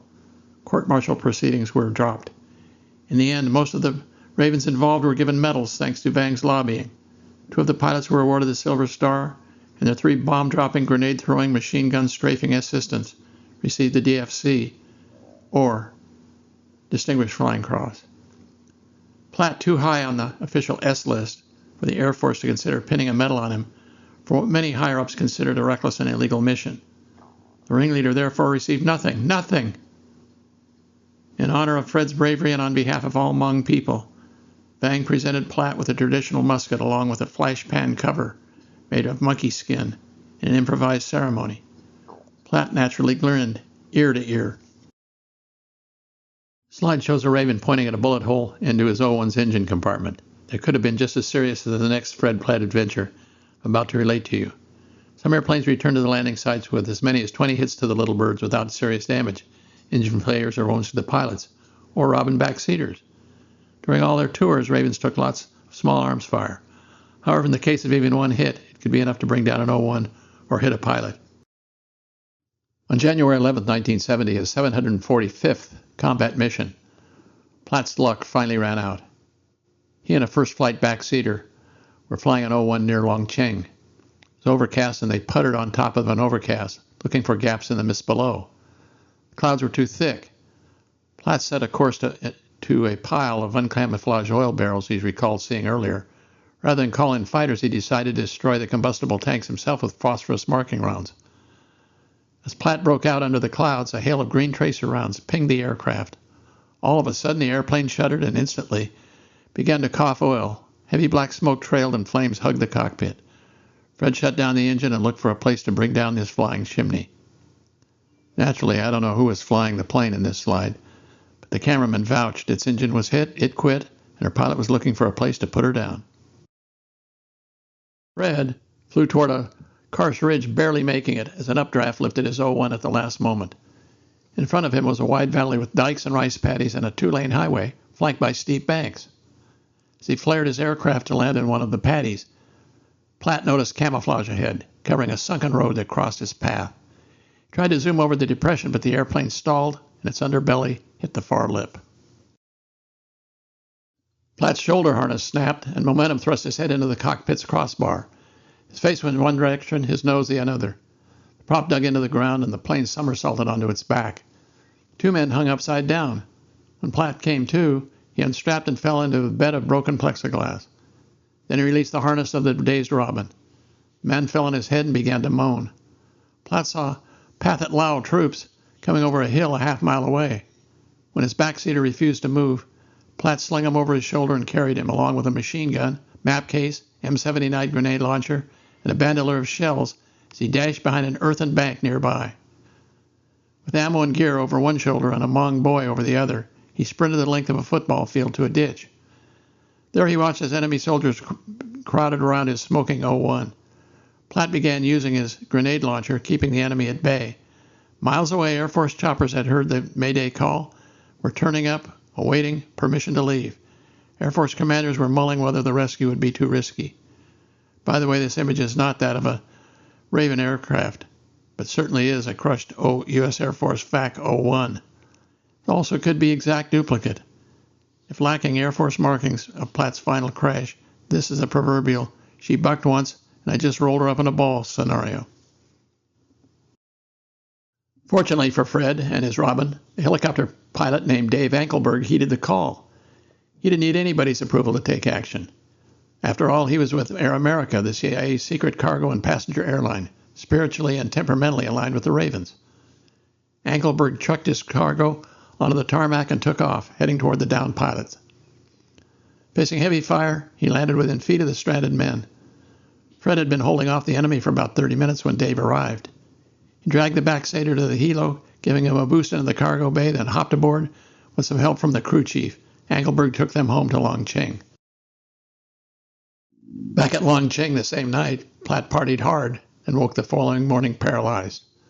Doctors discovered that along with his broken nose, he had a spinal compression and a broken neck with 7 hairline fractures. Basically, he was paralyzed from the neck down. Somehow, riding a heavy dose of adrenaline, he had managed to dash from his airplane with 100 pounds over both shoulders. Had no clue he had broken his back. Turned out he was told he would never walk again. Whoever told him that did not know anything about the pushy, resilient, determined FAC pilot. Raven Mike Myers folded him up into the backseat of an O-1 and flew him to Udorn Air Force Base in Thailand. General Vang Pao would have to learn to fight without him. This image is of Platt only 1 year after his crash. He pushed himself to walk and prove the doctors who told him he would never walk again wrong. Here he is showing that he was able to push himself upright, shuffle along with the aid of 2 canes, neck and chest braces, with cigarette in hand and wearing what he called his party suit. In no way was he able to walk yet. The recovery would be long and painful, but he was once again determined to walk. Eventually he would. The picture on the left is of the Da Nang 95th EVAC Hospital pre-op in 1969. Many weeks after his accident, Platt was in the officers' club at Udorn, Thailand, drinking and boisterously singing the praises of the Air America pilot who had saved him when the Air Force refused to take a risk. Surrounded in the sea of uniforms and buzz cuts, the long-haired and flamboyantly dressed Texan stuck out. Not only was he carrying crutches and wearing a neck brace, he was speaking loud enough for all to hear. I quote, "There wasn't one of them who wouldn't fly into the most horrendous fire to pick up the guy," Platt said of Air America's pilots. He believed the man who rescued him should be awarded a medal. Sitting across the room, an Air Force colonel flanked by 2 lieutenant colonels scowled at the injured Raven. I quote, "Damn Air America pilots run around all them damn long-haired hippies," the colonel grumbled. Platt overheard the colonel and smirked. The comment had been for him. In a voice loud enough for the whole bar to hear, Platt answered, quote, "There are a lot of people who get to be full colonels in the Air Force who are full of so much poop you can smell them all the way across the barroom," end quote. In an instant, the colonel was standing over the pilot. Platt gave his drink some much-needed attention and spoke into the glass. "F you, Colonel," he said. "You're so full of poop you don't know what you're talking about," end quote. Suddenly, a pale blur careened toward Platt's head. Despite his injury, Platt somehow blocked the colonel's punch, lifted himself onto a bar stool and thrust his still paralyzed legs upward, kicking the colonel squarely in the chin. Both men tumbled to the ground. Following morning, everybody in Udorn was talking about the crippled CIA guy in civic clothes who'd socked a full-blooded colonel in the face with his boot.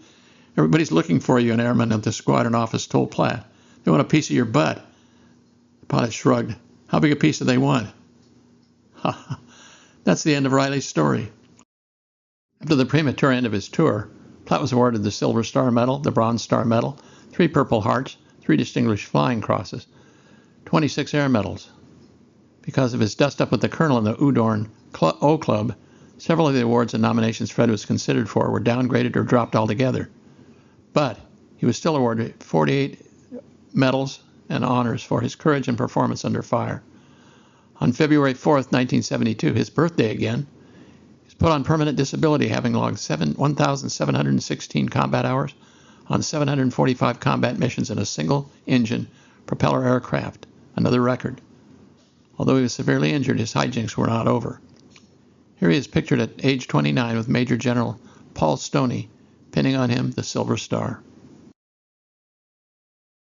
So, he spent years in hospitals battling his body and Air Force bureaucracy. Fred's tenacity won the day. He did learn to walk again, which he credited largely to Houston Oilers owner Bud Adams, who allowed Platt to be rehabilitated by his outstanding trainers at the Houston Oilers practice facilities. Fred, however, was not just marking time or feeling sorry for himself. Fred got busy. He is featured in a reference book by Eric Chabot, America's Most Decorated, Volume 2, which includes General Omar Bradley, George H.W. Bush, JFK, and General Colin Powell. He was also inducted into the Air Commando Hall of Fame in 1997, was a member of the Special Operations Association, the Special Forces Association, and the Air Force Escape and Evasion Society. Fred Platt was saluted in an article written by the Jewish Herald Voice of Houston for Veterans Day 2011 and mentioned in the book The Shooters by author Webb Griffin. After his retirement from the United States Air Force and his nightmare journey of recovery, Fred joined the Houston Livestock and Rodeo in 1978 as a life member. He served on various leadership positions, including vice chairman from 1988 to 1991, and Fred was probably best known for founding the 189 Club in honor of Jim Irby, Houston police officer, badge number 189, who was active out at the rodeo at the time. He was shot and killed during a routine traffic stop. As Secretary-Treasurer, Platt championed various junior market auctions, wine auctions, and school art auctions. He's a busy man. Fred found a new challenge known as the American Legion, specifically the China Post No. 1, Shanghai, China. Operating in exile since 1949, acronym CH-01, consists mostly of members and ex-members of the military who served during the nation's times of war, and most were people who had done jobs that couldn't be talked about except in very strict company. To join CH-01, you need to know someone who was already in it. It's the only post with a secret membership role which requires a security check before joining. General Claire Chennault was an early commander in 1930 while the post was operating in Shanghai, but left China in 1949 when the communists took over the government. Fred Platt, who served the last 25 years of his life as commander of CH-01, led the post through 4 more wars and unparalleled growth in membership. He took on the role of Commander Emeritus just weeks before he passed. Like anything he undertook his entire life, he put everything he had into the Legion. Looking back on his friend, American Legion National Vice Commander Doug Hagen remembered Platt's determination and willingness to take whatever route necessary to meet his goals. Hagen met Platt in 1990 during Operation Desert Shield. Hagen at the time was commander of the American Legion Department of France, and Platt told him that he had 2 crates that needed to be shipped to Saudi Arabia, no questions asked. During Desert Shield, Hagen said General Norman Schwarzkopf was making mail to the troops a top priority. Freight was being bumped off flights, so there was a chance the 2 men might run afoul of the highest-ranking official in the operation. But Hagen did what he was asked. It wasn't until he got the crates to Saudi Arabia that he found they were filled with ice machines for the troops dealing with the extreme heat. I quote, "He knew how far he could go. He knew which buttons to push," Hagen said. That meant everything to him, that these people He respected the military. The troops got ice, cold water, end quote. The beginning of the American Legion ICE, or acronym ALICE, American Legion ICE program, that delivered millions of tons of ice to troops during the Persian Gulf Wars. Although Alfred G. Platt was eligible for burial at Arlington National Cemetery in Arlington, Virginia, he left his request for his own burial to be in his beloved Texas soil. The military funeral was conducted on May 18, 2016, at Houston's National Cemetery. Also, as you might guess, he was a staunch Republican, had a passion for fine cigars, Scotch port, the Capitol Grill, and the Colorado Men's Club. He had a gregarious personality, salty language, and legendary stubbornness. He was 75 years old when he passed. I really apologize for this picture, but no amount of retouching could make it any better. Here Fred is in the middle. I was unable to find many images of the man after his military service. In this slide, Fred is sitting and smiling on the right with his good friend Al Gargas on the left. This image is from a condolence written for the family and friends of Albert G. Fred Platt, who had recently passed away. The condolence reads as follows: My condolences to a special man. I was an aircraft mechanic who took care of his plane, flew backseat with him a few times. We both took care of Ho Chi, the pet bear cub, which is also pictured here. One day after we landed, he was still ranting about how they'd shot his cigar in half. I thought he was kidding, till I saw the bullet hole in the unopened right window. Now I laughed and he said, "Look up." There I saw where a bullet had come in up through the floor, and out of the top. It passed my face. If I'd even been leaning forward a little bit at the time, I'd have been a goner. Rest in peace, Fred. End quote. Alexander Gargas. This is the end of part 3.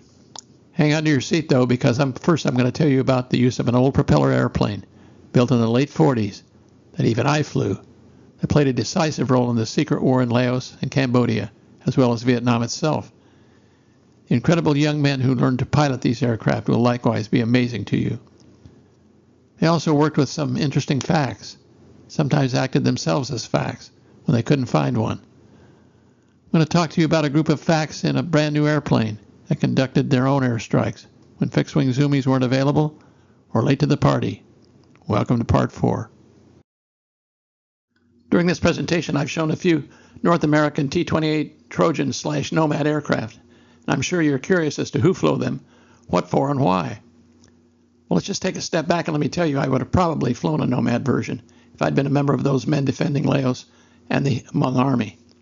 Between my student flight training in the T-28B and C model Trojans and flight instructor in advanced instruments, also at Naval Aviation School's Command Pensacola, I accrued over 850 hours of flight time. I flew 5 different aircraft during my 5 years as a naval aviator. The T-28 was my favorite. It's fully acrobatic, 120 knots faster than my helicopter, was powerful enough to fly at 295 knots per hour or 340 miles per hour, and rate of climb was 4,000 feet per minute. It was simple to fly and provided a stable enough platform to execute carrier landings. First T-28 that flew was in 1948. Notice this airplane has VT-6 painted on the side, just under the Navy logo. This training squadron is one of the one that instructs student pilots how to make carrier landings. Speaking of carrier landings, here's a Trojan piloted by a student flying solo from VT-6, catching a wire aboard the old USS Lexington. The Navy used the Lex, still with a wooden deck, in 1966 for the training command student and naval aviators to qualify. This naval aviation meme is one of 2 we taught the students to memorize before coming aboard. The other one is, there are more Navy aircraft lost in the ocean than submarines in the sky. Somewhat sobering when taking off the other end. Both during and after the war, little attention was paid to the twin-seat T-28 Trojan trainer, armed combat version called the Nomad, and its important role in Laos and Cambodia during the Vietnam War. I was still in the Marines for 18 months after my tour ended in 1970. Had no idea of any secret war, much less about T-28s having any role in that war. When I was a student, the Navy was training South Vietnamese men in the T-28 with us. We were told it was so they could better transition to the A-1 Skyraider. Who knew? This wasn't a lie, but they did transition to the T-28 first. Some did fly the T-28s in South Vietnam. It was the most important aircraft for the prosecution of the secret war. It was a light ground attack aircraft adapted and used for counterinsurgency acronym COIN, warfare. T-28 sustained COIN effort by absorbing such a variety of missions and users that it was an omnipresent fixed-wing aircraft during the era. Those that used her were the U.S. Air Force, Air America, South Vietnam Air Force, Royal Thai Air Force, and Royal Laotian Air Force by the indigenous young tribesmen, Cambodia, and even one North Vietnam. You might ask, why the T-28? The answer was simple. Availability, almost 2,000 were built. Simplicity, it was a trainer, right? A proven record for reliability, and most of all, they were cheap to operate and fix. The slide shows in detail some of the big 9 cylinders and huge constant prop of the Wright R1820-76A engine that developed 1,425 horsepower used in the T-28D Nomad Mark II. As an illustration of that, this happened at night on our solo cross-country navigating over 3 states, Alabama, Mississippi, and Florida. It was a South Vietnamese Air Force student. They spoke very little English, so you never knew if they understood what was being taught or not. He walked away from this one, but many did not. You can see the intact cockpit, which undoubtedly saved his life. A Navy friend of mine almost had a mid-air collision with a foreign student. The Vietnamese student pilot overflew my buddy's cockpit trying to rendezvous during 4-plane formation. He was so close to peeling off my friend's head. After that incident, my friend Wayne had to be talked out of wanting to quit naval aviation and be returned to the fleet in a non-aviation billet. North American was the original manufacturer of the T-28 and converted most of the B and C models to Ds. One of the squadron that flew the new Ds, the Zorros, nicknamed them Tangos. Each was fitted with 2 rocket-powered Stanley Yankee evacuation systems and 6 underwing hardpoints for mounting any number of offensive weapons. Finally, it was equipped with the Wright R1820-80, a 1,535 horsepower engine. Wow. 75 AT-28Ds were converted by Fairchild Hiller. After the conversion, it could carry 3,500 pounds of ordnance depending on environmental factors. The slide is taken at Long Ching. The T-28 could merely jump over the mountain behind it and attack the plain of Jars, a North Vietnamese Army strongpoint, and be back for another load of 6 M82 500-pound bombs within minutes. As you can see, these 3 underwing hardpoints are currently holding 2 bombs, with more to load on the cart behind. Only problem is the pilot is already turning and burning. This picture gives a good look at the evacuation system seats as well.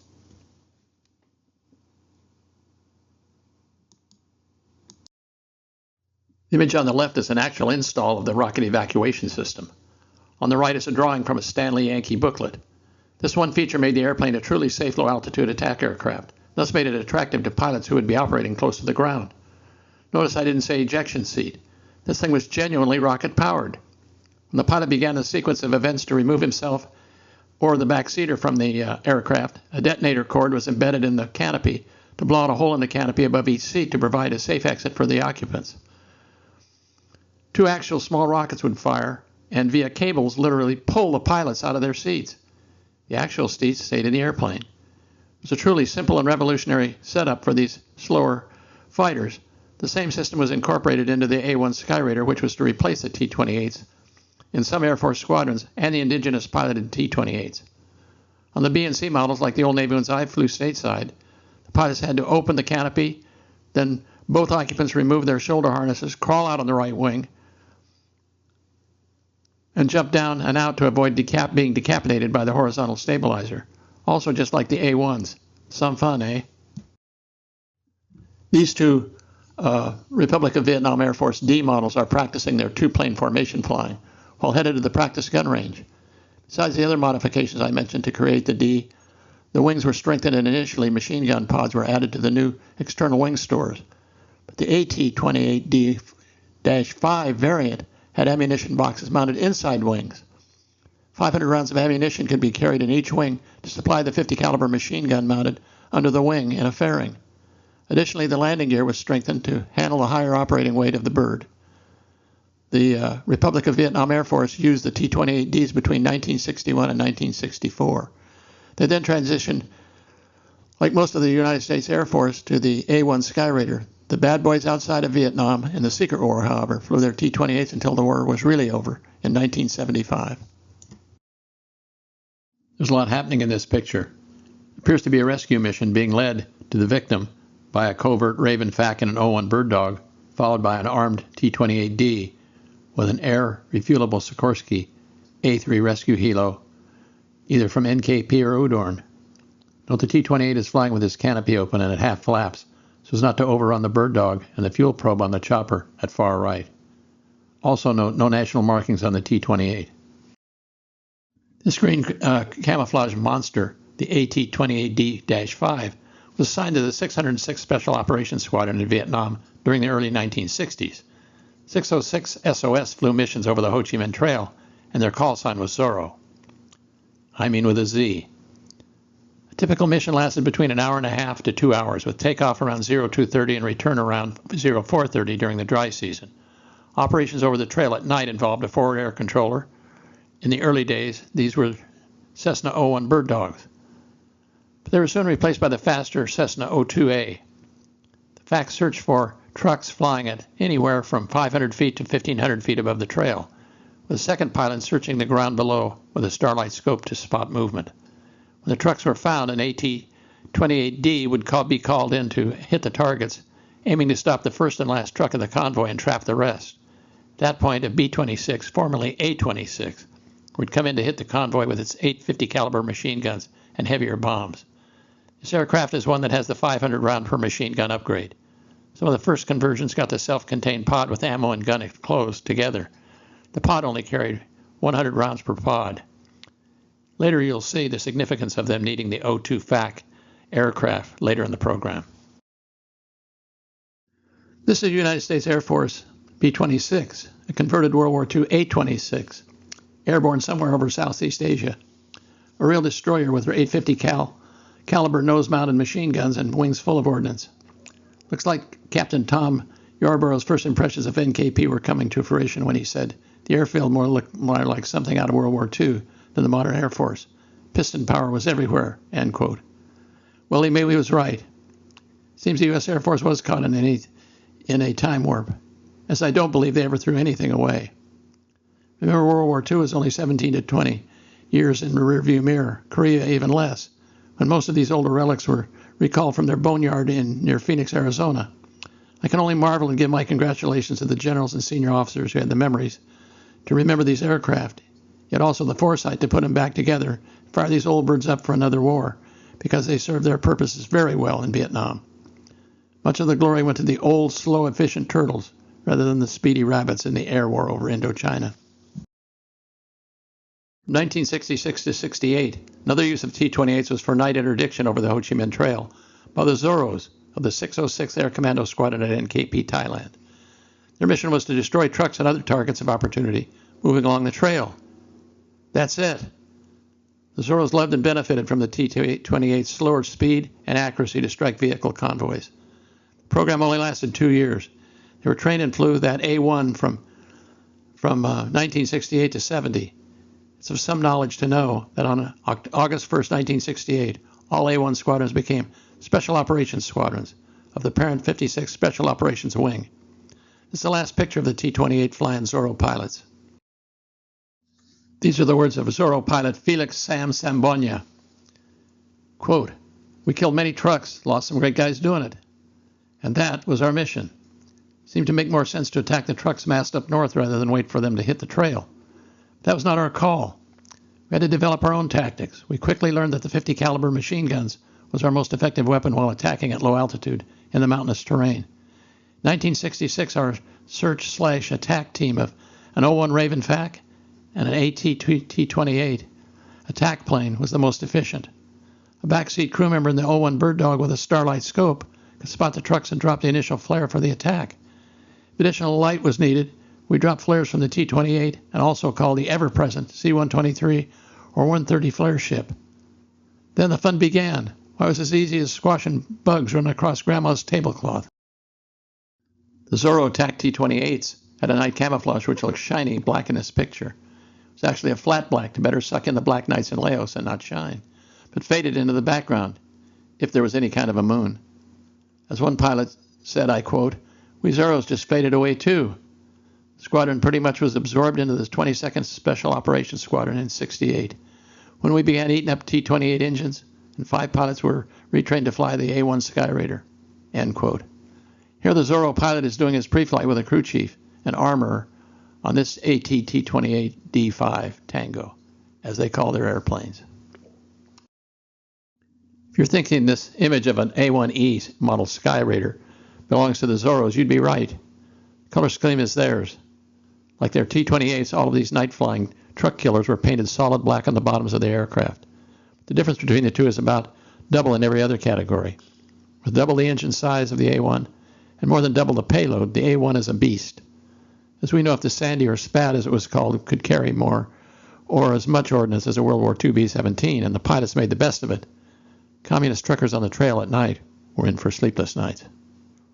The E model, nicknamed Fat Face, carried 2 pilots who sat next to each other, one who primarily flew the airplane and another who scanned the Ho Chi Minh Trail for trucks, etc., again with a starlight scope to chart their progress.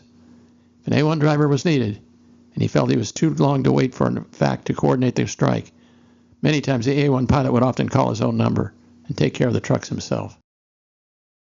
In the early 60s, after the world declared Laos and Cambodia neutral countries, with all the machinations and perfidy going on in the divided Vietnam, the Royal Laotian Air Force, RLAF, needed a real air force to protect itself from the North Vietnamese army, who had joined with the communist Pathet Lao to force a coup to defeat the democratic government of Laos and take over the country.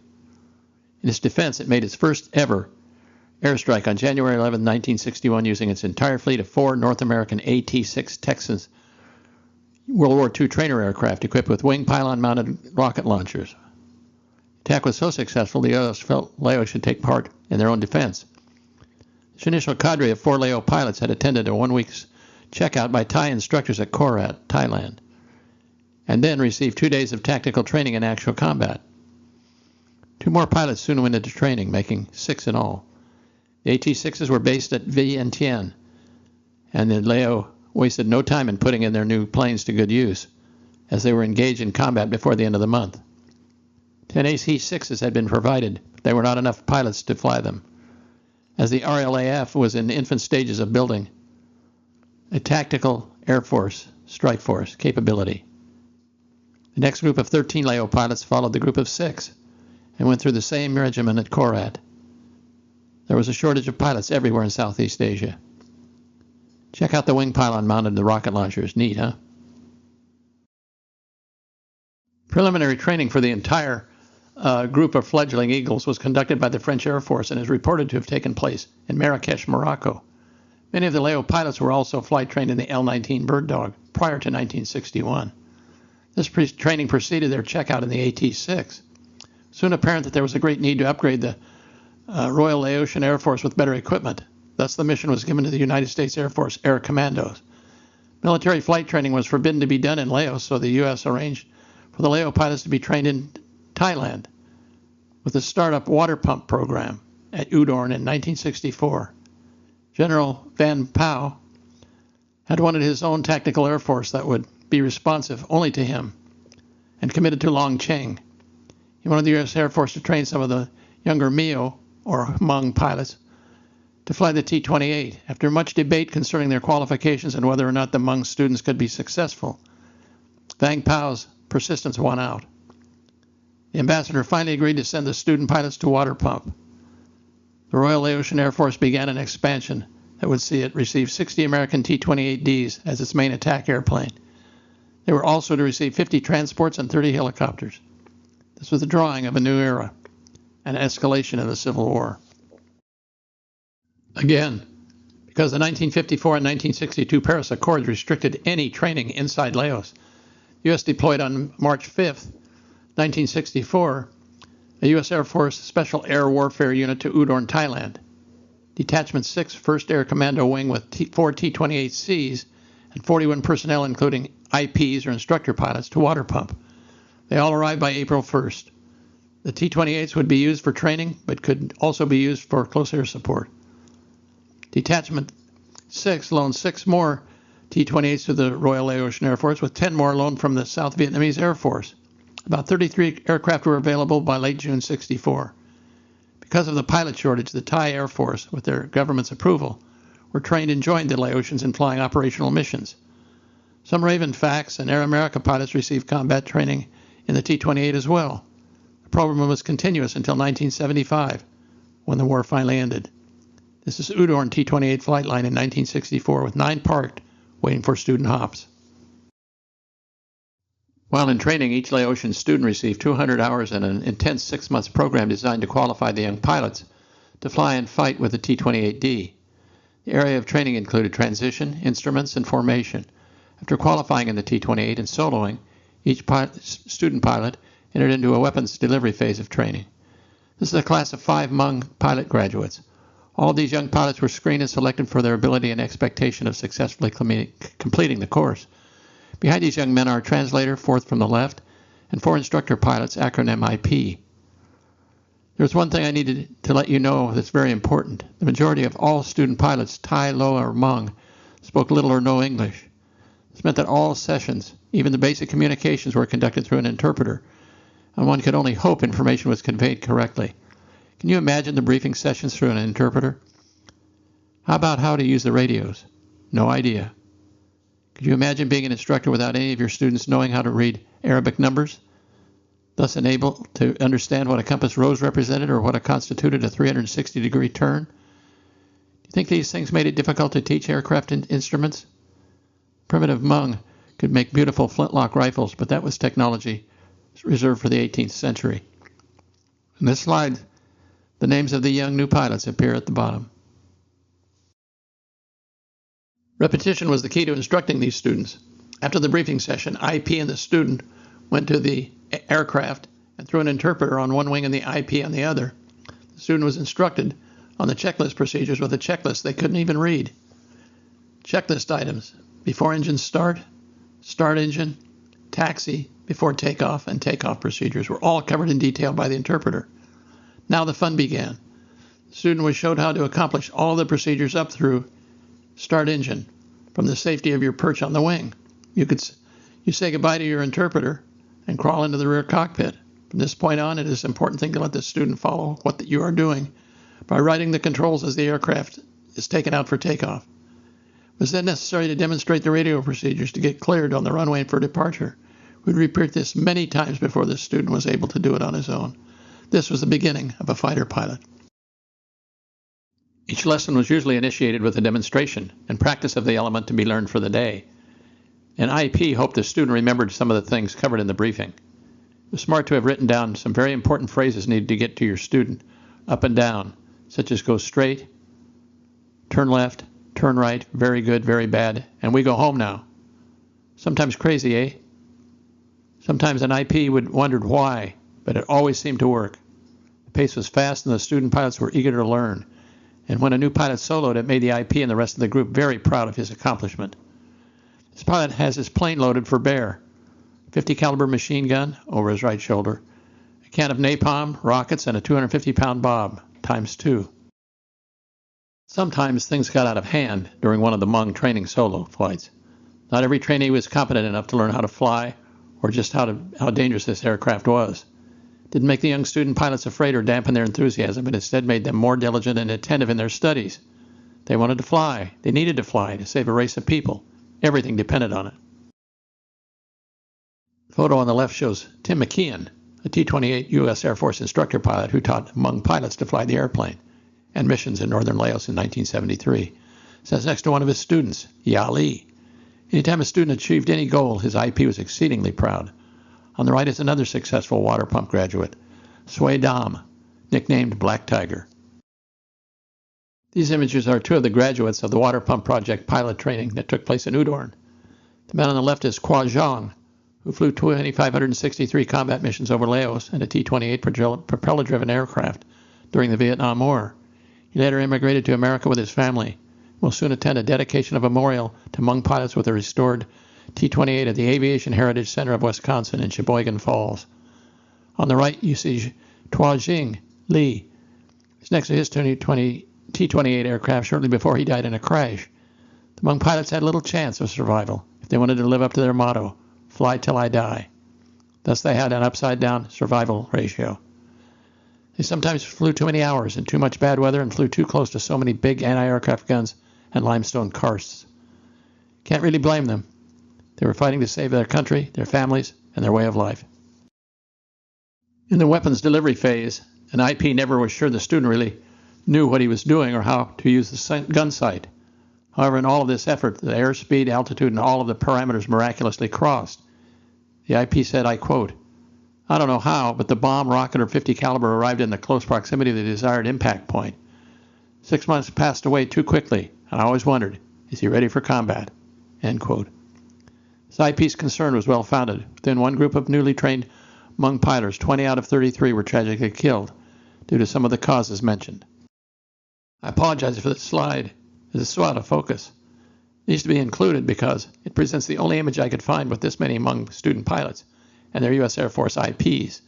Training sometimes had trouble accommodating the qualified volunteers.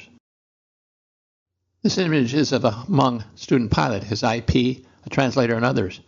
The student is sitting on the bomb pallet with his translator sitting right next to his right shoulder with a procedure checklist in hand. Another student is observing right behind the instructor pilot's right shoulder.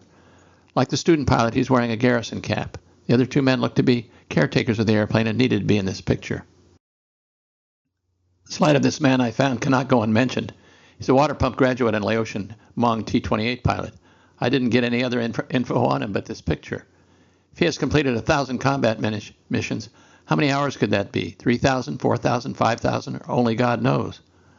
For all those that died in training or in combat, we know that these pilots gave all they had for freedom and the right to be left alone.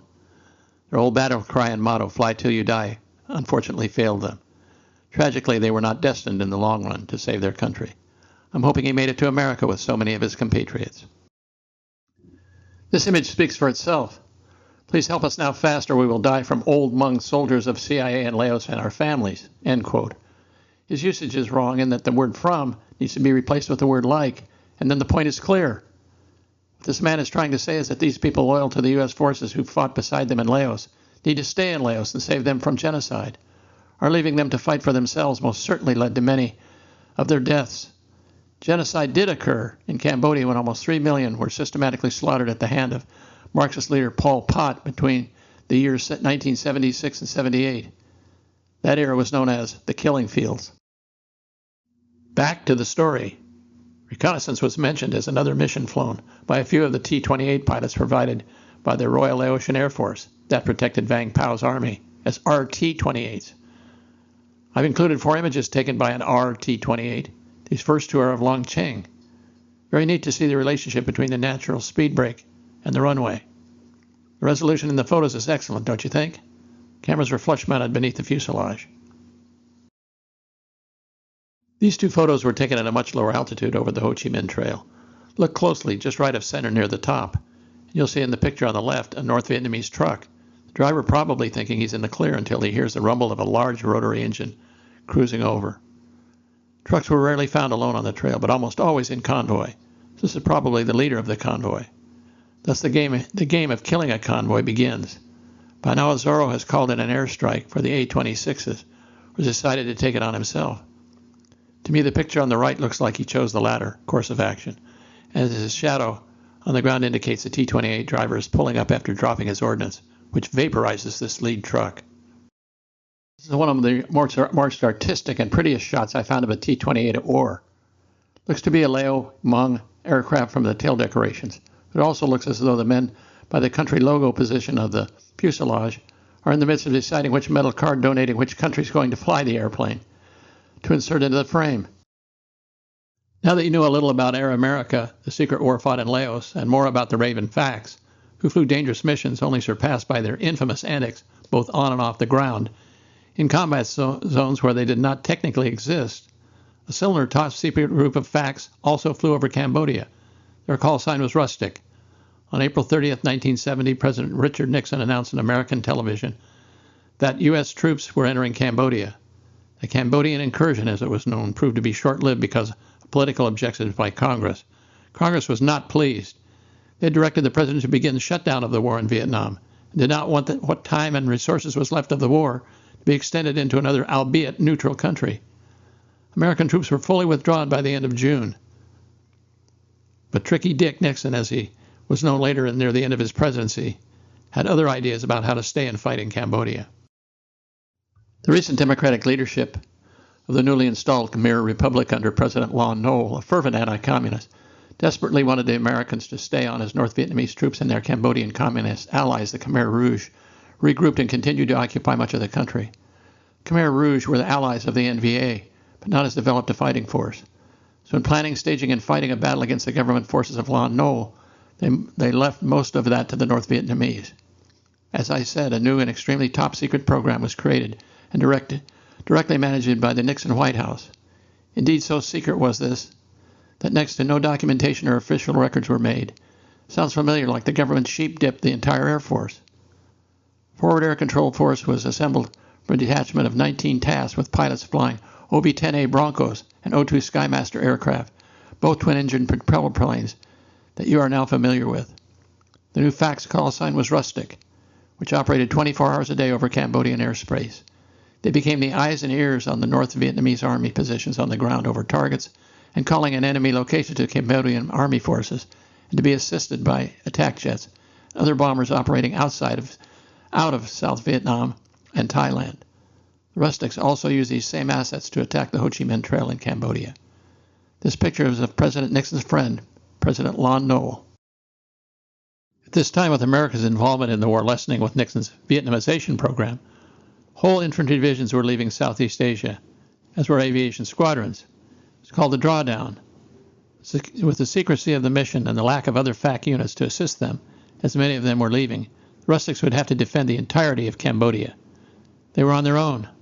They had some problems, but the biggest problem was one of language, as communication with the big ABCCC, or Airborne Battlefield Command and Control Center, EC-130E, specialized aircraft equipped to provide data before coordinating close air support and managing battlefield commissions to attack, as well as FAC aircraft, like the Rustics, was essential.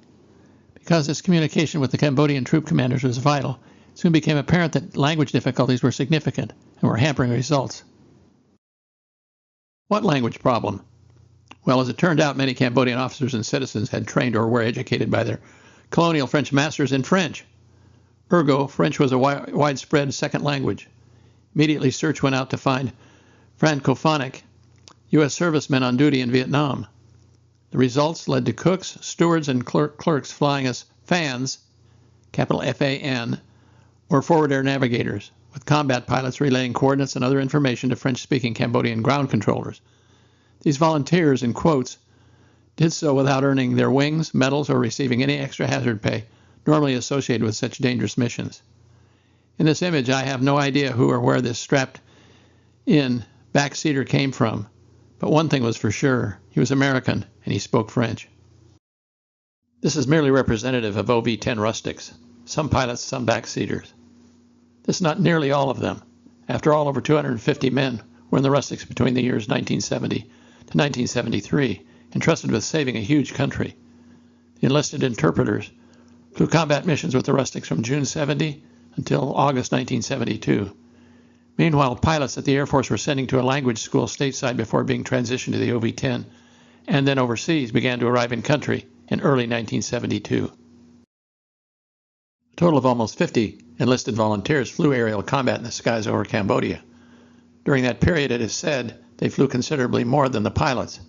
A pilot might fly a half to three-quarters of a day of missions due to aircraft troubles, etc.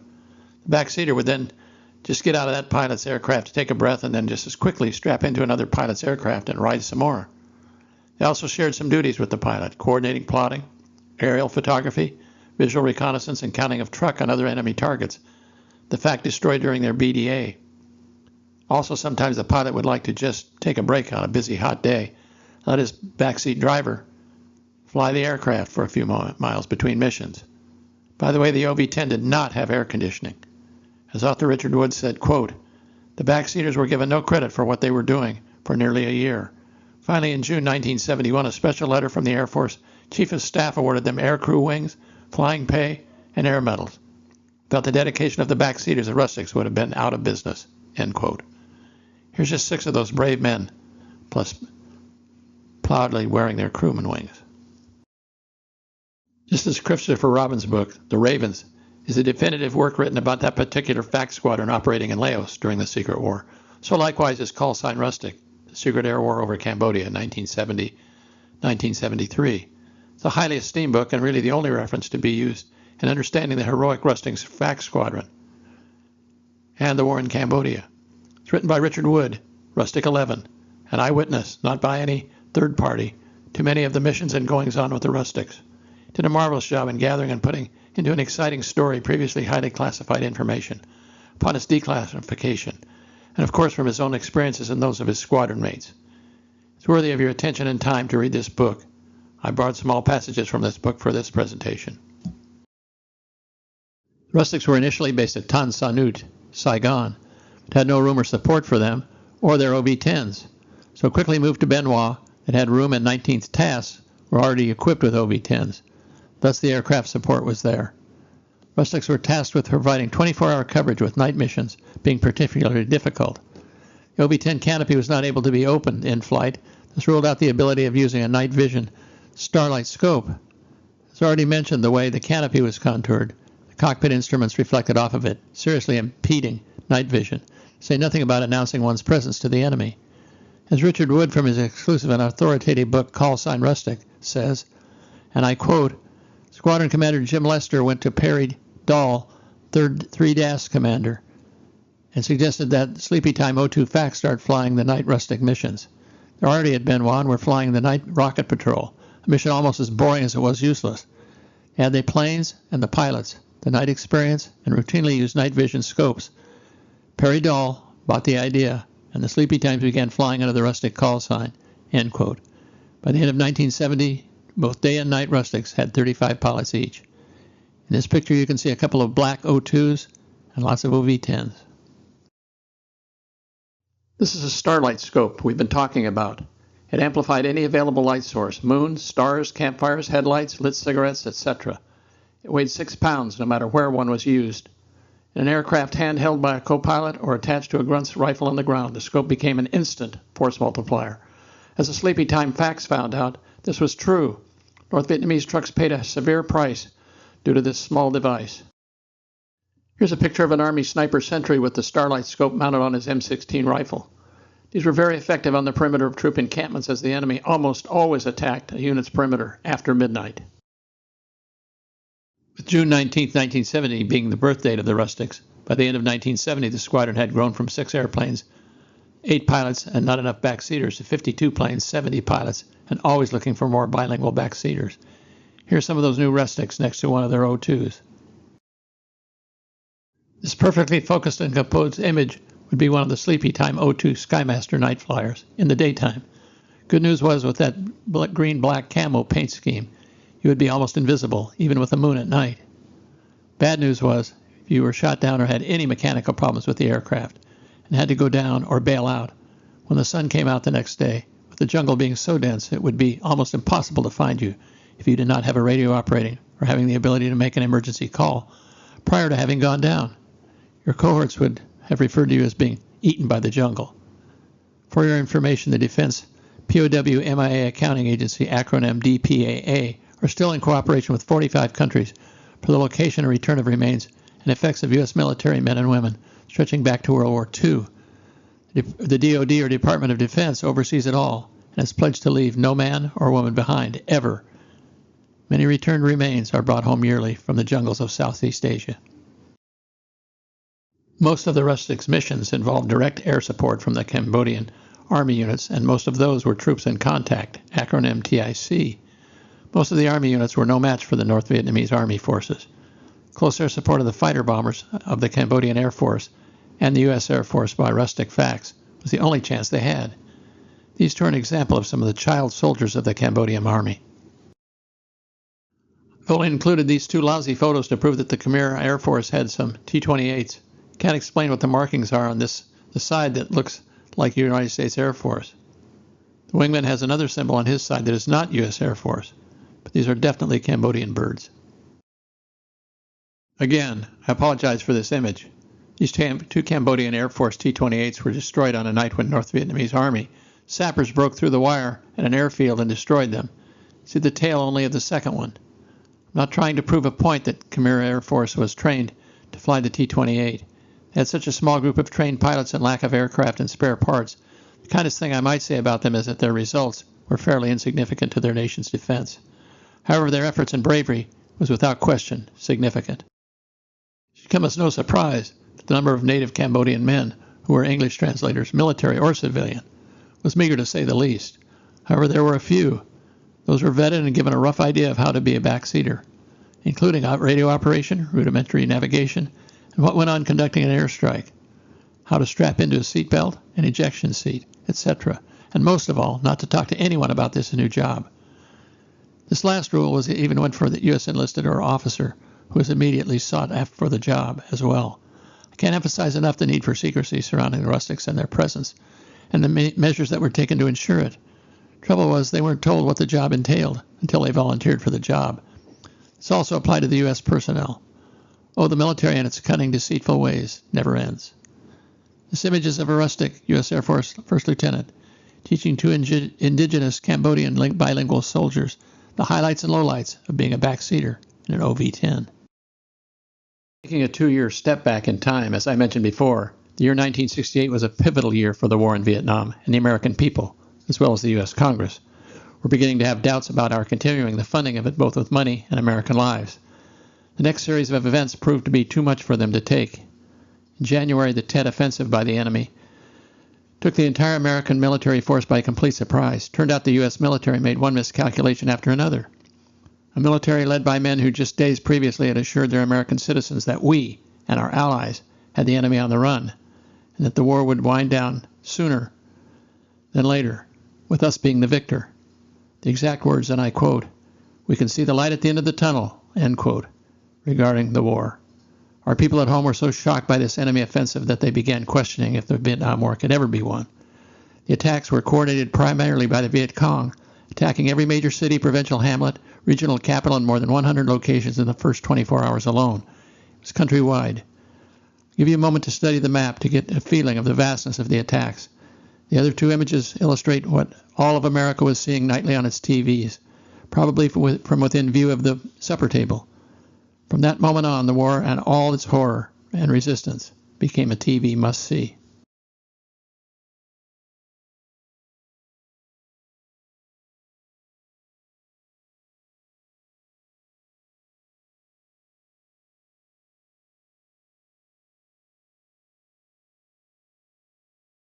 Although the Tet Offensive was a battle that became a complete disaster for the Viet Cong, with over 45,000 killed out of 80 to 85,000 attacking, and according to what Vietnam War historian George Herring wrote, the VC regular, I quote, regular units were decimated and would never completely recover, and its political infrastructure suffered crippling losses, end quote. In spite of that fact, that we won the battle, we lost the war.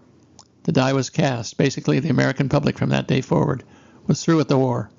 Ultimately, this cost President Johnson his presidency, created a bloody stalemate that would last until 1973, and triggered a series of events that propelled a total abandonment of a people who were not able to defeat the enemy by themselves, and left them stranded and defeated by 1973. To the right, we see an Arvin soldier looking at a destroyed city, wondering how this happened. If television coverage was not enough, print media filled in the rest of the distaste and carnage of the war. With almost 500,000 U.S. military men fighting the war by now, people began asking questions about its validity. If you look closely, you will see the New York Times headline, lower left. I quote, "Westmoreland requests 206,000 more men, stirring debate in administration," end quote. He was denied his request. By the way, the battle for the embassy in Saigon lasted a few hours.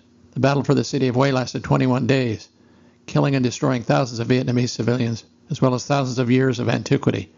There are only 7,000 homes left usable out of the original 17,000 in the city of Hue alone. Just after the Tet Offensive, one of the next tragedies during that year of 1968 was the assassination of Dr. Martin Luther King Jr. on April 4, 1968, sending the country into shock and grief over his death. Here he appears in Washington, D.C., giving his famous "I Have a Dream" speech on August 23, 1963, the day of the March on Washington, for better jobs and civil rights. Personally, I credit him for being one of the 5 greatest Americans of the 20th century, and great enough to be another face on Mount Rushmore. Then, almost two months to the day after the killing of Martin Luther King, Robert F. Kennedy was, in like manner, was gunned down and assassinated on June 5, 1968, After just beginning to celebrate his primary victory in California at the Ambassador Hotel in downtown Los Angeles. Here he is with his wife, Ethel, thanking his followers for their support in his run for the presidency. Again, another shock to the country's senses. I'd like to switch gears for a few more moments to explain what was going on in America in 1970, 2 years after the '68 Tet Offensive. For those of you who are my age, I was 28 years old in 1970. You might remember that at this time, continuing to fight the war in Vietnam wasn't going so well for President Nixon and his administration. Just short of open rebellion, protests and some violence were going on in the streets of universities of America. Not only was Congress angry at Nixon for expanding the war into Cambodia, but he had himself on the campaign trail in '68 promised to put a halt to the war, and thus the killing and wounding of America's treasure. 2 years later, it looked like the country as though he had no intention of fulfilling that promise. Here is Nixon at his convention bathing in glory after just receiving the Republican nomination for president in 1968. He promised to bring America together, what with America's wariness over the war protests, racial protests, the draft, and the war in general. At the convention and during his campaigning, he often blamed LGBJ for mismanaging and extending the war, and the military for not having a clue on how to find peace with honor. He continued to say he would end the war soon if elected. He was elected. 2 years would transpire, and he would then attack into Cambodia to shut down the Ho Chi Minh Trail. So much for political promises. Stalemate going on for the 2 years between 1968 and 1970, with all of the mounting indifference of our government and the dying of all of our warriors. American people were stepping up their resistance to the war, and rightly so.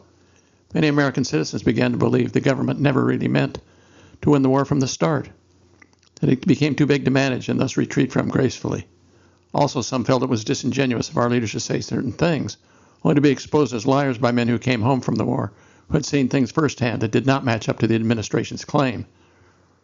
This is the cover of the New York Daily News on May 1st, 1970, one day after President Nixon's proclamation of our attack into Cambodia. Looking at the picture underneath the headline, you might even call it prophetic of what was to come just 3 days later. Finally, there was this. In 1970, the war for America, that is, would last for 3 more years. Nixon announced his order to invade Cambodia on April 30th. Within 4 days of that announcement, 7 students were shot, with 4 dying at Kent State University by members of the Ohio National Guard during an anti-war protest. The president had taken a road that would eventually, in the end, be one of the events that cost him his presidency. Congress and the country now thought of him as dishonest and a slimy politician that couldn't be trusted. Another loser I voted for, but they were right. Sometime I will disclose to you just how bad a voter for horrible presidents I have helped to elect. The next day after the shooting, some protesters at Kent State prepared and raised this flag indicating the number of those that died in the war up to that point, 41,733, with the added 4 from yesterday's massacre. Actually, another 16,699 would die by America's end of the war on January 27, 1973. More blood on the hands of another promising more, delivering less American president. This image is of one of our troops in Southeast Asia reading in Stars and Stripes about the unrest and division at home over the war. Do you remember morale among the troops waning in this time? I do. That is until the men and women came home for good in 1973. Anyway, back to the Rustic facts story.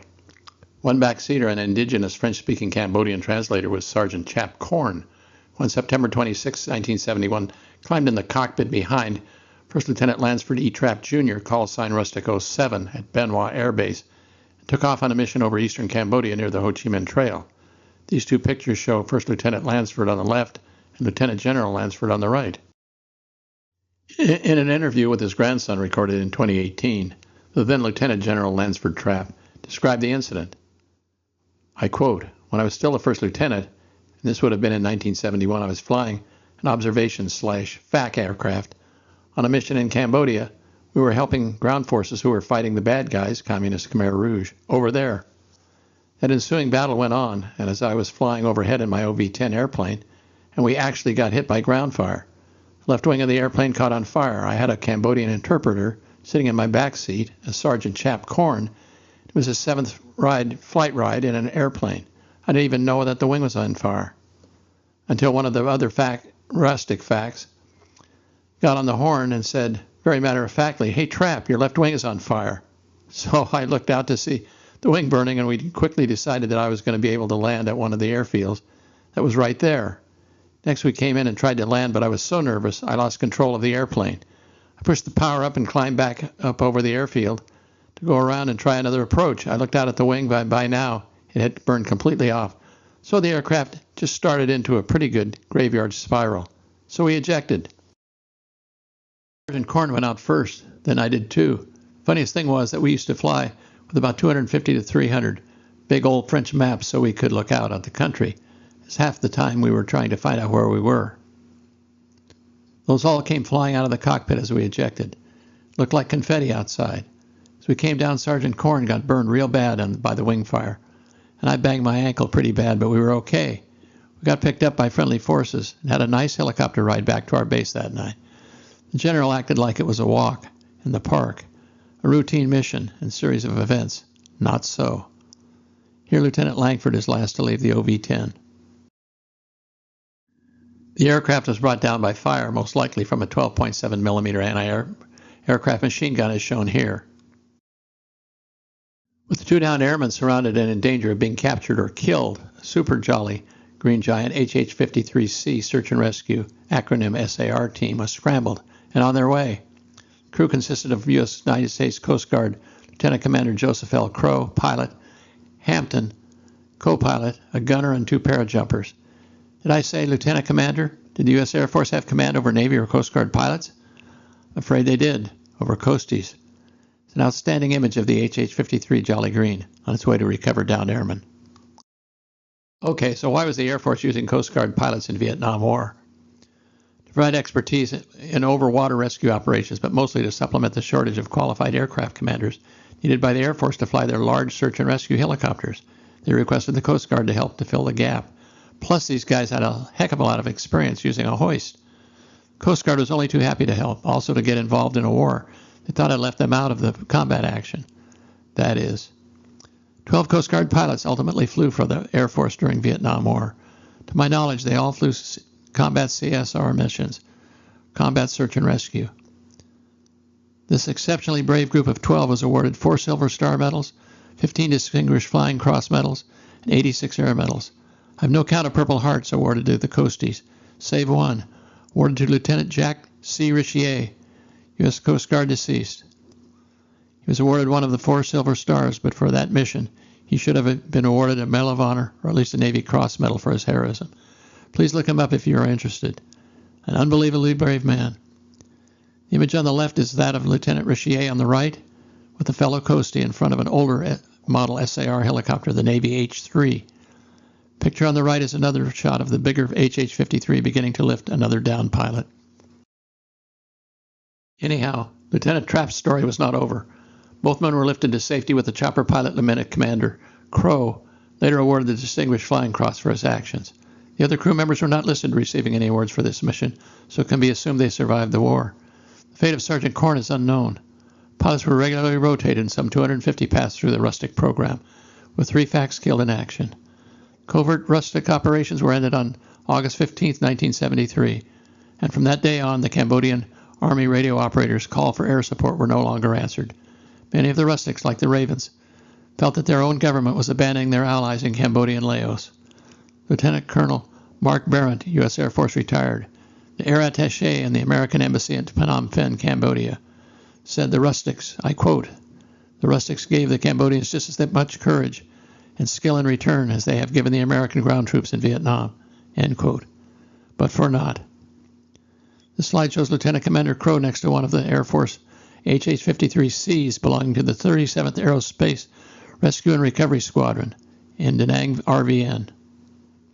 I've included an image of his yearbook photo from the Coast Guard Academy in New London, Connecticut. These old guys are some of the Minh student pilots that were part of Operation Water Pump that lived to tell their stories. Also, this group of men are part of the National Lao Hmong Memorial Foundation. All of these men are Hmong pilots who flew the AT-28D during their war against the Pathet Lao and the North Vietnamese Army during the Secret War. They now live in America and all are respected men in their communities. The memorial statue of a FAC being rescued by Hmong troops is located in Fresno, California. If this rescue of a pilot was indeed a FAC, it would have to have been a Raven. Could not have been the CIA's Air America, as they never wore flight suits or helmets when flying. This might have been an attacked Zumi pilot. Either way, it's a magnificent statue. This image shows a wider view of the sculpture, taken from another angle, and an inscription on the memorial. This is a closer view of the inscription. I'll go ahead and read it. Lao Hmong American War Memorial. Portrait of a people, Hmong. From 1961 to 1975, the Hmong and other Lao people of the highlands of Laos helped the United States fight against communism in Laos and Vietnam. On December 31st, 1960, U.S. President Dwight D. Eisenhower declared, I quote, "We cannot let Laos fall to the communists even if we have to fight," end quote. Because the Ho Chi Minh Trail ran through it, the territory of the Hmong, the CIA recruited the Hmong and other Lao groups as a special guerrilla unit under the leadership of General Von Pao to fight the spread of communism throughout the Southeast Asia.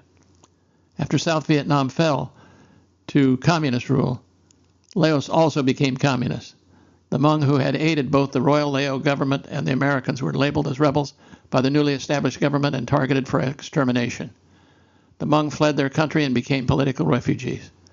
They were offered safety and freedom in the United States, France, Australia, Canada, and other Western countries. 30 years after the Vietnam War ended, over 55,000 Hmong lived in the Central Valley of California. Fresno, California became home to the largest Hmong population outside Laos. Those that were once allies are now called friends, neighbors, and fellow citizens. This is yet another dramatic view with another dedication on this side. A closer view of this inscription. This is dedicated to the Lao and Hmong soldiers who fought courageously alongside American soldiers in Laos during the Vietnam War. Their demonstration of profound bravery, loyalty, and commitment to the United States during the Vietnam conflict is an inspiration to people of both countries. This memorial reminds future generations of our enduring appreciation of a people, a time, and a sacrifice that must never be forgotten. This memorial was made possible through the efforts of the City of Fresno, County of Fresno, and the Lao Hmong American War Memorial Committee, and through the generous contributions of members of the Fresno community. Dedicated on December 21st, 2005, Mayor Alan Autry, Fresno, California. In case you were wondering whatever happened to General Vang Pao, in 1975 he was sped out of his country of Laos to the U.S. by his aides with American help as the war was finally over and Laos was lost to the communists. He was reluctant to leave but did spend the rest of his life and his days attempting to free his people left there, many of whom were murdered and starved to death by the Pathet Lao government. Genocide, the destruction of an entire people, was a real possibility. The general initially settled in Minnesota but made his way to the area around Fresno, California in the mid-2000s. He was instrumental and credited with helping negotiate the resettlement of American tens of thousands of fellow Hmong. This image is of a house the general lived in St. Paul, Minnesota before moving to California. This slide, shot on May 11, 2000, shows General Vang Pao left with Lao veterans after laying a wreath at the Vietnam Memorial in Washington, D.C., marking the 25th anniversary of the end of the Vietnam War in Laos. In 2007, U.S. police arrested 9 people, including the former general, charged with plotting to purchase $10 million worth of military weapons, mostly automatic weapons and rockets, and recruit mercenaries to unseat the sitting Laos communist government, a California prosecutor said on June 4, 2007. Talk about a determined man. On September 18, 2009, after a national outcry, the federal government dropped all charges. He was never prosecuted on those charges. This article, written in the LA Times on January 7, 2011, was reported from Fresno, and I quote, General Vang Pao, the controversial but revered Hmong leader, who was a key ally to the United States during the Vietnam War, died Thursday in Clovis, California. He was 81. Vang Pao was admitted to a hospital for pneumonia December 26, shortly after his traditional remarks at the Hmong International Festival in Fresno. His ability to skirt death was legendary, according to Karl Polivka, a retired Air Force colonel who knew Vang Pao during the Vietnam War. My parentheses, also a Raven fact. Polivka told the Times in 2008 of the time Vang Pao was about to leave a Laotian air base in a Huey helicopter, but suddenly refused to go. He ordered to stop the engines. His reason was simple. Buddha says not to fly in this. Half an hour later, the helicopter exploded, end quote. Standing only crowd inside the Fresno Convention Center for the service of Vang Pao, among war hero and community leader at the start of his 5-day traditional Hmong funeral in Fresno on February 4th, 2011. The horse-drawn casket of the general proceeds to the Fresno Convention Center, followed by family members and friends. Vang Pao, it was said, had a minimum of 20 children. Between the procession through the streets of Fresno and those attending the service at the convention center, there were an estimated 40,000 people in attendance. It would be an understatement to say that there were an embarrassment of riches in the states previously mentioned, of large Hmong populations, of memorials, statues, and dedications designed to salute the greatest of all Hmong leaders and protectors of their people. He was Washingtonian to them. Those would command at least 10 to 12 more slides. This memorial grouping was erected by Hurlbut Field Memorial Air Park at Eglin Air Force Base near Valparaiso, Florida. 4 brass cast plaques represent and honor the Bird Air Memorial, Montagnard Memorial, Air America Memorial, and the Hmong Special Guerrilla Units Memorial, signified by the arrow. This inscription reads as follows: Hmong Special Guerrilla Units. During the Vietnam between 1961 and 1975, Hmong Special Guerrilla Units, SGU, were de facto commando warfighters who sacrificed their lives to rescue American forces and protect Laos against North Vietnamese expansionism. The Hmong, which means free people, were rugged Laotian hill tribesmen noted for their warrior tradition, loyalty, commitment, and bravery. The Hmong were among America's staunchest and heroic allies.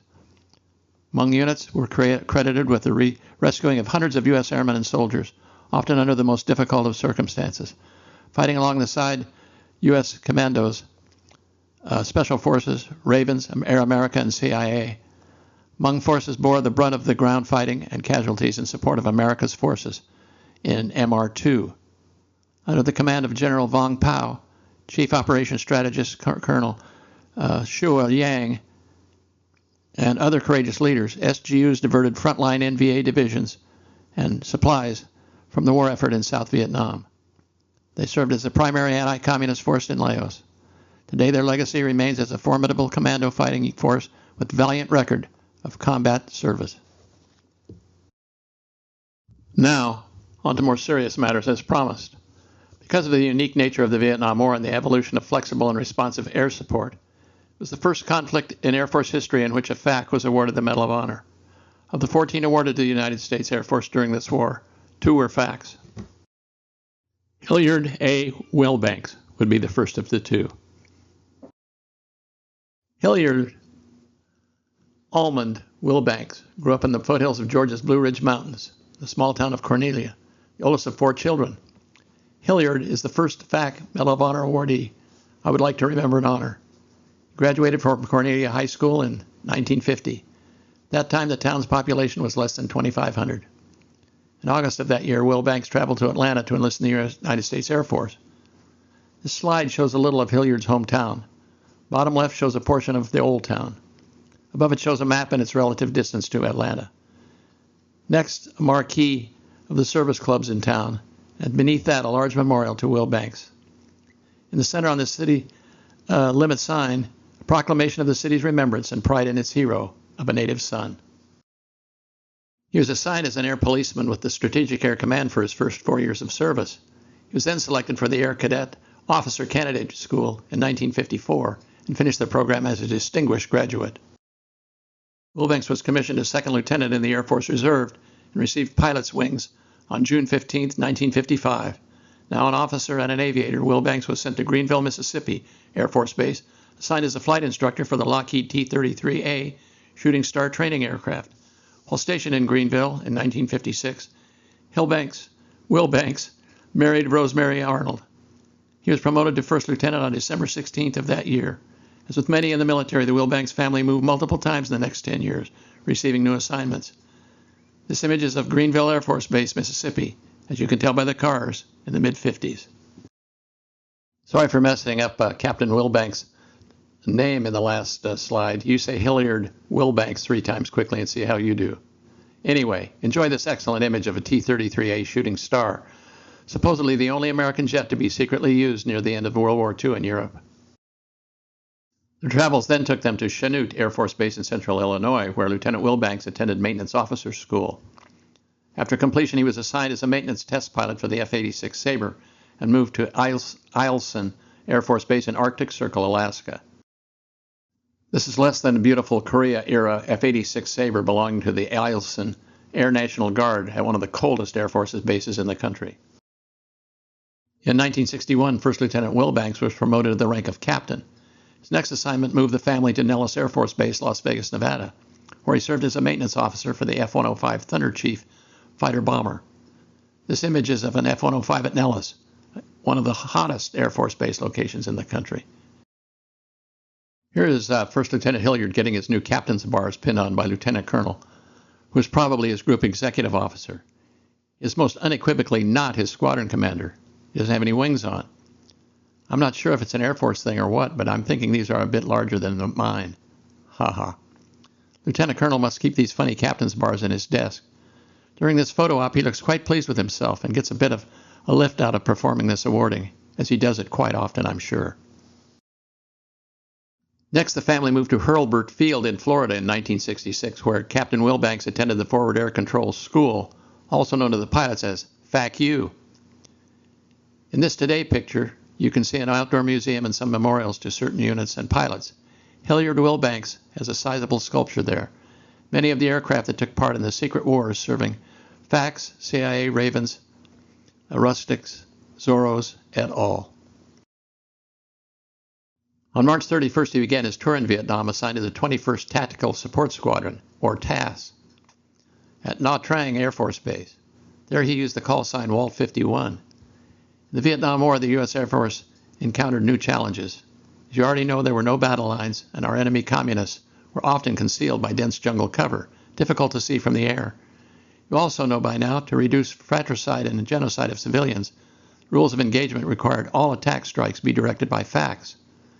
This slide looks out of the front of the windscreen of an aircraft on final at Nha Trang Air Force Base. Notice the South China Sea in the background, the prosperous village next to the runway.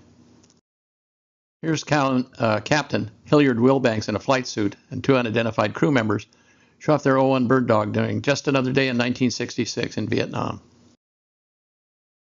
On February 24, 1967, Captain Willbanks was called by fellow FAC, Lieutenant Colonel Norman Mueller, to fly over a tea plantation where a friendly South Vietnamese ranger company had recently gone missing.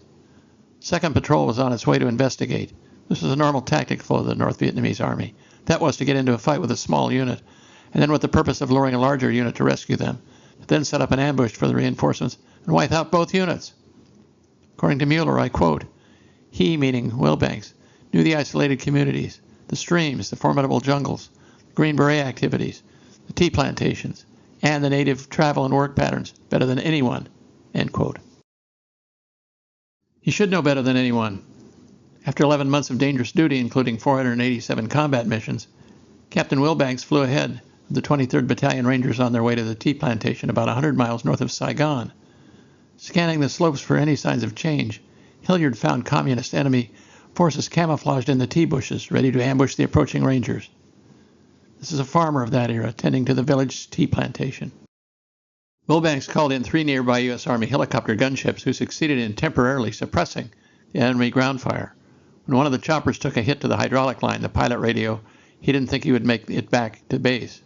Willbanks radioed back, releasing the other two helicopters to follow the damaged bird home.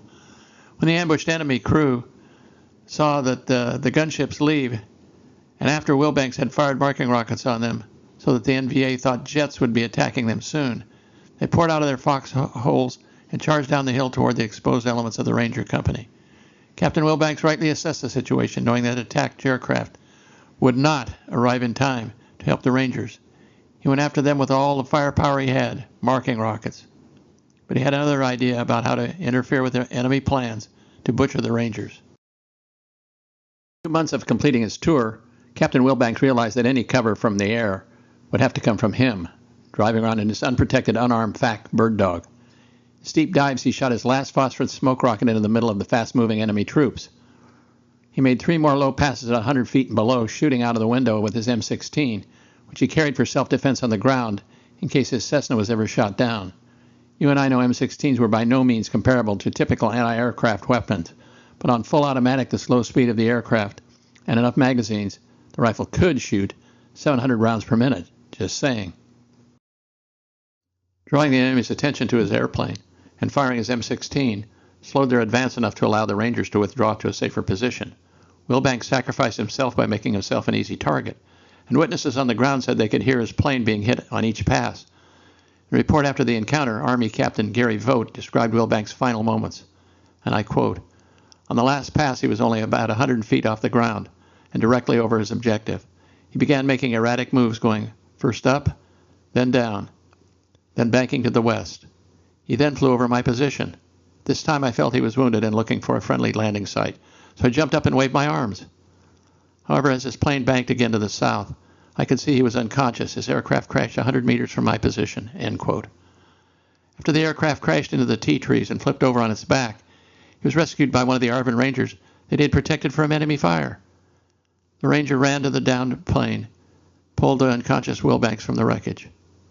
This is a slide of Captain Willbanks' destroyed aircraft. A flight of F-4 Phantoms attack aircraft roared in to strafe the enemy while a helicopter picked up the wounded captain. He died while en route to a hospital. Captain Hillyard Almond Willbanks left behind a wife and 4 children, including twins, who were born 2 weeks after his deployment to Vietnam. Willbanks, age 33 at his death, was buried in Fayette, Mississippi.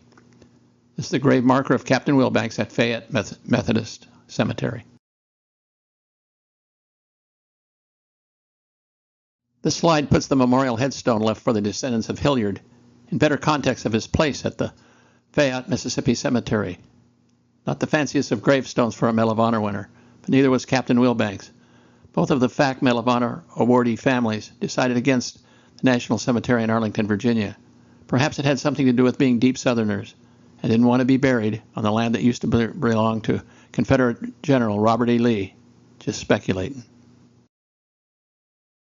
January 24, 1968, exactly 11 months after his death, United States Secretary of the Air Force Harold Brown presented by order of Congress of the United States of America Medal of Honor to Captain Willbanks' widow Rosemary, with others present at the Pentagon in Arlington County, Virginia.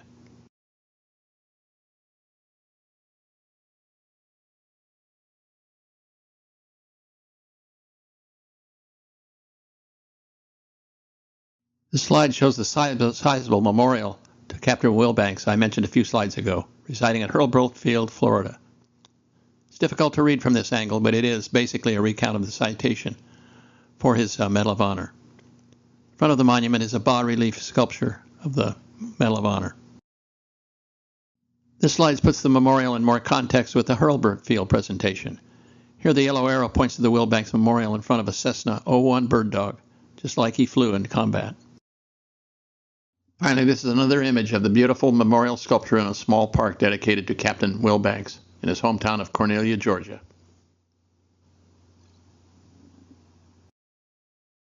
As well as many honors and memorials rendered in his name, one of the greatest honors was a middle school in Demarest, Georgia, named for him. In the left-hand corner of this slide, I've included the image of a wall in the auditorium showing an O-1 Bird Dog airplane with Captain Willbanks at the controls. Pretty sweet, eh? Speaking of the second FAC, who was to receive the Medal of Honor, also posthumously, almost 6 years after Captain Hillyard, I would be honored to tell you the courageous story of U.S. Air Force Captain Stephen Logan Bennett. Stephen was born April 22, 1946 in Palestine, Anderson County, Texas. Spelled like Palestine, the country, but in Texas, it better be pronounced Palestine. He's one of 6 children born to Elwyn Bennett, a seismic surveyor, and Edith Alice Logan Bennett. At 2 years old, his family moved to Lafayette, Louisiana, the area of Youngsville-Brossard, where he grew up. Bennett attended and graduated from Youngsville High School in 1964, then went on to attend University of Southwestern Louisiana, or USL, in Lafayette. He earned a Bachelor of Science degree in Aeronautical Engineering. While at USL, Bennett underwent military training as a member of the Air Force Reserve Officer Training Corps and received his private pilot's license in 1965. Stephen was commissioned as Second Lieutenant U.S. Air Force Reserve on August 12, 1968. When he proposed to his future wife, Linda, he told her, I quote, "It's God, country, and family," end quote, for him. If that didn't work for her, it wouldn't work between them. They met while both were attending Southwestern Louisiana. This image is of the university. He then attended pilot training at Webb Air Force Base in Big Springs, Texas in 1968 and married Miss Linda Virginia Levesque on September 7, 1968 at the St. Louis Catholic Church in Glenmore, Louisiana. Stephen's marriage caveat must have worked okay for Linda. Ha. I've taken the liberty of intruding a picture of the aircraft he probably trained in, an Air Force T-38 trainer. They had a ton of them at Webb used as trainers. Second Lieutenant Bennett was a busy man in 68-69. He also earned his wings in 1969 after completing his training at Webb. Pretend for a moment this is your TV screen on November 3, 1969. President Nixon delivered a significant TV speech to the nation outlining his strategy to gradually withdraw American troops and assets from Vietnam while transferring all military responsibilities to the Republic of Vietnam government and its forces. The overall reduction of our forces was called the drawdown, and the transfer of all military responsibilities bore the name Vietnamization. This approach aimed to reduce U.S. involvement in the war and enable South Vietnam to defend itself. He believed that empowering the South Vietnamese military would allow the U.S. to exit the conflict without abandoning its allies. Well, at least we had the good taste to leave them a lot of old equipment without spare parts, and to wait 4 years to abandon them in 1973. Anyway, thanks, Dick. Despite the momentous drawdown of U.S. forces in Vietnam and the escalating unpopularity of the conflict, Bennett was determined to serving in a combat capacity, in the fight. Lieutenant Bennett transitioned to become a forward air controller in the OV-10 aircraft and graduated from the FAC and fighter courses at Cannon Air Force Base near Clovis, New Mexico. In due course, he requested a tour in Vietnam and subsequently was assigned to the 20th Task flying OV-10 Broncos from the air station at Da Nang, Republic of Vietnam. He arrived in April 1972 and his new call sign was Covey 87.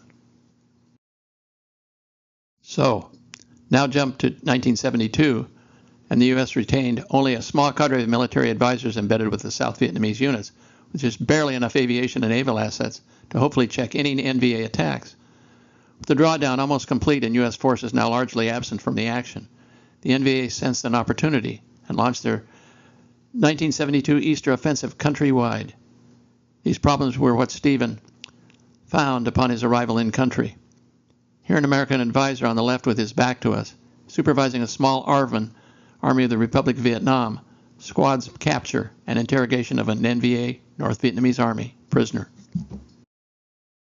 Stephen Bennett and the other pilots of 20th Task flew an increasing number of support and FAC missions, helping even with direct artillery and naval gunfire attacks on the enemy to make up for the lack of fixed-wing aircraft and artillery units that had left the country or were in the process of leaving.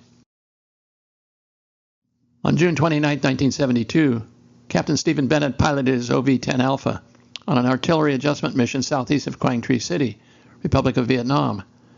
As a forward air controller assigned to the 20th Tactical Air Support Squadron, Bennett had already directed 2 close air support FAC mission strikes by Navy fighters on missions that day. This Navy S-4 is really bringing home the boom. Then, around 3 p.m. on June 29th, Captain Bennett call sign Covey 87 and his backseater, Marine Captain Michael Brown, call sign Wolfman 45, took off from Da Nang to fly a support mission. Little did he know this would be a full day's work for Captain Stephen Logan Bennett. He was into his tour of duty in Vietnam for about 3 months. New, but not an FNG or freaking new guy by any stretch of the imagination. He and his squadron mates flew long missions almost every day because of the drawdowns. We Americans were about to leave the country forever. Brown's role in the rear seat was to coordinate and direct naval gunfire, support from the destroyer USS Richard B. Anderson DD-786 and cruiser U.S. Newport News CA-148 off the coast of Vietnam. 3 hours into their uneventful mission and getting ready to return to base, Bennett and Brown received an urgent call from a U.S. Marine artillery spotter embedded with a platoon of South Vietnamese Marines near Quang Tri City. This group of about 50 Marines was in danger of being overwhelmed by hundreds of North Vietnamese Army regulars supported by heavy artillery. Without Allied support by artillery or airstrikes, it would be almost certain that this unit would be destroyed. Per Bennett's role as a FAC, he got on the radio and requested close air support strikes against the communist forces, but quickly learned that no strike aircraft were available, again because of the drawdown. There were not enough attack air squadrons left in country to answer the even greater need. Backseater Mike Brown, an expert in calling and naval gunfire, also determined that the big Navy guns, because of their flat rather than high trajectory paths artillery shells took to the enemy, were likely to hit flat in front of the enemy forces and then send huge pieces of shrapnel into the friendlies, and thus because of the close proximity of the two forces, kill many of our allies, as well as North Vietnamese soldiers. Not a viable solution. Risking it all, and with no other options and time running out for the Vietnamese Marines, Captain Bennett decided to attack the enemy troops himself. He radioed his command for approval to attack the North Vietnamese Army with his Bronco. Unfortunately, the only weapons he had remaining on his aircraft were the 4 7.62mm M60 machine guns. That's 2 per little stubby wing stations under the 2 cockpits, you can see by the arrow, with 2,000 rounds of ammo available to shoot. Forget even seeing those other beautiful weapons beneath this particular airplane. Bennett's aircraft was empty except for a few of his target marking rockets. For any hope of accuracy, Bennett needed to descend to a lower altitude that would expose the OV-10 to innumerable amounts of small arms fire and the deadly SA-7s. In addition to large numbers of 23mm and 37mm anti-aircraft guns used by the enemy, Bennett had to face a new threat, the new shoulder-launched Soviet SA-7 Strela surface-to-air missile, or SAM, hand-carried by the NVA. Very effective against low-flying aircraft, the heat-seeking SA-7 had inflicted serious losses on American fighters and FACs. The OV-10's twin-turbocharged engines produced a large amount of heat. To stay out of the SA-7's range, the OV-10 FACs were ordered to fly above 9,500 feet. Well, forget that. As far as Bennett was concerned, 9,500 feet wasn't going to happen today. For any hope of accuracy, Bennett knew he needed to descend to a lower altitude. The area now patrolled by Bennett and Brown had so many SA-7s that American pilots nicknamed it Sam 7 Alley. This image that I've included shows more detail of the SA-7 handheld SAM. Given approval, Stephen rolled his airplane into a steep dive and lined up the Bronco's gun sights on a line of trees near a creek bed, where many North Vietnamese Army soldiers had gathered. Captain Bennett's guns laced the tree line with deadly fire. Zooming back up to his altitude, his Bronco had taken a few hits from small-caliber enemy fire, but was in good shape. Not wanting the NVA to regroup from his first attack, Bennett lined up for another strafing run, and another, and a fourth. His guns had the desired effect of giving the South Vietnamese Marines and their U.S. Marine advisor a chance to steal away to safety. Ignoring the advice of not to repeatedly fly over large North Vietnamese Army units, Bennett and Brown lined up the Bronco for one more strafing past their fifth. Using the last of the rounds from the guns, the Bronco unleashed more devastation on the enemy forces below. As the deporting Broncos zoomed upward to the left and back up to altitude, an SA-7 heat-seeking missile quickly descended toward the airplane. Attracted by the great amount of heat from those engines, 2.5-pound warhead exploded near the Bronco's left engine, destroying the turboprop, sending hot shrapnel into the canopy and fuselage. With one engine destroyed and one main landing gear mount hanging below the aircraft, their wounded aircraft was in serious trouble. Another FAC who heard about what was going on came up and warned Bennett to eject because of the damaged OV-10 wing was smoking, and flames could be seen and thus was about to explode. Bennett instructed his observer to prepare for ejection, but was informed by Captain Brown that his parachute had been shredded by the impacting SAM. Although Bennett had a good chute, he knew if he ejected, the observer would have no chance of survival. In other words, if Bennett ejected, the backseat ultimately ejected too. Captain Bennett refused to leave Brown. Therefore, he thought about ditching his aircraft in the nearby Tonkin Gulf. It was well known by OV-10 pilots, however, that a backseater might survive a crash at sea, but no pilot had ever survived such a landing in the OV-10. Captain Bennett was aware of this. Still mindful of doing all he could to prevent any harm to the South Vietnamese men on the ground, Captain Bennett chose not to immediately dump his remaining marking rockets on an external fuel tank over their heads. Instead, Bennett radioed a Mayday distress call, headed out over the nearby waters of the Gulf of Tonkin, where he finally jettisoned his remaining stores. As a well-trained U.S. Air Force FAC and pilot, and knowing the Air Force's reliance on multiple checklists for everything that could possibly go wrong in an aircraft at any time, Stephen no doubt mentally ran through a checklist of options. Could his aircraft make it to an emergency landing airfield close by? Well, this was briefly considered. The growing flames reported by the other FAC might in fact lead to an explosion before reaching an airfield. Ejection never made it to his list, as this pilot would never forsake his backseater to a certain death. Remember, time was of the essence. No diverting to another airfield, no to ejection. Choices were down to one, to be made with one grave consideration: to auto-crash the Bronco in the South China Sea. As we've seen, one of the strengths of the OV-10 was its large bubble canopy for its visibility for both crewmen, but it was not structurally strong. Bennett knew this. With the reemergence of flames and choosing to risk his own life to save that of his fellow warrior, Bennett attempted to land his OV-10 in the Tonkin Gulf.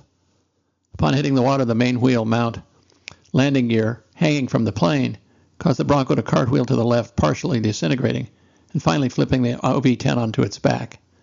The front cockpit was crushed, making escape for Bennett impossible. With both pilots submerged, the struggle for survival was supreme. After the aircraft hit the water and became still, Brown fought to get out of his seat harness and managed to escape the plane and rise to the surface. After gasping for air, Brown dove back underwater to help Bennett. His efforts were unsuccessful. Bennett was gone. Captain Stephen L. Bennett was recovered from the airplane the next day. After the crash, Captain Brown was recovered by a U.S. Navy chopper, taken to the nearby USS Tripoli, LPH-10, a Marine helicopter assault carrier, for medical treatment.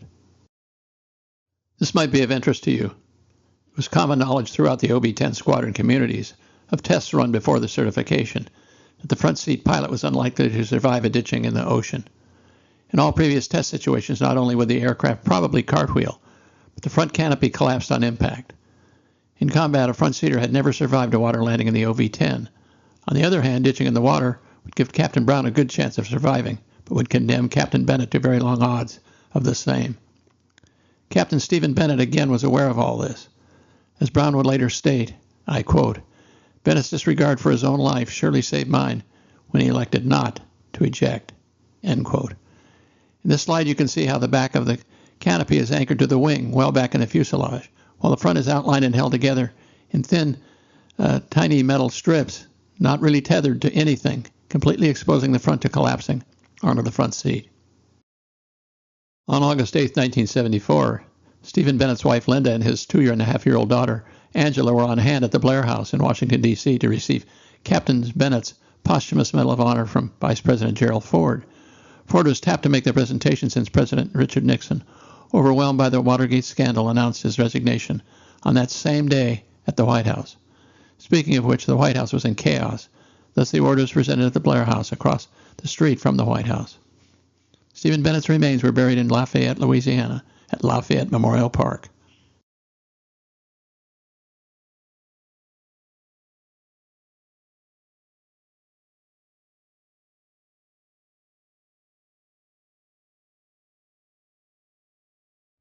Air Force Captain Stephen Bennett's death as of September 13, 2024, was one of the more than 58,568 killed in action deaths that American military services suffered during the Vietnam War. In Bennett's case, a combination of his piloting skill, his commitment to serve and save his comrades, and his ultimate sacrifice ensured Captain Brown's survival. Likewise, he saved countless men he never knew and their U.S. Marine advisor to escape almost certain destruction at the hands of our enemy. Mike Brand would have later described Stephen as, quote, "the bravest man I've ever met," end quote. To add to that, I challenge myself and any others who served in combat to make up your mind so quickly of choosing almost certain life over that of letting nature run its course. Bennett's valiant character kicked in immediately in his choosing to save the life of a man he barely met, against choosing almost certain death for himself. I'm sure he never had a second thought about his choice. To paraphrase President Ronald Reagan, where do we find such men? This image shows Captain Bennett's gravestone in the center of 3. The Bennett's one child, Angela Bennett Ingle, who lives in Dallas-Fort Worth area, is the current president of the OV-10 Association located in Fort Worth and the volunteer administrator for the Fort Worth Aviation Museum. Both are housed together. This is an online ad promoting the museum. Here she is, currently pictured with her executive director, Jim. Lots more to say about Angela. On March 28, 2019, the ground forces of the Commemorative Air Force, or CAF, unveiled a new addition to the Texas Medal of Honor Memorial. The new display educates the heroic acts of U.S. Air Force Captain Stephen Logan Bennett of Palestine, Texas. Daughter Angela assisted in the unveiling of the display honoring her father. This display is located in the library building of the North Central Texas College in Gainesville, Texas. Pictured here is Angela holding her father's Medal of Honor, with a memorial on her left, mounted on a brass and silver easel as it appears in the school's library. This is a picture of the Youngsville Middle School, where the school's library is dedicated to the memory of former student Stephen Bennett. He was a member of the football team, enjoyed swimming, playing golf and chess, and reading about the Civil War as a student in the 1960s. The bronze plaque that once honored Captain Bennett at Webb Air Force Base, where he received his wings, is now proudly displayed at the entrance to the Stephen L. Bennett Memorial Library at Youngsville Middle School. Webb Air Force Base was deactivated in 1977. The plaque found a good home. Here's a shot of a new historic marker honoring Palestine native son, Captain Bennett. The 50th anniversary of his death in the ceremony coincided with the National Medal of Honor Day, March 25th, and National Vietnam Veterans Day, March 29th. David Franklin, chairman of the Anderson County Historical Committee, Bennett's daughter Angela, and Major Michael Brown, retired, presented the marker to a group of 200 at Veterans Park on Spring Street. Bennett is known to many as the county's greatest hero. In this picture from left are Marine Major Michael Brown, who survived the crash of Bennett's OV-10 aircraft, veteran Paul Brochure, a flying mate of Captain Bennett's from the 20th TAS at Da Nang Air Force Base, Republic of Vietnam, and Angela. Captain Bennett is the namesake of the U.S. Navy ship MV Captain Stephen L. Bennett. Another view of the ship, fully loaded actually with ammunition. This story is reprinted from a news release of August 29, 2019 by the Air Force Special Operations Command. I quote, "Replica dog tags for Medal of Honor recipient and OV-10 pilot Captain Stephen L. Bennett rest on a workstation at Hurlburt Field, Florida. The newly imprinted dog tags were presented to his daughter, Angela Bennett Ingle." End quote. After decades, the Air Commandos take care of their own. Here, Colonel Richard Anderson, Air Force Special Operations Command chaplain, presents the dog tags to Bennett Ingle. I quote, "I was extremely blessed to be able to take part in reuniting Angela with a tangible reminder of her father's love for God, family, and country," said Anderson. Her father's sacrificial service vividly demonstrated the essence of the commando spirit, and his heroism afforded dozens of people fighting for freedom the opportunity to be reunited with their families. Demonstrating to Angela our continued appreciation for her father's sacrifice, as well as for her own sacrifice, manifests our deeply held belief that humans are more important than hardware. End quote. Angela offered her final thoughts on receiving the dog tags by saying, I quote, "I'm now complete and I feel as my dad is with me. Again." End quote. Angela still hopes to find the original dog tags and hang them on this year's Christmas tree. It's currently 2024, so it's been 52 years since his last flight over Vietnam, but his example remains as strong today as it did that fateful day during the war. Captain Bennett had a determination to serve by flying, not in flying a desk or in a training squadron, but in combat, in harm's way, even when it was unpopular and the war was to be over soon. He answered the call when he made a commitment to do all he could to help his comrades on the ground, even when that demanded actions that created a great risk. And his selfless sacrifice made that his crewmen could live, even if he was pretty sure his own life was in the balance, are powerful reminders forever of the best that serve in our military and deserve our nation's highest military decoration. I'm sure if Stephen had survived this crash, he would have been embarrassed to have been awarded the Medal of Honor for his actions that day. He probably would have said that it was just another mission. There was nothing special that needed to be attached to it. I believe he would have thought the same if he'd thrown himself on a grenade to save another man's life in the process.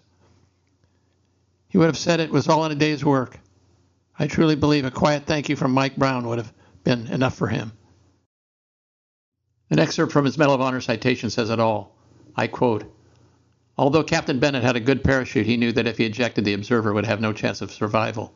With complete disregard of his own life, Captain Bennett elected to ditch the aircraft into the Gulf of Tonkin, even though he realized that a pilot of this type of aircraft had never survived a ditching. Captain Bennett's unparalleled concern for his companion, extraordinary heroism and intrepidity, above and beyond the call of duty at the cost of his life, were in keeping with the highest traditions of the military service and reflect great credit upon himself and the U.S. Air Force." End quote. For credibility's sake, I think it's important to show you that I did actually fly some Marine aircraft during my tour in Vietnam as a Marine naval aviator. In other words, I was there. Here I'm sitting on a fuel cell pontoon of a CH-46D. This picture was taken one of my days off. Upon arriving in country February 7th, 1968, our flying time was 5 days interspersed with 1 night, flying emergency medevac missions also known as Sparrowhawk, then 1 day off. time passed, our schedules got more demanding with more days flying, fewer days off.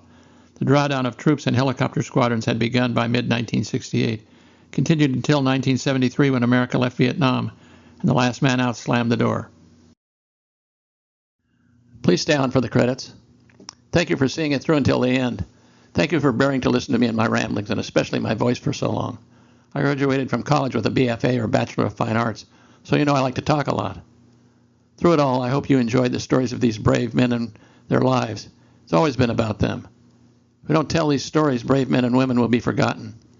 They need to be part of our warrior lore, our tales of American heroism and exceptionalism. But I'm not finished with stories of the Secret War or the Ho Chi Minh Trail. My next series of stories, I assure you I will talk about a very old aircraft from the 1930s that literally burned up the countryside of Southeast Asia and made our enemies dive for cover and run like heck whenever they heard one coming. I was born an airliner, used for delivery van as a teenager in World War II in Korea. Finally grew up to be a bona fide killer during Vietnam. Sorry I didn't have time to add its story to this presentation, but I'm sure you'll be interested when I included another thought-to-be extinct aircraft resurrected during the Vietnam War story. I'm also sorry for not adhering to restrict each part to no longer than 1.5 hours. Again, my wife readily agrees I talk too much, just had too much to tell you. Here I'm giving you a hint of what the old bird I'm talking about looked like. Before leaving Southern California almost 3 years ago, following grandchildren of the great state of Texas, I was affiliated with this finest group of veterans representing all of our military branches of service. I'm also representing the 58,563 men and women who gave their lives on behalf of the people of South Vietnam. Don't forget most served because their country called them, and they answered the call. More enlisted than being drafted. This does not include the over 300,000 more wounded in action, both mentally and physically, with many of them still suffering as victims of that time. As you can see on the banner, our mission at the Freedom Committee of Orange County is to pass the torch of liberty on to the future generations through living history. We were the living history. After 50 years of feeling the rejection of our return from that war, I joined the Freedom Committee because of their mission. The founder of the committee thought it important for our junior high, high school, and college students to hear from people who have actually lived these veterans' stories of service.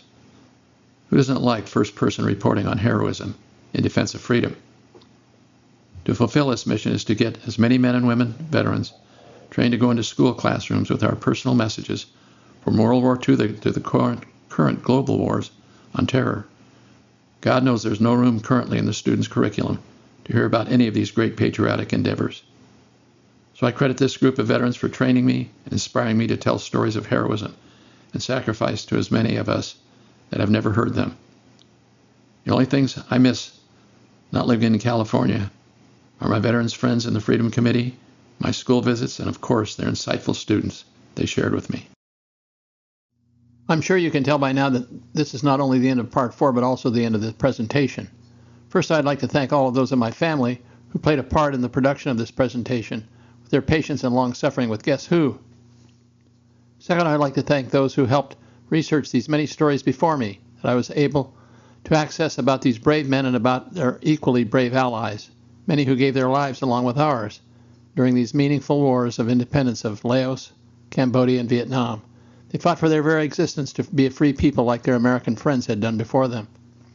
Third, I need to thank my most excellent producer, Ryan, for his technical skills, personal motivation, and guidance and insightful editing of this presentation. Indeed, he and his team played a crucial part in every decision made with regards to my producing this final product.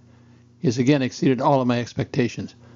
Fourth, I wanted to recognize all of those brave, courageous, and sometimes outright dangerous men who were not even thought about during or for at least 30 years after their service as of 2005, even 19 years after that until now. It's my honor to tell a fraction of their long classified stories. Many flew their missions alone, single plane at low altitudes, offering themselves up to a heavily armed enemy under excruciating circumstances. All this, and they had a survival ratio of less than that of a shaved-tailed second lieutenant platoon commander walking his first patrol. May God bless them all, the still living, those who survived but are now past, and those who were killed in action, never to return home to fulfill their destiny as we were.